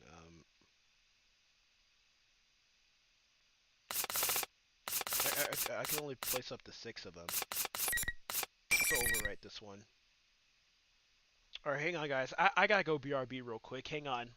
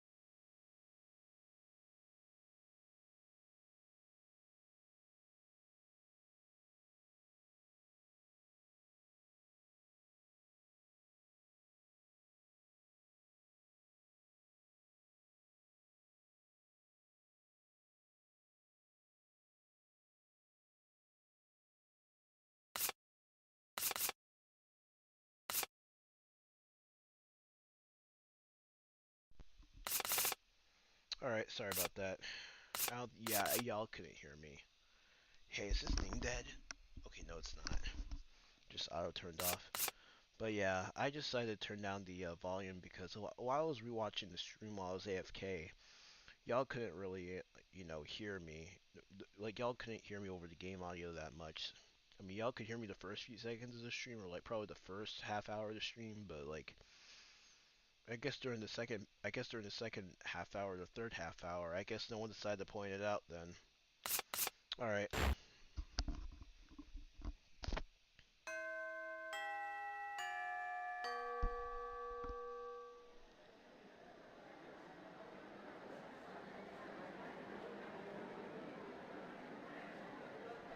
My mic's not muted. Hang on. It's not muted, isn't it? Hang on, let me pause. I'm gonna do a test real quick.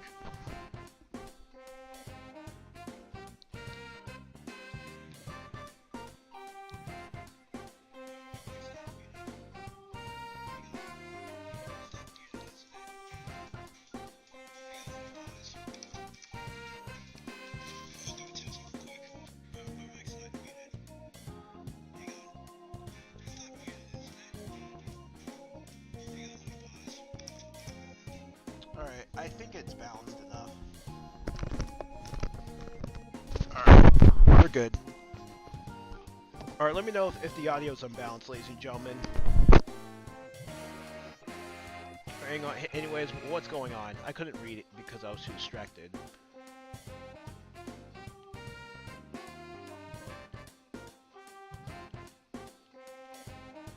I shake my head and focus on the hand.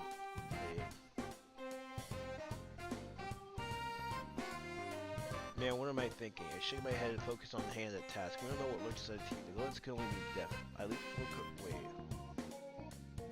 Where am I? I'm at a desk. I raise my head slowly to find myself at the same old desk. Just saying something filling the room.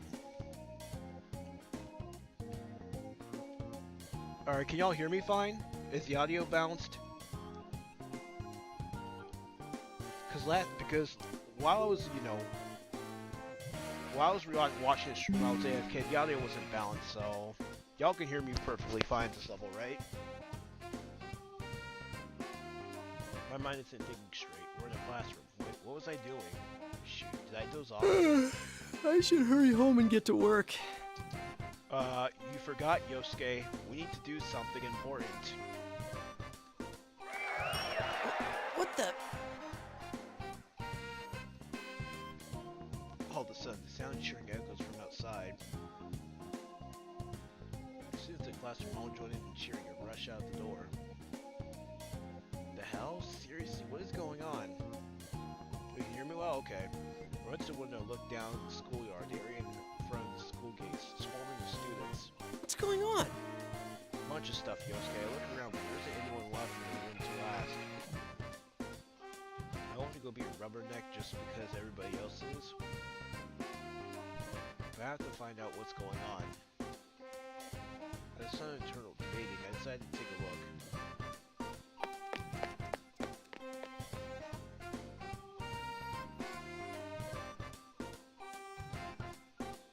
There's a giant crowd at the school gate.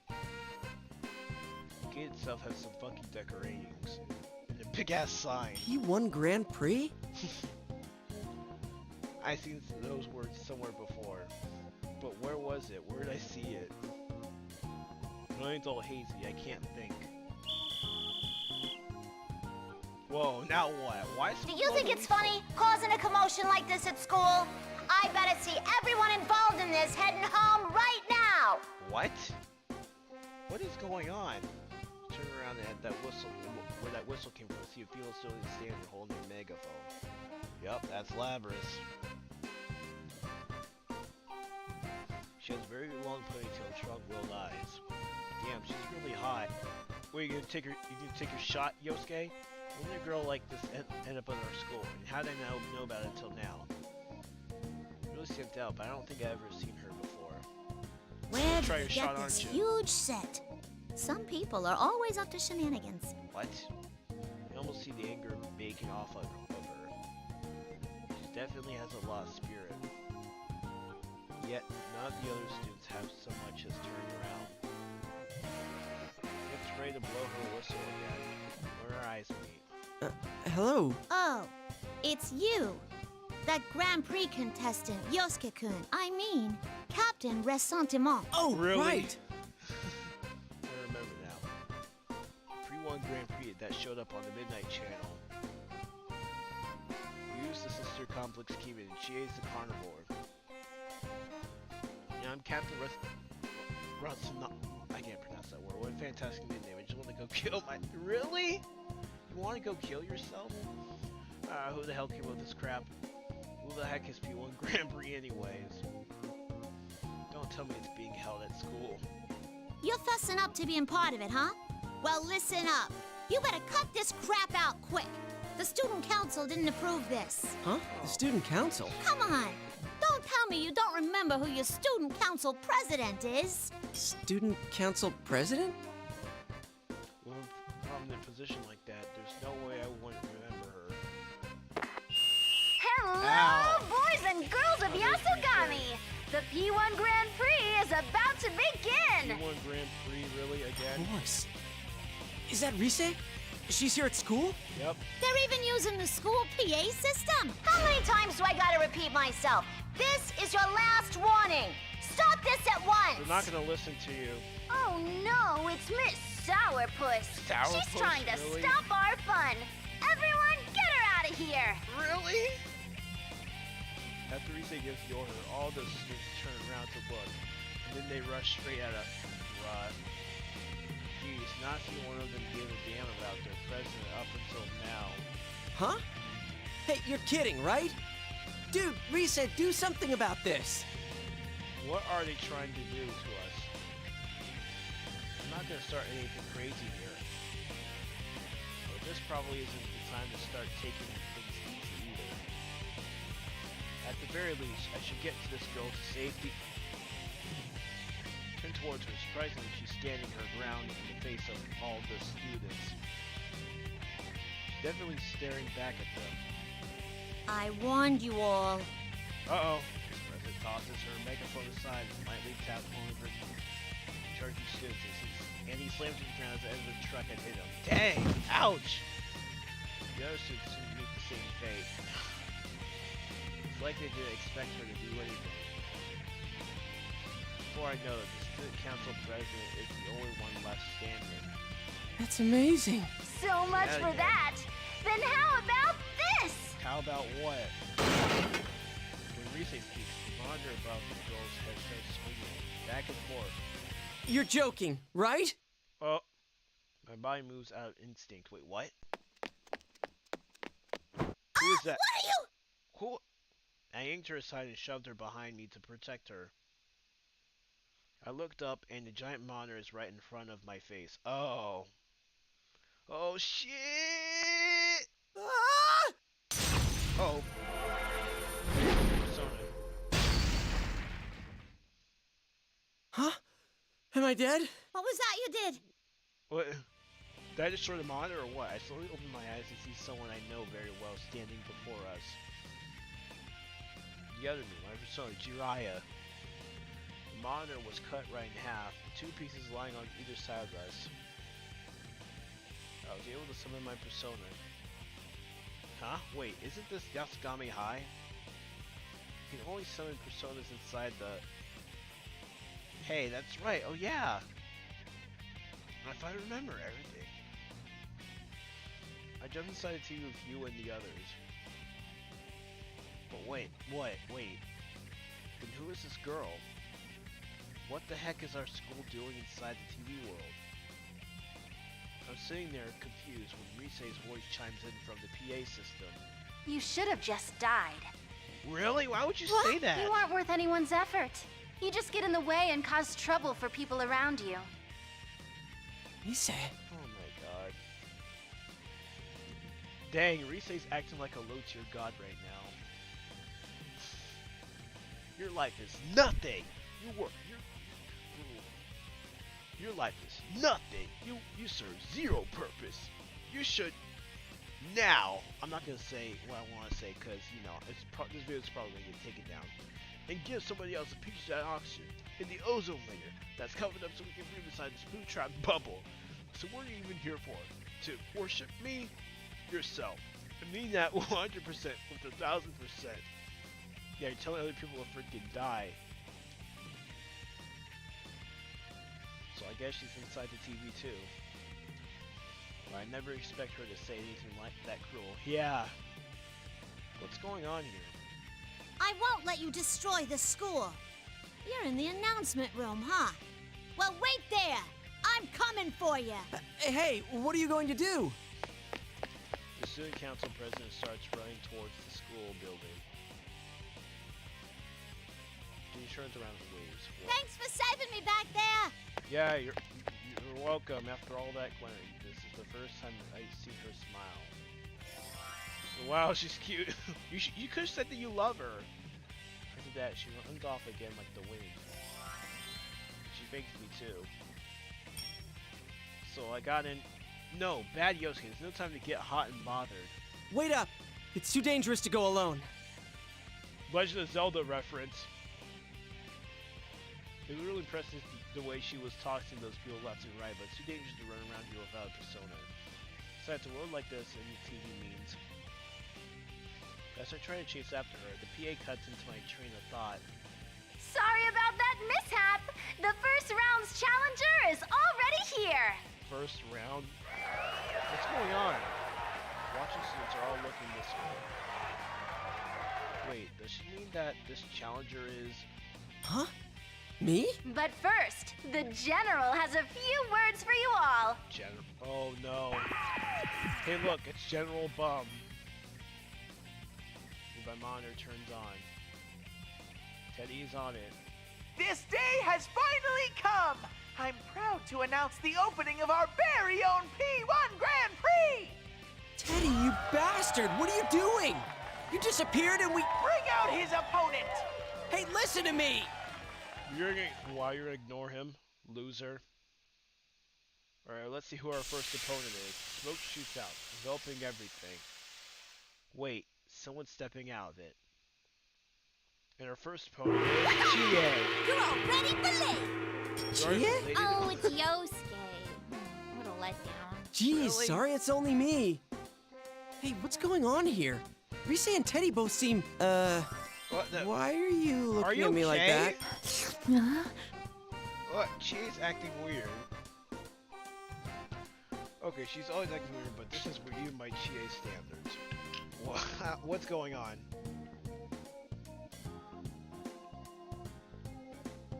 Her eyes are glittering, and she's...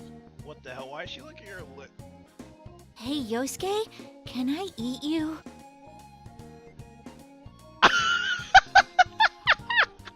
What the hell? What did I just listen to? This game's weird as hell. Hey, Yosuke, can I eat you? Watch out, ladies and gentlemen, she'll chew you up. Oh, there she comes. Watch out, boy, she'll chew you up. Oh, there she comes. She's a man-eater. Hey, someone had to sing that song. Huh? Sure. Wait, what? Would it be Why'd better you say to batten sure? you up first? I'm not a fan of stringy cuts. What, Yosuke, you're into that stuff? Oh my god. That's... Dude, this is gross. This is gross as hell. This is gross as hell. You said sure, so you do want to get eaten by Chie. Bro, I don't want to imagine. Imagine if he all he said next was just sure, and then cut to black. That's the end. That's the end of the chapter. You'll never get to find out how Chie ate Yosuke. Actually, you know what? Nah, forget I said anything. That's kinky as hell. Chie's being freaking kinky as freaking hell, dude. That's kinky. Why would you want to freaking eat someone? That's gross as hell. What are you talking about? You. What are you saying? I mean, seriously. Why are you saying it that in a tone like that? That's creepy.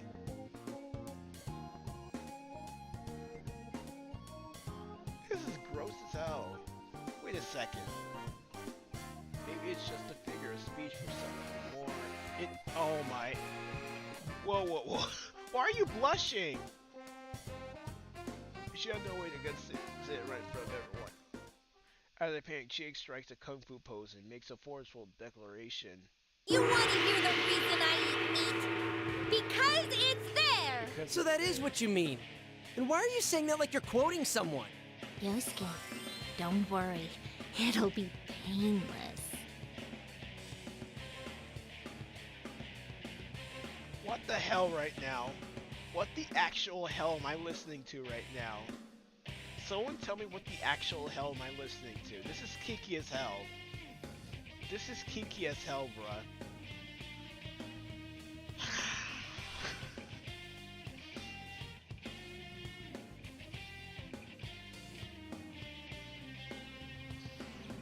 No, nuh-uh.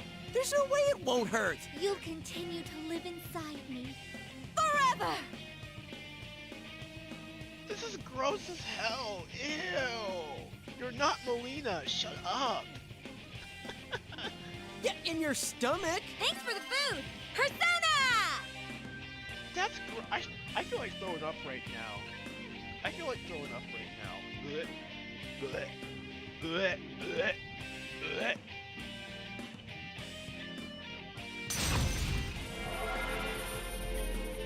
She's over her persona? Is she serious? Like, is she seriously going to nom down a Yosuke for yes, she is. What the hell? She has gone bye-bye. Damn it, I gotta fight. I need to fight for my life. There's no way I'm gonna be her three-course meal.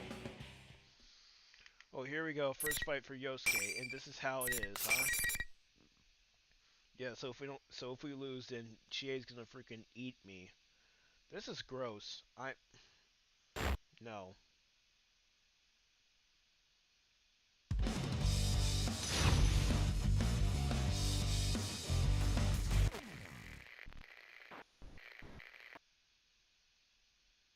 Final.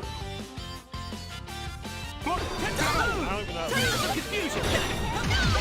Behind you. All right. Slash. Blast off. All right. See this? Behind you. Slash. Down here. Kinda. Blast off. For someone else. One rush after another.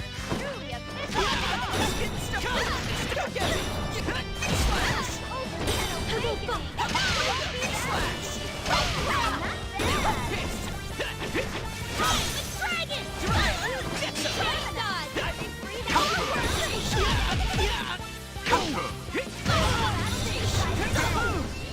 Confusion.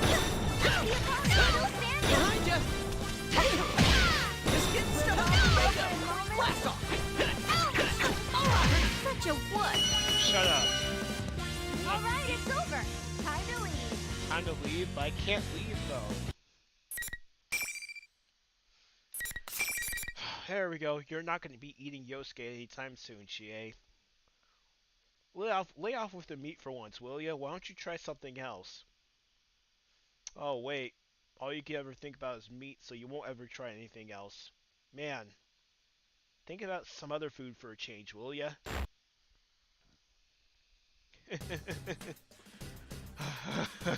I beat her. What the hell was with her? Not even Xiaoqie was that cracked up. Yeah. What's the matter with Chie? Did she go bonkers when her state gauge reaches 0 or something? She groans and stirs from the ground. Oh, she's waking up. I hope she's not gonna start talking about eating me again. Ow!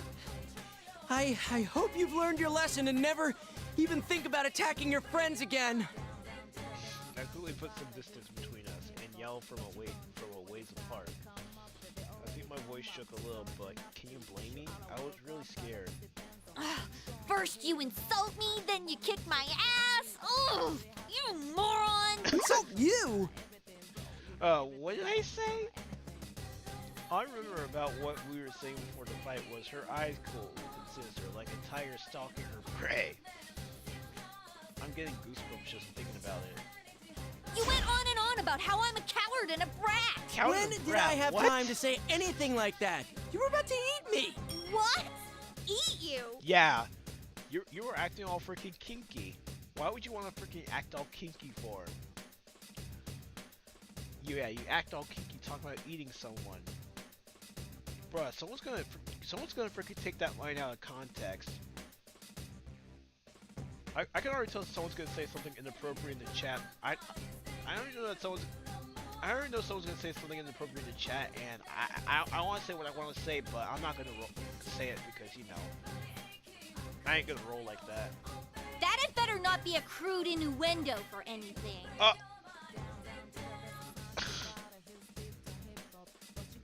Even Chie knows this how kinky it is. I meant it exactly how it sounded. I was scared to death of you, stupid Chie. Stupid Chie. What? Oh, you're stupid for calling me stupid, stupid Yosuke. That's how Yosuke and Chie act in a nutshell. They hate each other, but they're still good friends. You're stupid for calling me stupid, you stupid Yosuke. Yeah, Yosuke is stupid because he called you stupid. See, that's something a brat would say. There you go again! You're the brat for calling me that!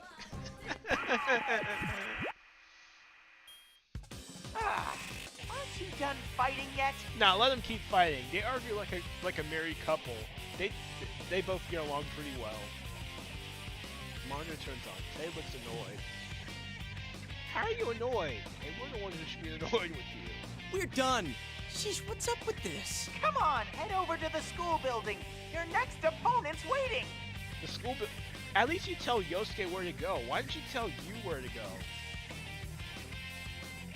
I'm not doing this anymore. You're obviously fine, so I'm going home. But you can't. Chie-chan lost, so she can't even move from that spot. Huh?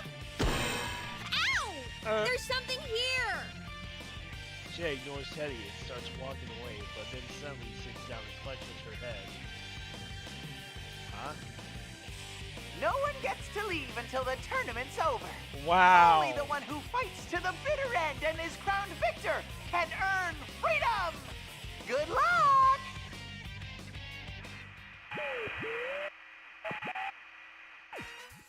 Camera randomly zooms in on Teddy, giving a thumbs up, and then the monitor turns off. Damn that, Teddy. You have to actually do stuff before you start with the fancy camera work. Except like, oh, I don't know, explain what the hell is going on here.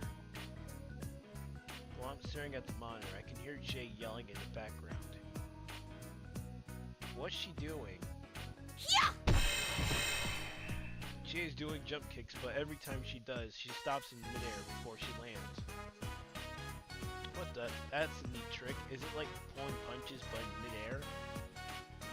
Whatever it is, she's pretty good at it. Notice that I'm staring at her and turns towards me. Uh-oh. There really is a wall. Oh, yeah, the wall. Try walking through the spot where Jay keeps getting stuck. Nothing. Jay looks surprised and tries to follow me, but... Wow, it looks like she really can't pass through. Is this what Ted was talking about? Only the victor can go on or something? Since when could he do fancy stuff like this? He said that nobody gets to leave until this tournament is over. Huh? So we don't have a choice but to go along with this. Well, guess I'll be going then. There were 4 of us who came in here, so at most I need to fight 2 more battles, right? Are you gonna fight Yukiko and Yukon then? Of course not. The only reason I fought you just now is because you attacked me first. If there has to be a winner and loser, I'll just forfeit as soon as the battle starts. If I find Teddy along the way, I'll deal with him too. Oh, good idea.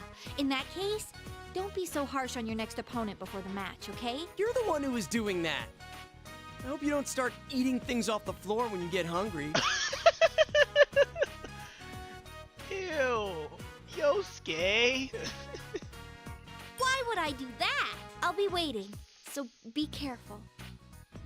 Jay's suddenly meekness surprises me. She sees my shock and turns away. She feels helpless. It's like the one time you and I left her behind while we went to TV. Yup. There was no guarantee that we'd make it back, but she still waited for us when we finally returned. She was so relieved. She started crying. Yeah. Something's happening here. Chie, I pinched her nose. you got a really small nose, you know that? Just get out of here already! She boots me in the ass.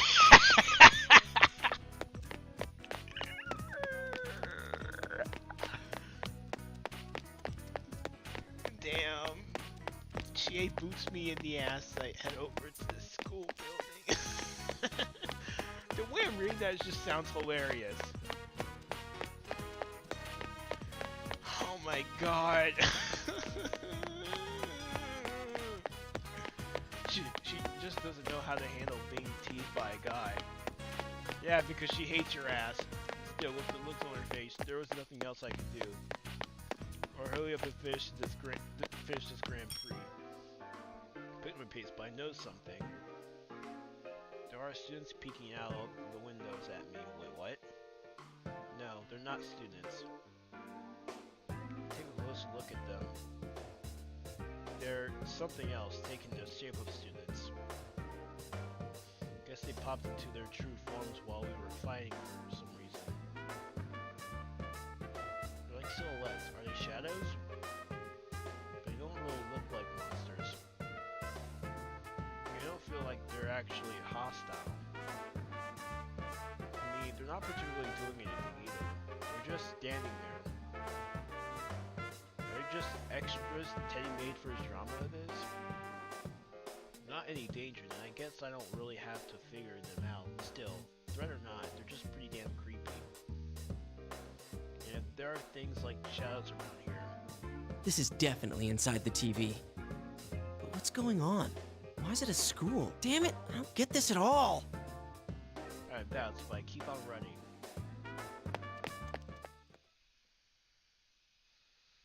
Well, that was weird. I took a look around the halls as I entered the building. Yep, there it is.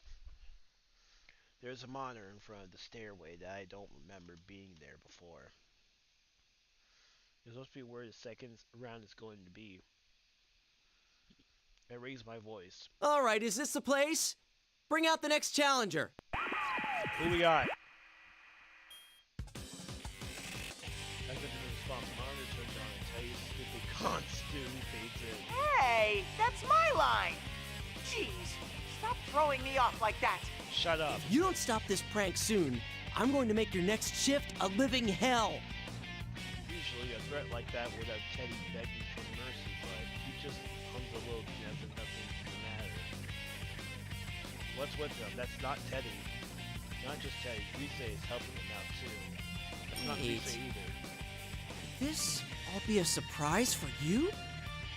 Sensei's coming back, so I thought of this cool surprise party. Sorry, but I forgot to tell you. Oh. Sounds like him.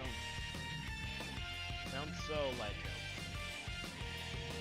After we solved the case last year, the team returned to a safe place, so I guess I could see that, but would Tell really make us fight? Bring out the next challenger! Yosuke said that. Come up with something new. Who we got? So our next opponent, the smoke starts whooshing out again. Our next opponent is... What's up to the TV? So I bet it would be you or Yukiko this time around. But if this is a surprise party for you, then it should be... Yukiko! Yosuke-kun! Alright! Hey Yukiko, I want to ask you something. Is this some kind of surprise party? You guys didn't tell me anything about... As I walk towards Yukiko, she suddenly holds up her fan. What's that stench? Stench, huh? I thought there was a wet dog here. Huh? Does she mean me? I took a couple of whiffs of my shirt, but I can't notice anything odd. Maybe all sweaty from that fight with Chie? Looks like it. Still, being told right to my face that I stink really hurts. Ouch! Compared to a wet dog. Sorry. So, Yukiko-san, Did you run into Teddy or Rise? They're calling this a Grand Prix and making us fight to see who the winner is. Apparently we can't leave until... You're talking too much. I have about as much interest in what you're saying as I do in plankton. Plankton? Plankton? What? You can't even see those without a microscope. Yukiko's acting strange. Even stranger than Chie. Well, not crazy strange. She acts more like Yukiko than ever, but she never come out and say something like that mean. Anyways, back to the topic at hand. Yukiko, this isn't a welcome back surprise for you, is it? No, it's a Grand Prix for you, Yosuke-kun. And given what a goddamn pain in the ass it's been so far, I can't wait till it's over. Damn. I wasn't expecting you to swear, Yukiko, but damn, that's actually the first time I actually heard you swear. Like, you didn't even swear during the freaking, you know, during the entire game in Persona 4 Golden, but now you're just swearing. Wow. I mean, yeah, she does tell someone to shut the hell up, but that's only one time. And that part wasn't even voiced. Goddamn pain in the ass, huh? That's something I wouldn't really expect you to say.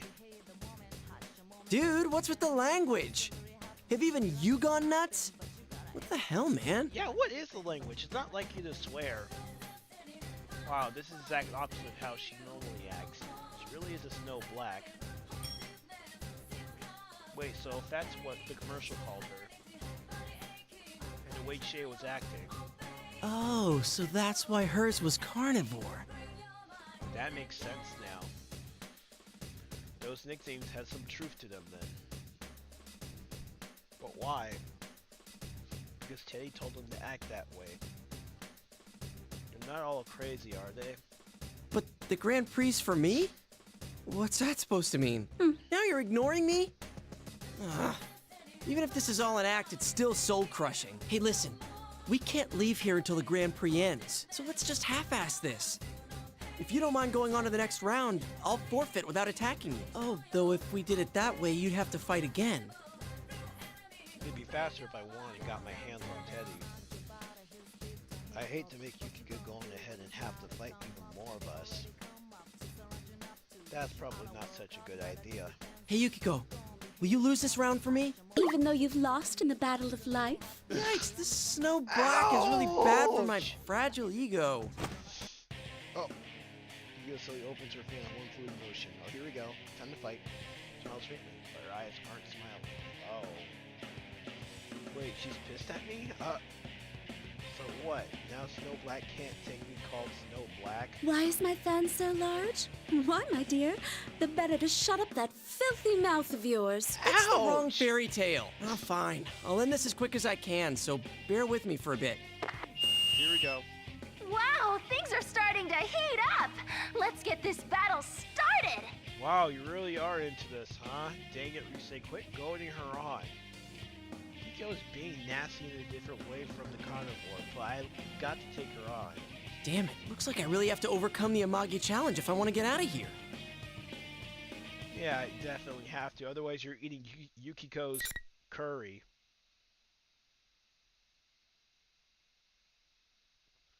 Or, as we like to call it, Mystery Food X.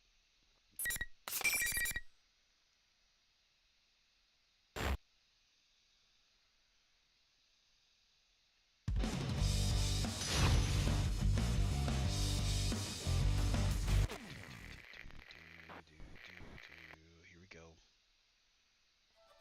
Final. Fight! Katafu! Time for some confusion! Blast off! It's still up! Here goes! Don't get it! Yeah! Just get this behind you! Down here! Slash! Down here! Just get it! Behind you! Katafu! Time for some confusion! Bingo! Blast off! Bingo! Go dive! Blow away! Here we go!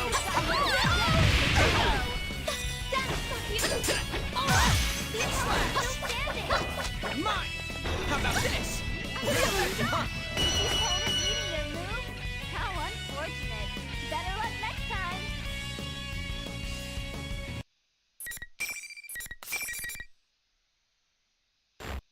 Nice. Alright.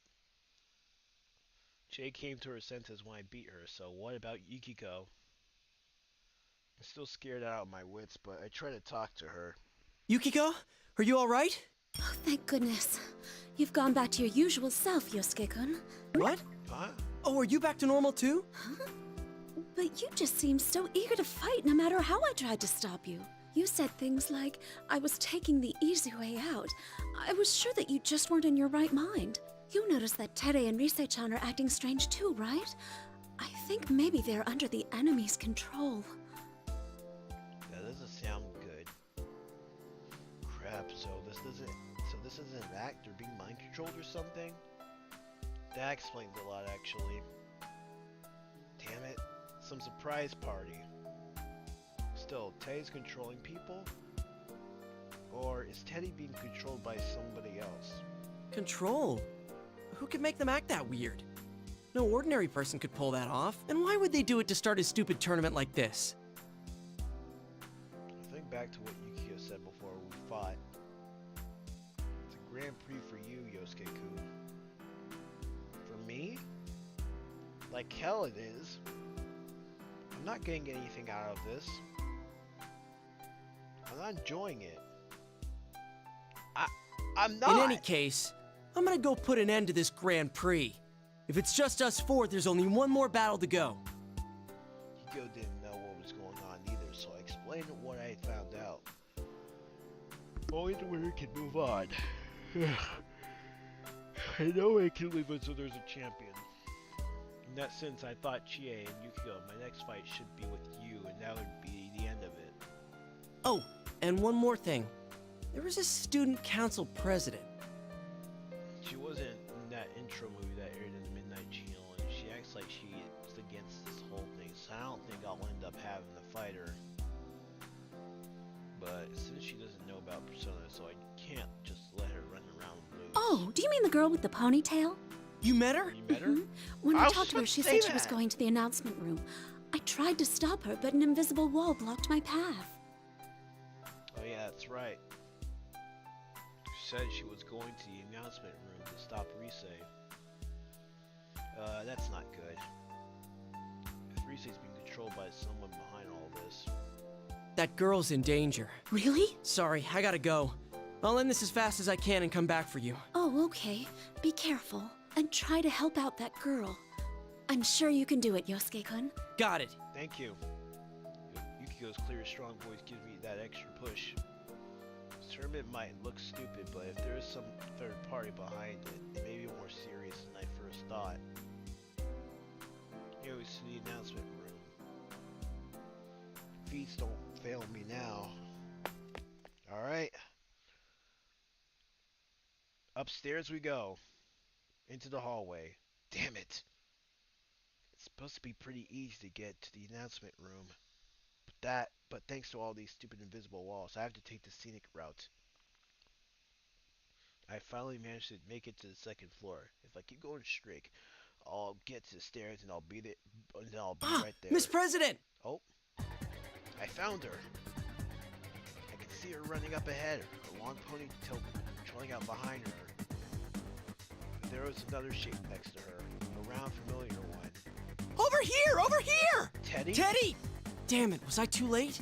I tried to catch up, but I ended up slamming into an invisible wall and yelling to the ground. Ow! That felt like my butt cracked. Come on! Ouch. Don't pull me like that! Miss President, are you okay? Let go of his hand!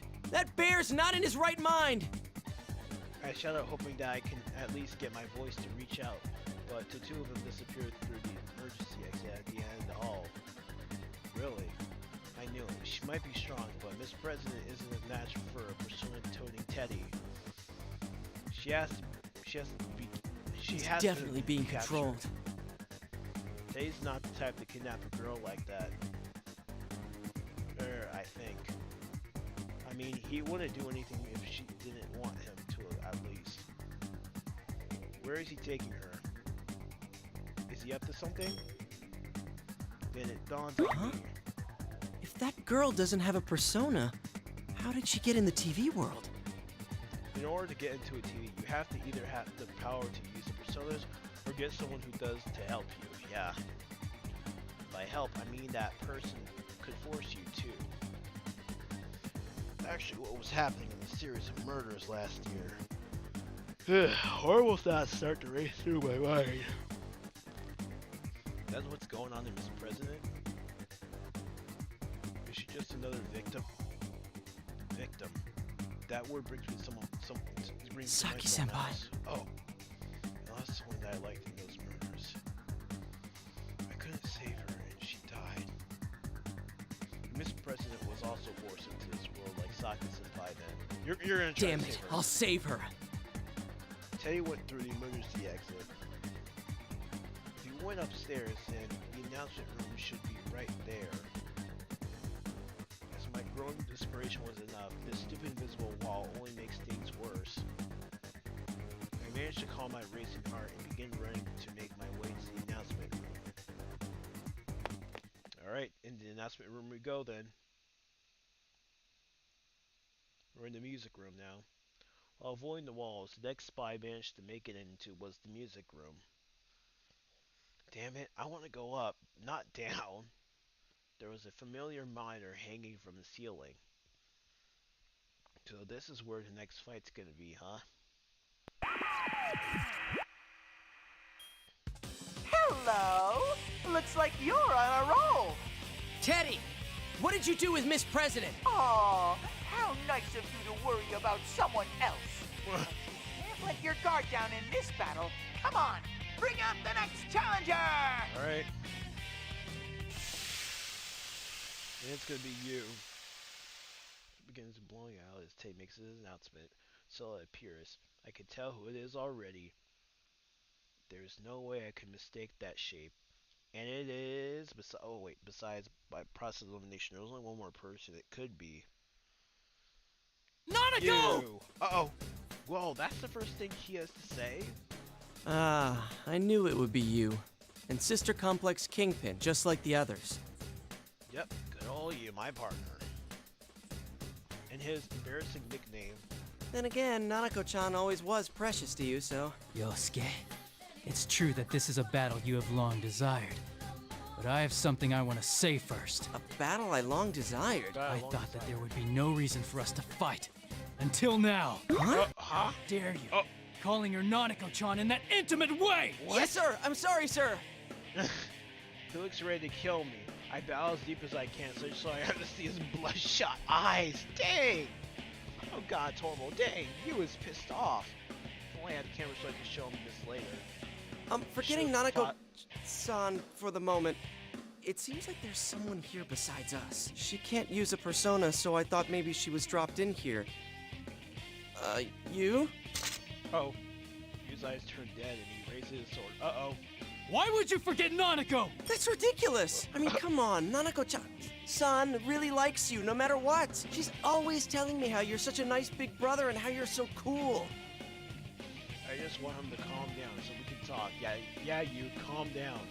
If I avoid talking about Nanako, I can steer this conversation in some other direction. Yosuke, enough! You always talk to Nanako? Why? Where? What do you mean by always? What was the precise date and time when you spoke to her? Crap, I was lying, I'm sorry! What? Oh my you were god! lying? Are you saying that Nanako doesn't like me? That she doesn't think I'm nice or cool at all? Why are you so hung up on that? For heaven's sake, I'm getting really sick of this crap!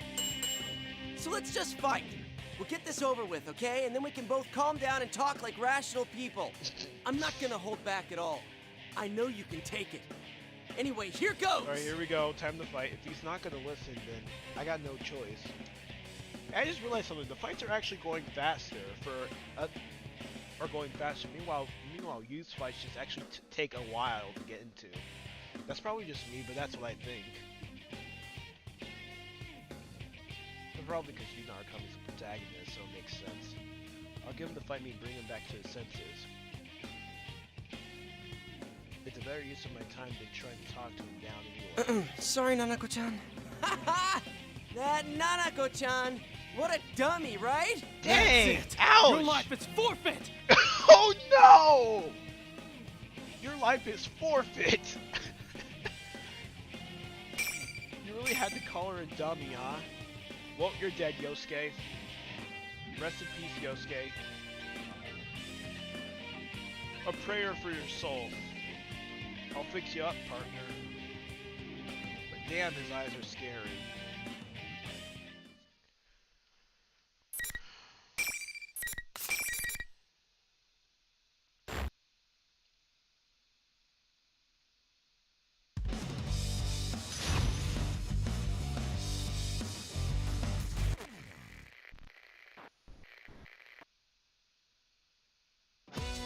Finally! Over here! Get some! Get some! Alright! Now, will they go for the kill? You see this? Blast off! Tadaboo! Tell you what, I'm confused! Alright! Get some! Can they turn this into a victory? Alright! Over here! Slash! Get some! Go! Alright. You see this? Get some!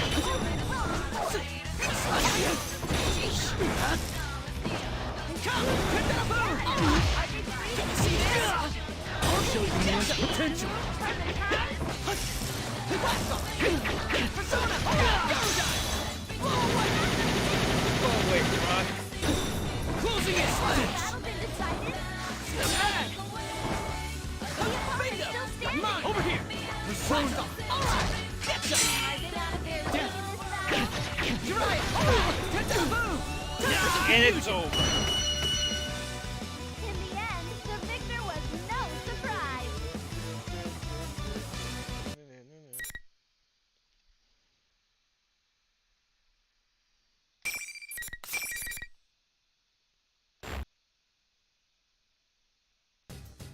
Battle is over. He looks up. His everyday composed face looks like he's back to his good old self. Yosuke, are you back to your usual self? That's my line, damn it! Oh, wait, that's right. Did I seem strange to you?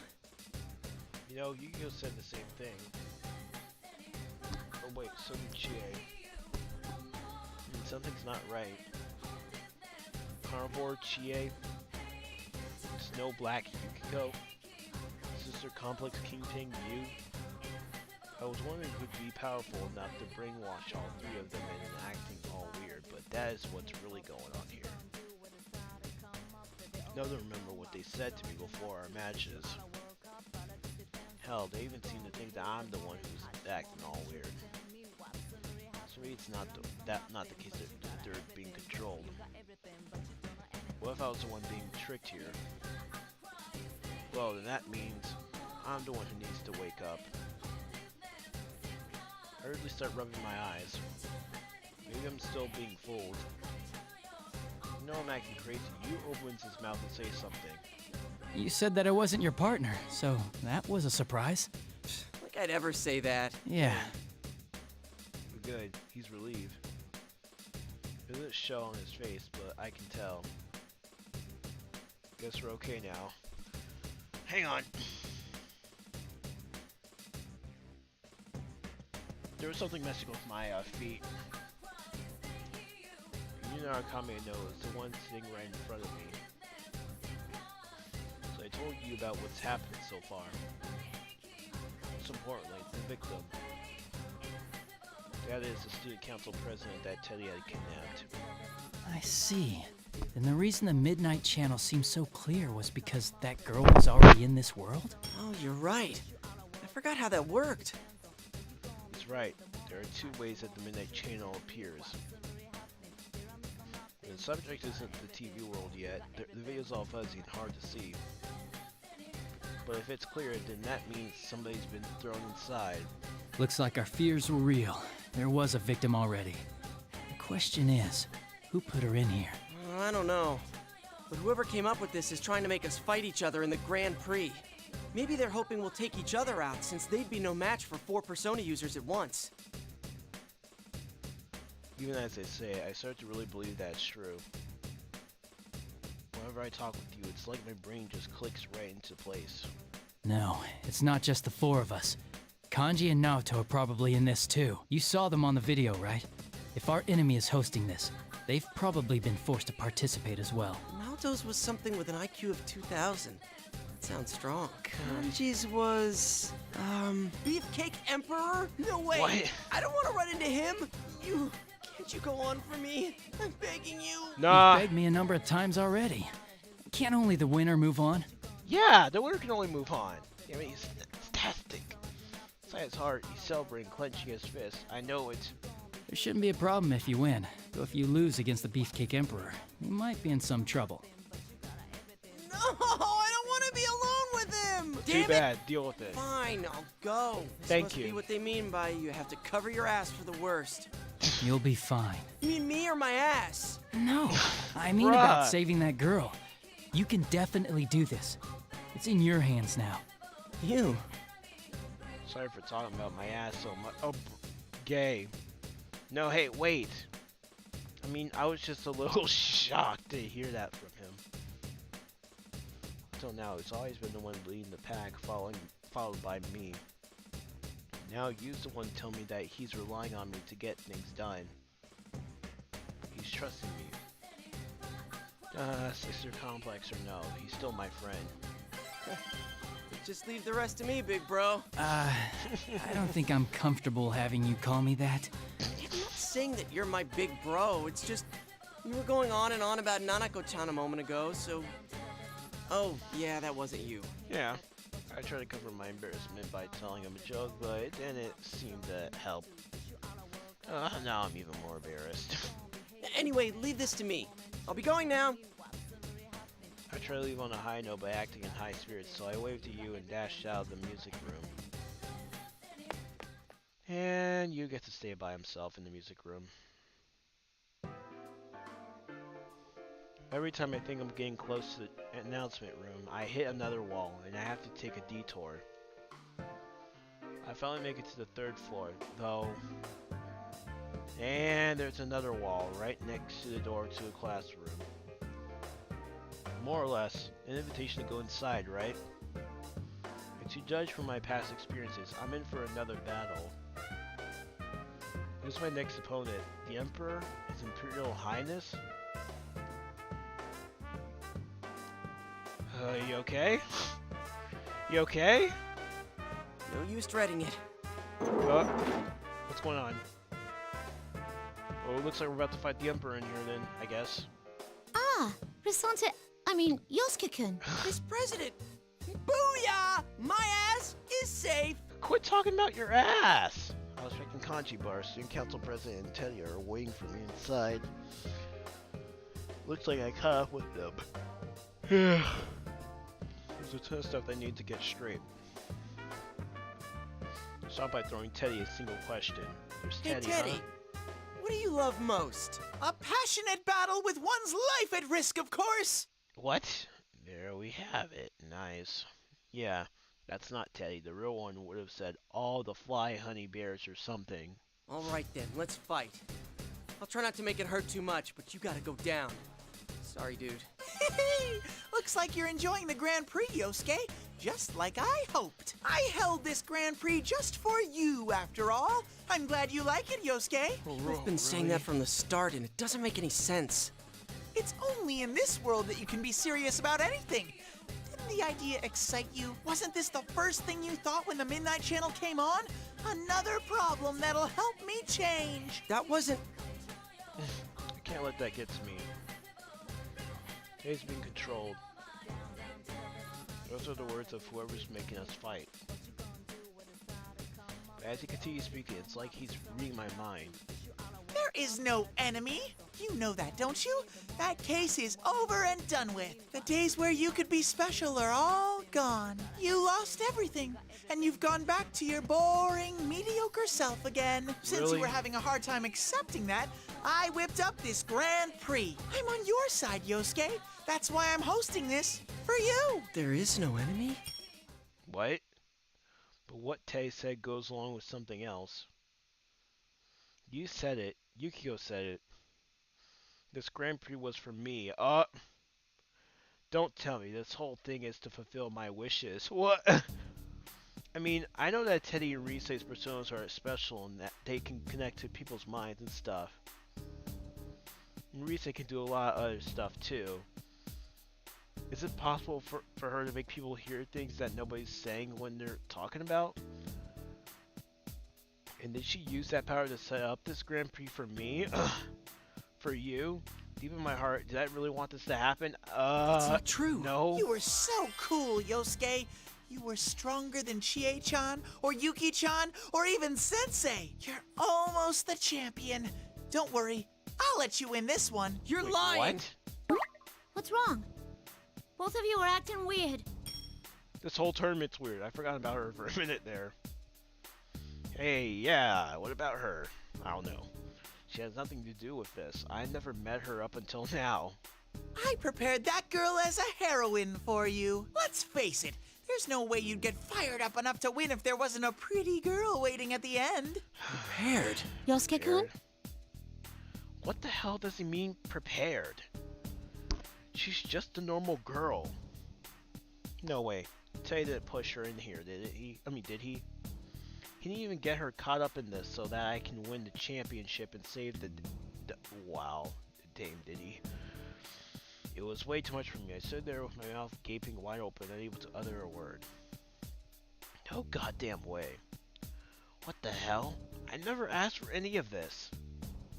How could I want any of this to happen? That preview on the Midnight Channel was pretty good, huh?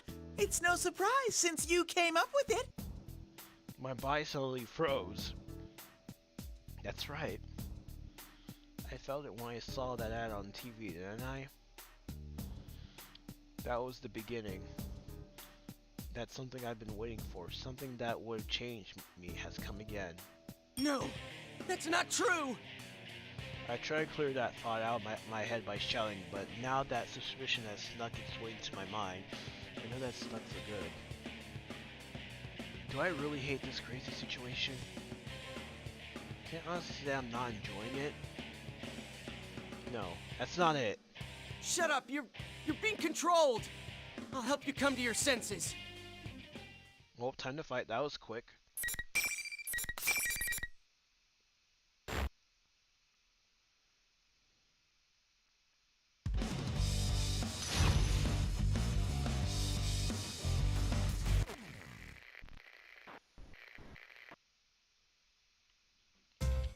Finally. Here we go. Fight! Oh, the crap is getting started! Oh, the crap! Taboo! There's some confusion! Here I come! Get some more! What'll come out? Blast 'em! Slash! Behind you! Get some more! What'll come out? Pass that big burr! Behind you! Danger! Negative penalty! Really? Behind you! I really get a negative penalty for playing defensive. There's some confusion! Behind you! Yes, I played with Toro. I just forgot about that. Blast 'em! Behind So you! you really gotta go in there and fight. I guess defensive is up in this game, huh? I'm not sure y'all heard what I said Behind there. you! Bear pass is getting started. What'll come out? Go get it! Yes, bruh. I win.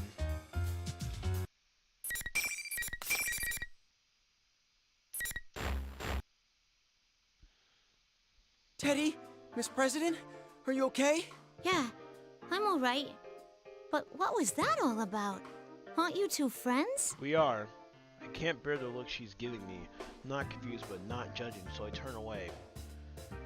Did I really want to beat up my friends? I don't want to believe it. First, I need to ask Teddy here what his real intentions are. Whoever may have secretly wanted, that's no reason to push an innocent girl into the TV world. Heck, did Teddy really do that? Bite my lip and wake Teddy up. Ow! That was so mean, Yosuke. Sorry, Teddy. Let's go back. This Grand Prix's over. Huh? It's over? It ended while everyone was making fun of me? Wait, what? Fun of you? Making fun of you? What? You were the host. You had on these weird clothes. That wasn't the real me! Yosuke, even you thought that was me? We sleep in the same futon every night, yet you couldn't tell a beast like that apart from me! Wow. Sleep in the same futon? Wait, does that mean it's someone else doing this? Looks like I it. wasn't too sure of him either when I first came across him. I mean, what are the odds there'd be two with someone that crazy looking? I keep telling you, can't you tell just by looking at me? I'm much more adorable than that jerk. Check out the fur. I don't want to break it to him, but I honestly can't tell the difference. You should say that to him. Wait, back up, huh? The Teddy on the monitor is a fake? Yeah, it's a fake. I calm Teddy down and get him to explain things to me. It seems that the general is some kind of copy of him, and the TV world was already like this when he got here. What the hell? There's no enemy my ass. Oh yes there is. Anyways, the reason he's with Miss President isn't because he captured her. It's because she thought he was the bad guy and was chasing after him. When she caught up with him, Teddy had begun thinking of himself as her knight in shining armor. She was going with her to the announcement room. But it confused me. I've been doing my best to get myself unframed. You should have seen what a manly knight I was when I defeated Kanji along the way. So Kanji's out of the bracket?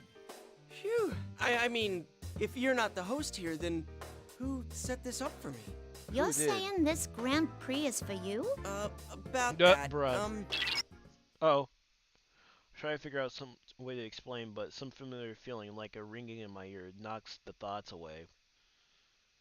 I mean, not in my ears, it's in my head, but it's not a sound.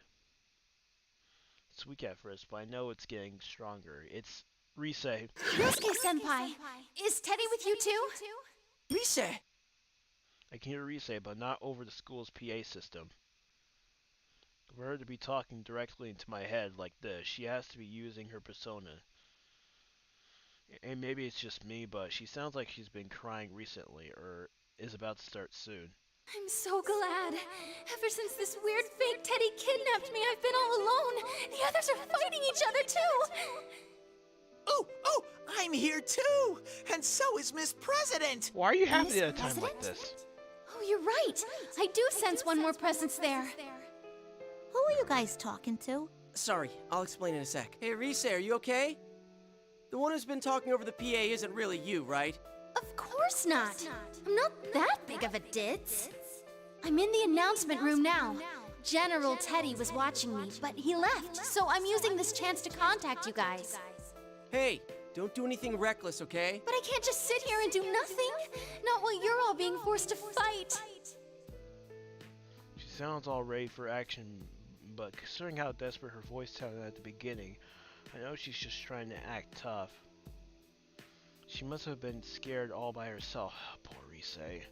I wish I could give her a hug right now. Well, unlike us, she didn't know if there was ever going to be anyone else coming to help her. I'll awkwardly recap what I know for her. This Grand Prix might be related to me. Actually, it might all be my fault. Huh? What? What? What the? I don't know really who or what that fake Teddy is. But if it's doing this for me, a lot of things start to make sense.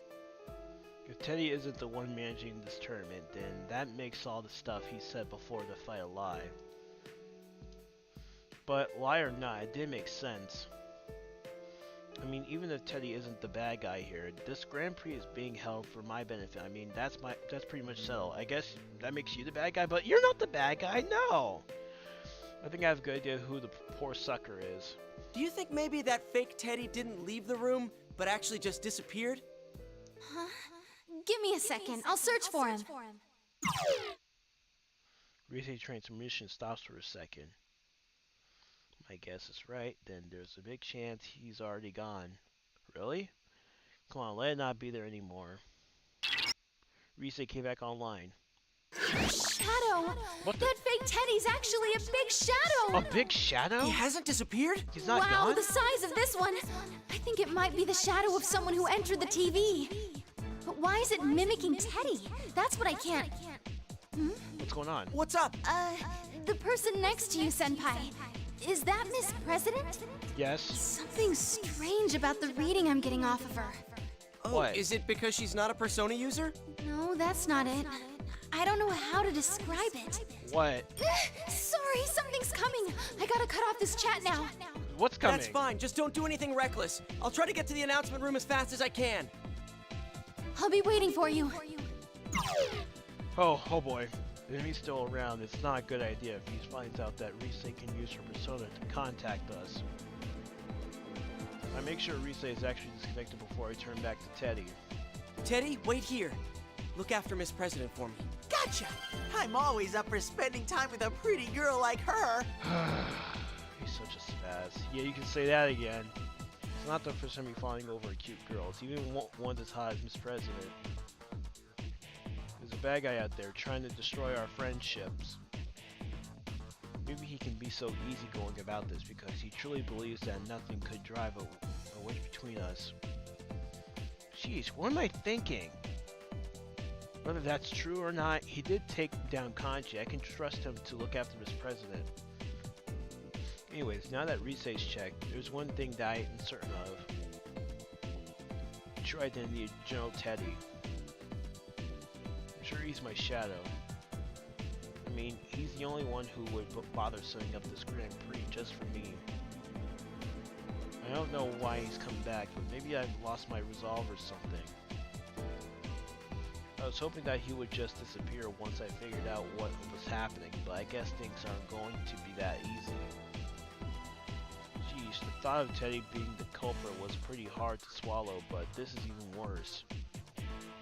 I mean, this is completely my fault. Looks like I'm just gonna have to go pay my shadow another visit. Oh boy. But just as I make up my mind and try to leave the classroom, Miss President blocks my path. Wait, what's going on? I demand an explanation. There's no time for that. Sorry, but you can ask Teddy about it. I heard you say just a moment ago that this Grand Prix is for you. In which case, I gotta ask you, as Student Council President, if you're going to the announcement room, you gotta let me come too. You can explain things to me once we're there. You can't come with me. It's too dangerous. I'm just gonna lay it on the line for you here. That power you saw when we fought is called a persona. And this is no normal tournament. I'll be fine. I'm plenty strong, Are you sure about, But are you you sure can't about use that? a persona. And this isn't a normal school either. Ugh, how can I explain this? I'm the one that said I'm going to the announcement room first. Don't be a copycat. Huh? What? That's not your problem, miss. I'm all ready to give her a verbal smackdown, but the look on her face is so serious that I have to pause. She eventually begins to speak with embarrassment. What she said over the PA bothered me. All that about how I'd get in the way as Student Council President. I gotta have a talk with her about this. Does she mean the PA we heard when I first met her? You aren't worth anyone's effort. You just get in the way and cause trouble for the people around you. Don't let it get to you. It was just a stunt to make the Grand Prix exciting. Wait, huh? If this Grand Prix is all for me and she just got caught in it, what's the point of belittling her like that? Of course it bothers me. I like this school. She whimpers slightly. Dude, she's like a different person from the confident girl I met before. Ugh, fine, I guess I can't be helped. I am to blame for all this happening to her, but I can't just admit it like that, so I smile jokingly and hold out my hand. Then how about going on a date with me? What? A Really? romantic getaway in the announcement room. A romantic getaway in the announcement room. You're going on a date. Excellent. Yosuke-kun. Alright, you're on. Well, even she's only going alone with the joke. I asked her out, and she said yes. Awesome. Well, that was beautiful. Wait! What about me? I want to go on a date too. You can't leave me out. Sorry, Teddy. Two's great, but three's a crowd. We're not having three people here. And plus, you lost, so you get to stay in here. Oh, sorry. You lost, so you can't leave. Don't worry, though. We'll be back soon. Bye-bye, Teddy. Bye. The date slipped through my claws. Miss President, Yosuke is a nice, dependable guy. Not as much as me, though. Aw, thanks for looking after me this far. I'm glad to find out you're not the culprit. See ya. Be a good bear, okay? Bye, Teddy. Miss President and I leave the classroom together. Teddy desperately tries to follow, but the invisible wall stops him cold. He keeps charging at the wall, but every time he does, he just bounces off like a tennis ball being tossed against the glass window. Dang, he's actually stuck. When he finally gets up, he's waving his stubby little arms to cheer us on. Yosuke, you better not lose. You gotta protect Miss President, and don't try anything funny with her. Shut up! I'm not you. That Teddy, well, that's just how he is. Yep, we already know about that. And I kind of want to smack him, but I'm smiling all the same. You should go back in there and smack him then.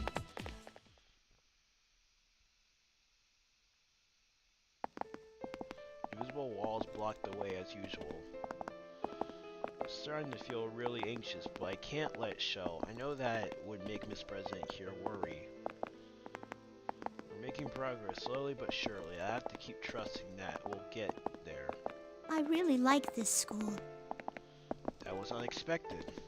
Well, I'm not surprised, since you ran for student council president. Good job winning that, by the way. Yeah. Yeah, what's your name? My name? I mean, I can't call you Miss President forever, right?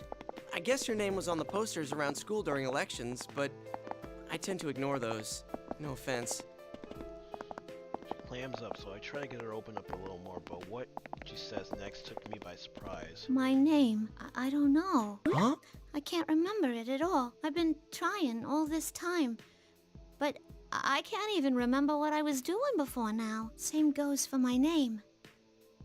I completely forgot that I must have a real name too. Until you asked me about it. That ain't normal, is it? I wonder why that's happening to me. It's probably because you've been in here for a long time. You've seen a bunch of other weird things in here, right? Well, now that I think about it, the victims who were dropped into this world have scrambled memories with bits and chunks missing. So it's definitely possible that she can't remember her name. Oh. You mean like those persona and shadow things? What are those? Seems really upset about this. I bet that's only putting more pressure on her. She's seen a lot. Maybe an explanation would help her calm down a little? Decide to answer every question she has, one at a time. Well, a shadow is another side of you. It's what you're not conscious of, or more like the feelings you didn't want to admit you had. Everyone has a side like that. An ugly part of themselves. And most people hate to admit it exists. But if you accept it, it becomes a persona. A power that can protect you. So you have to accept yourself. I went through like that once. Yeah. But it seems like my shadow's back. Well, I'll just have to accept it again. I'm sure hope that's all I have to do. Of course, I can't say that part out loud. Yeah, it's true. Talked like I was confident, but in reality, I'm really nervous. How can we so smile and worried? It's crazy, right? Look at her to try to gauge how she's feeling. It sounds rough. You think since I can't remember anything, the same's happening to me? Don't worry, I'm sure you're just in a little bit of shock right now. Oh, great. Now I've got her all nervous too. Trying to cheer her up. I try to play. You remember that you're the student council president, right? I'm sure you just need a little help to remember everything else. You think so? You've been a real big help, Yosuke-kun. Huh? Me? Did I do something? Mm-hmm. You sure have. Funny smile. It's only a little one, but it's there. Huh? Is this really the first time I've seen her smile? Oh, you're looking at you're blushing. Hot damn, she really is cute. Yeah, you can say that again. Start to get embarrassed about having faked asking her out on a date, and my feet speed up. Crap, now I'm literally running away from her. Talk about chicken-hearted.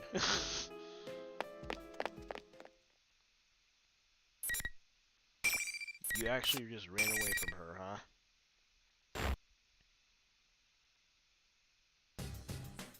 Finally, and I do mean finally, we stand in front of the announcement room. This president and I exchange for a glance. Then I summon all my courage and throw the door open.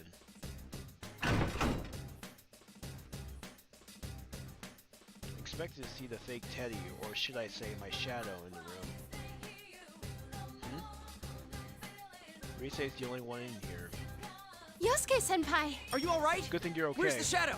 You mean the fake Teddy? He hasn't come back at all. I sense this weird presence, but I don't know what it is. Risei looks around nervously.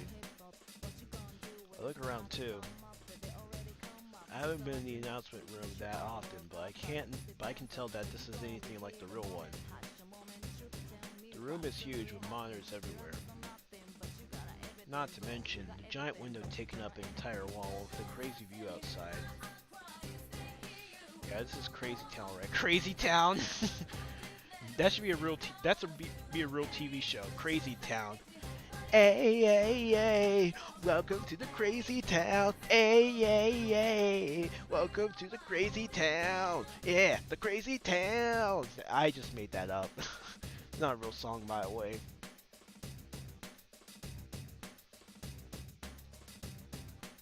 Uh-oh. What are you freaking out about? This is your chance to save a pretty girl and become a hero, right, Yosuke? Okay, Shadow Yosuke. That's Yosuke-kun's voice. You gotta accept your shadow, Yosuke. I slowly turned the voice direction.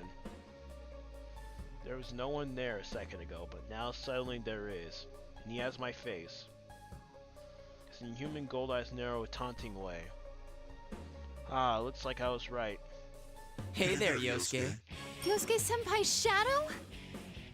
Man, this isn't getting any easier. But at least I can confront him without freaking out like I did last year. Yeah. How?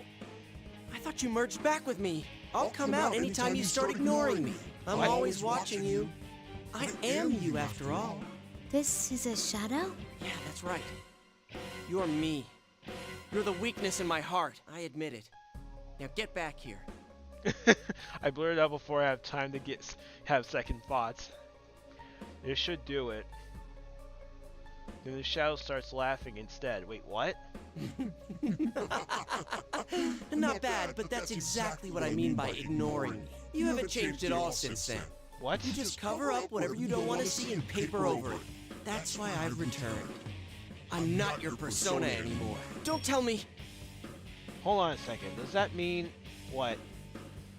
Forget logic. It's fast just to try it. Try what? Jiraiya! My nervous voice fills the announcement room, and that's it. My persona, Jiraiya, doesn't appear. Oh no! Instead, the shadow begins laughing even harder. No way. So you really are? Okay, Yosuke, you got no choice but to accept it. No matter what your shadow says, you gotta accept it. No matter what he says. To be honest, I was still doubtful. I hoped that he wasn't my shadow. I mean, of course I didn't want to be believed I was the cause of this Grand Prix mess, let alone admit that I was actually enjoying it. My shadow's right. All I was doing was ignoring the problem. My fists clench, my knees lock, my entire body shakes. Is this because I was weak? Is that why everyone got dragged into it? Yep. Because I wanted a crisis to solve again. Because the case ended and I was bored? You got it.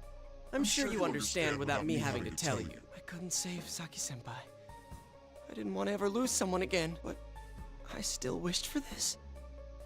I was proud that Inaba was peaceful, and I thought that I could finally be proud of putting Saki-senpai's death behind me. And yet, was I really faking all of that? In the end, am I just a loser who just puts his own boredom over the death of a loved one? Senpai. I can hear the quivering in Risei's voice. No. This isn't true. Don't look at me. This isn't me. No, no. It was all your desire. Trust me, I know. I am you after all. I could feel myself ready to fall to my knees. I can't use my persona anymore. I thought I had changed. But now, I literally lost everything. I have to accept it. My mind knew what to do, but my heart still raged against it. Even before, I knew what I was saying. The words were flying from my mouth. You're not. No! Senpai, look at me. I lift my eyes to look at Rise.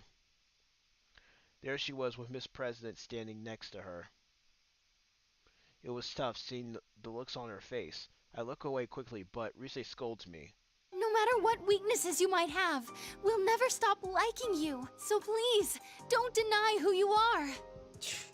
Why'd you have to get in the way? Here, I finally got in touch with the others. Listen to them. Rise closes her eyes and folds her hands as if in prayer. I see elegant shipper persona appear behind her. All that instant, voices pour into my head. These are... You moron! What are you saying? Who do you think we are? Yosuke-kun, we heard everything, but there's nothing for you to be afraid of. I don't really get what's going on, but if it's gonna keep showing up, you just gotta beat the crap out of it every time. We're all with you, Yosuke. You can rely on me too, you know. Anyone can fall prey to the same troubles and insecurities. It's not just you, Senpai. It's true for all of us. Everyone. My vision suddenly clears. I haven't realized that I wasn't squeezing my eyes shut. Huh? Naoto? How come you're here? That's well... What? Who cares why? There's more important stuff at stake here. We'll find out later. And after Che, the clearest voice of all. You won the battle against yourself back then, but you can't do it this time? Yosuke, believe in us.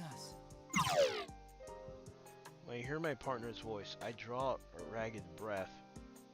I catch myself and inhale deeply, not noticing until now just how much I had tensed up in the last few moments. Rise, the bringer of these these voices, turns to me. From the smile of her face, I know that she expects me to feel better now. And even though she had to be scared right now, she cares enough to smile for me when I'm feeling down. That's right. I finally realized the simplest truth. The biggest difference between the person I was last year and the person I am now. Now I have friends that accept me even when I doubt myself. How could I not believe in myself? How can I be too weak to stand up? They're all believing in me. I'm not alone, not anymore. I'm such an idiot, aren't I? A grade A moron. I raise my head and look straight at my shadow. Any trace of the fear I had is completely gone. I thought I overcame my weakness and I was done with it for good. Dude, how naive was that, right? What? I'm weak. I'll probably always be weak, but that doesn't mean I need to run away. I'll keep fighting my weakness. And I'll do it as many times as it takes, even if that never stops. My heart is calm. I was conflicted just a moment ago, but now everything has been made clear. You believe in me. Knowing that, I feel that her faith in me pushing me forward. I feel the power surging in me. The force filling my spirit caused me to shout out, "Come, Persona!" There we go. Alright, well it looks like we gotta go fight her shadow then. Remember episode 8 it got weirder, like Shadow Reset? Oh no, you really have to bring that back up, did you?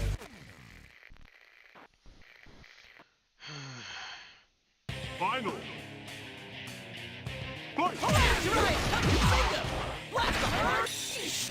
That's not even a shadow! Oh wait, it is actually.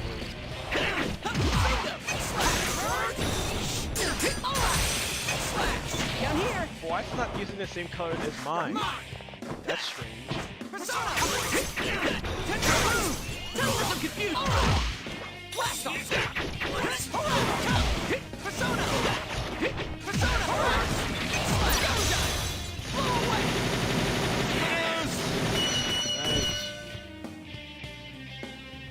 Wait, I thought. Wait a minute. I thought the shadow characters don't exist in the vanilla version of Persona for Arena. Wow.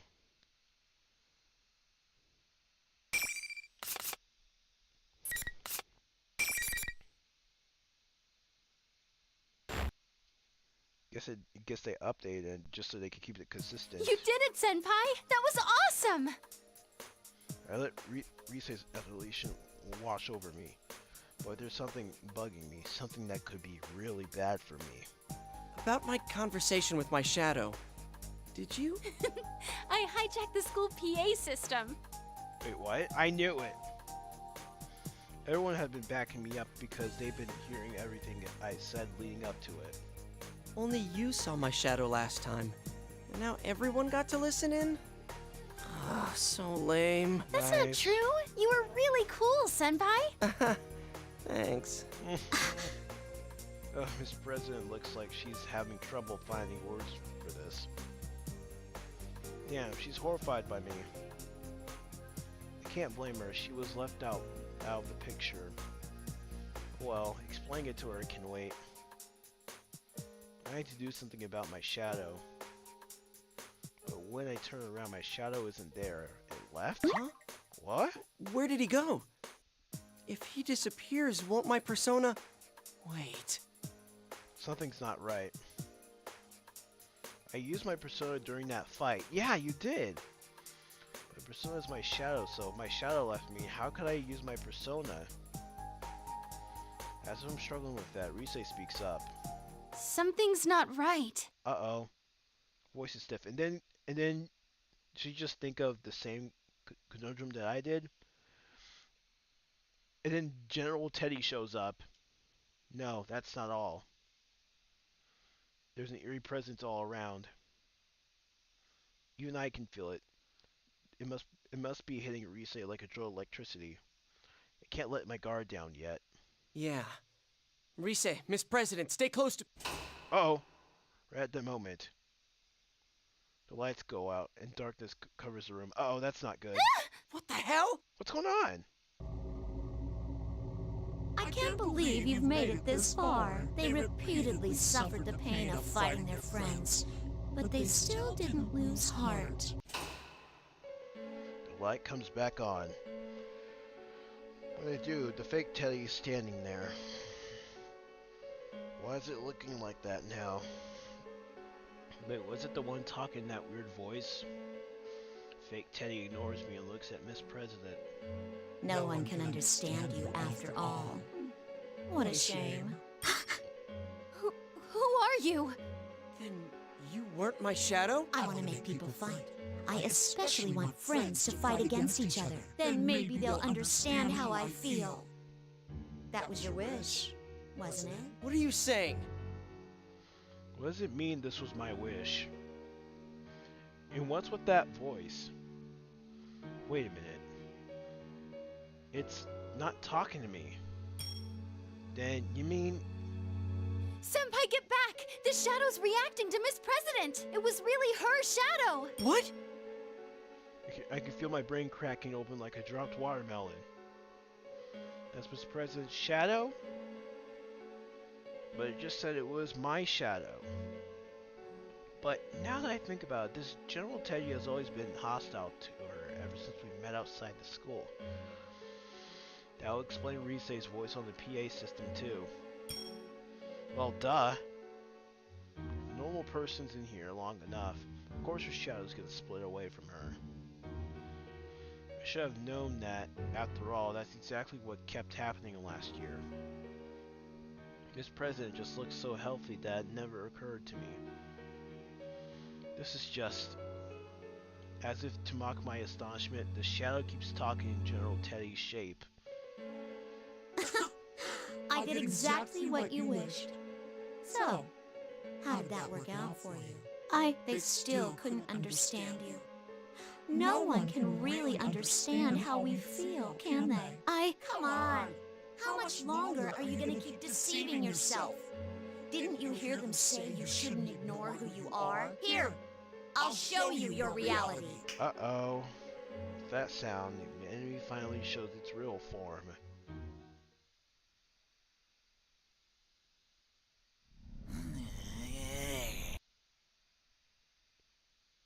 I am a shadow. The true self. That's my face.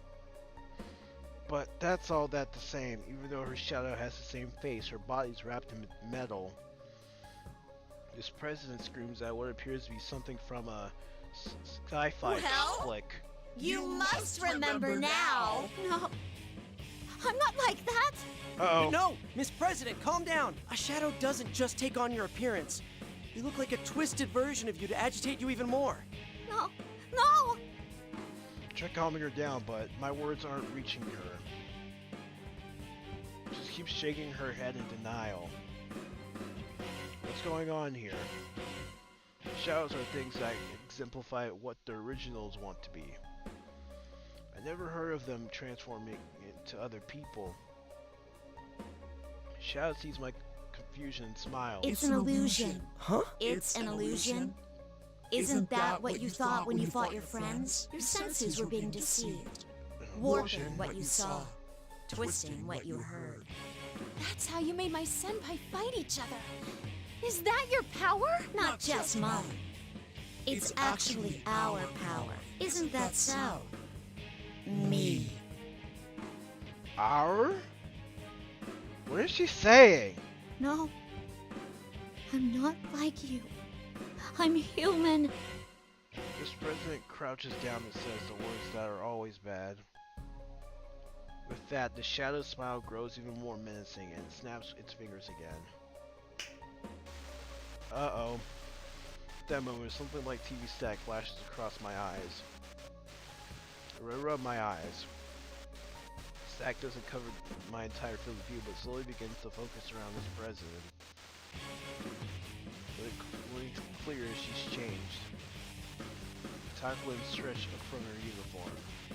Something metallic, like wings, unfurl from her back. No doubt, she's the same as the shadow standing in front of us. She cries out and tries to cover her ears. And when she does, the sound of metal grinding against the metal accompanies her movements. I see myself reflected in the shiny metal of her fingers. A robot? Yes, a robot. So that means the shadow isn't some fancy version. That's her true self. So Miss President was the one trying to look like a human? No! I'm human! You still believe that about yourself? No human can do that.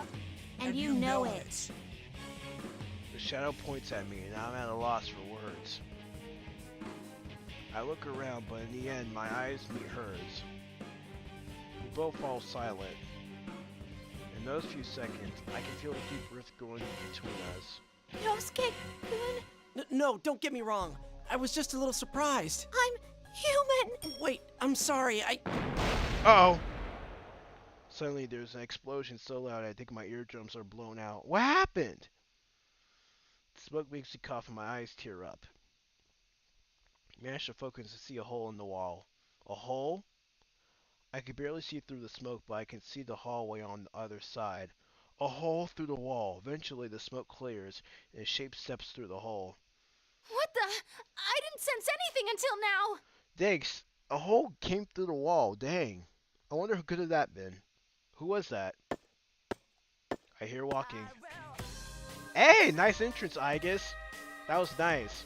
Long hair, blue crystal-like eyes. Hang on. This is wallpaper worthy. Hang on. How do I hide it? Oh, yeah. This is wallpaper worthy, ladies and gentlemen. But there are metallic sounds as she just walks. So this is where you were. Another robot girl?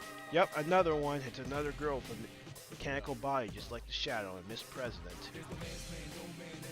She looks at the trembling president and calls out. You must remember, that is the only way the future will open up to you. You must accept it, no matter how painful it may be. Your true name is 5th generation anti-shadow suppression weapon, Labris. Yep, Labris. Labris weapon? What? What is going on here? A bunch of stuff is going on here, and guess what? To be continued. And it's 5, so we're going to go ahead and stop here for today, ladies and gentlemen. Unlock the new story. Naoto Shirogane, Mitsuru Kurijo, Akihiko Sanada, and Aegis. Alright. And I got everyone's story.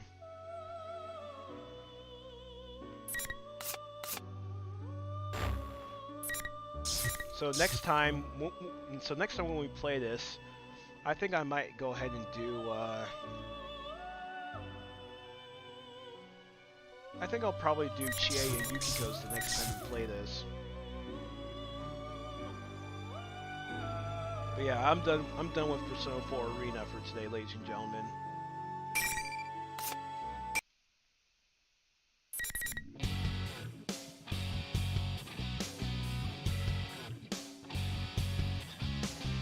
That's enough. Well, the stories are pretty interesting, and plus the characters have different perspectives depending on like who you play as. So which path is canon though? That's the thing. And of course, it made me laugh so hard because your reaction. It was too damn weird. That's the problem. Hopefully, we won't have to go through that crap again. I mean, we probably will, but I'm just hoping we don't have to go through that crap again. But yeah, I'm done for today. I'll stream this game again next time. Pretty interesting. A crossover between Persona 3 and Persona 4, huh? Yeah, I wonder if we're gonna get anything like that for like, Persona 5. I mean, I already know we got Persona Q2, but I just don't care about that game because that game doesn't have an English dub, unfortunately. It's actually the first Persona game that actually doesn't even have an English dub. So yeah, I'm done for today. Let me check the battery of my headset. Okay, it's still green right now, so I think I'm good. Alright, I'm done streaming for today, ladies and gentlemen. Thank you all for watching, and I'm going to go to sleep. Catch y'all next time, ladies and gentlemen. Bye, everyone.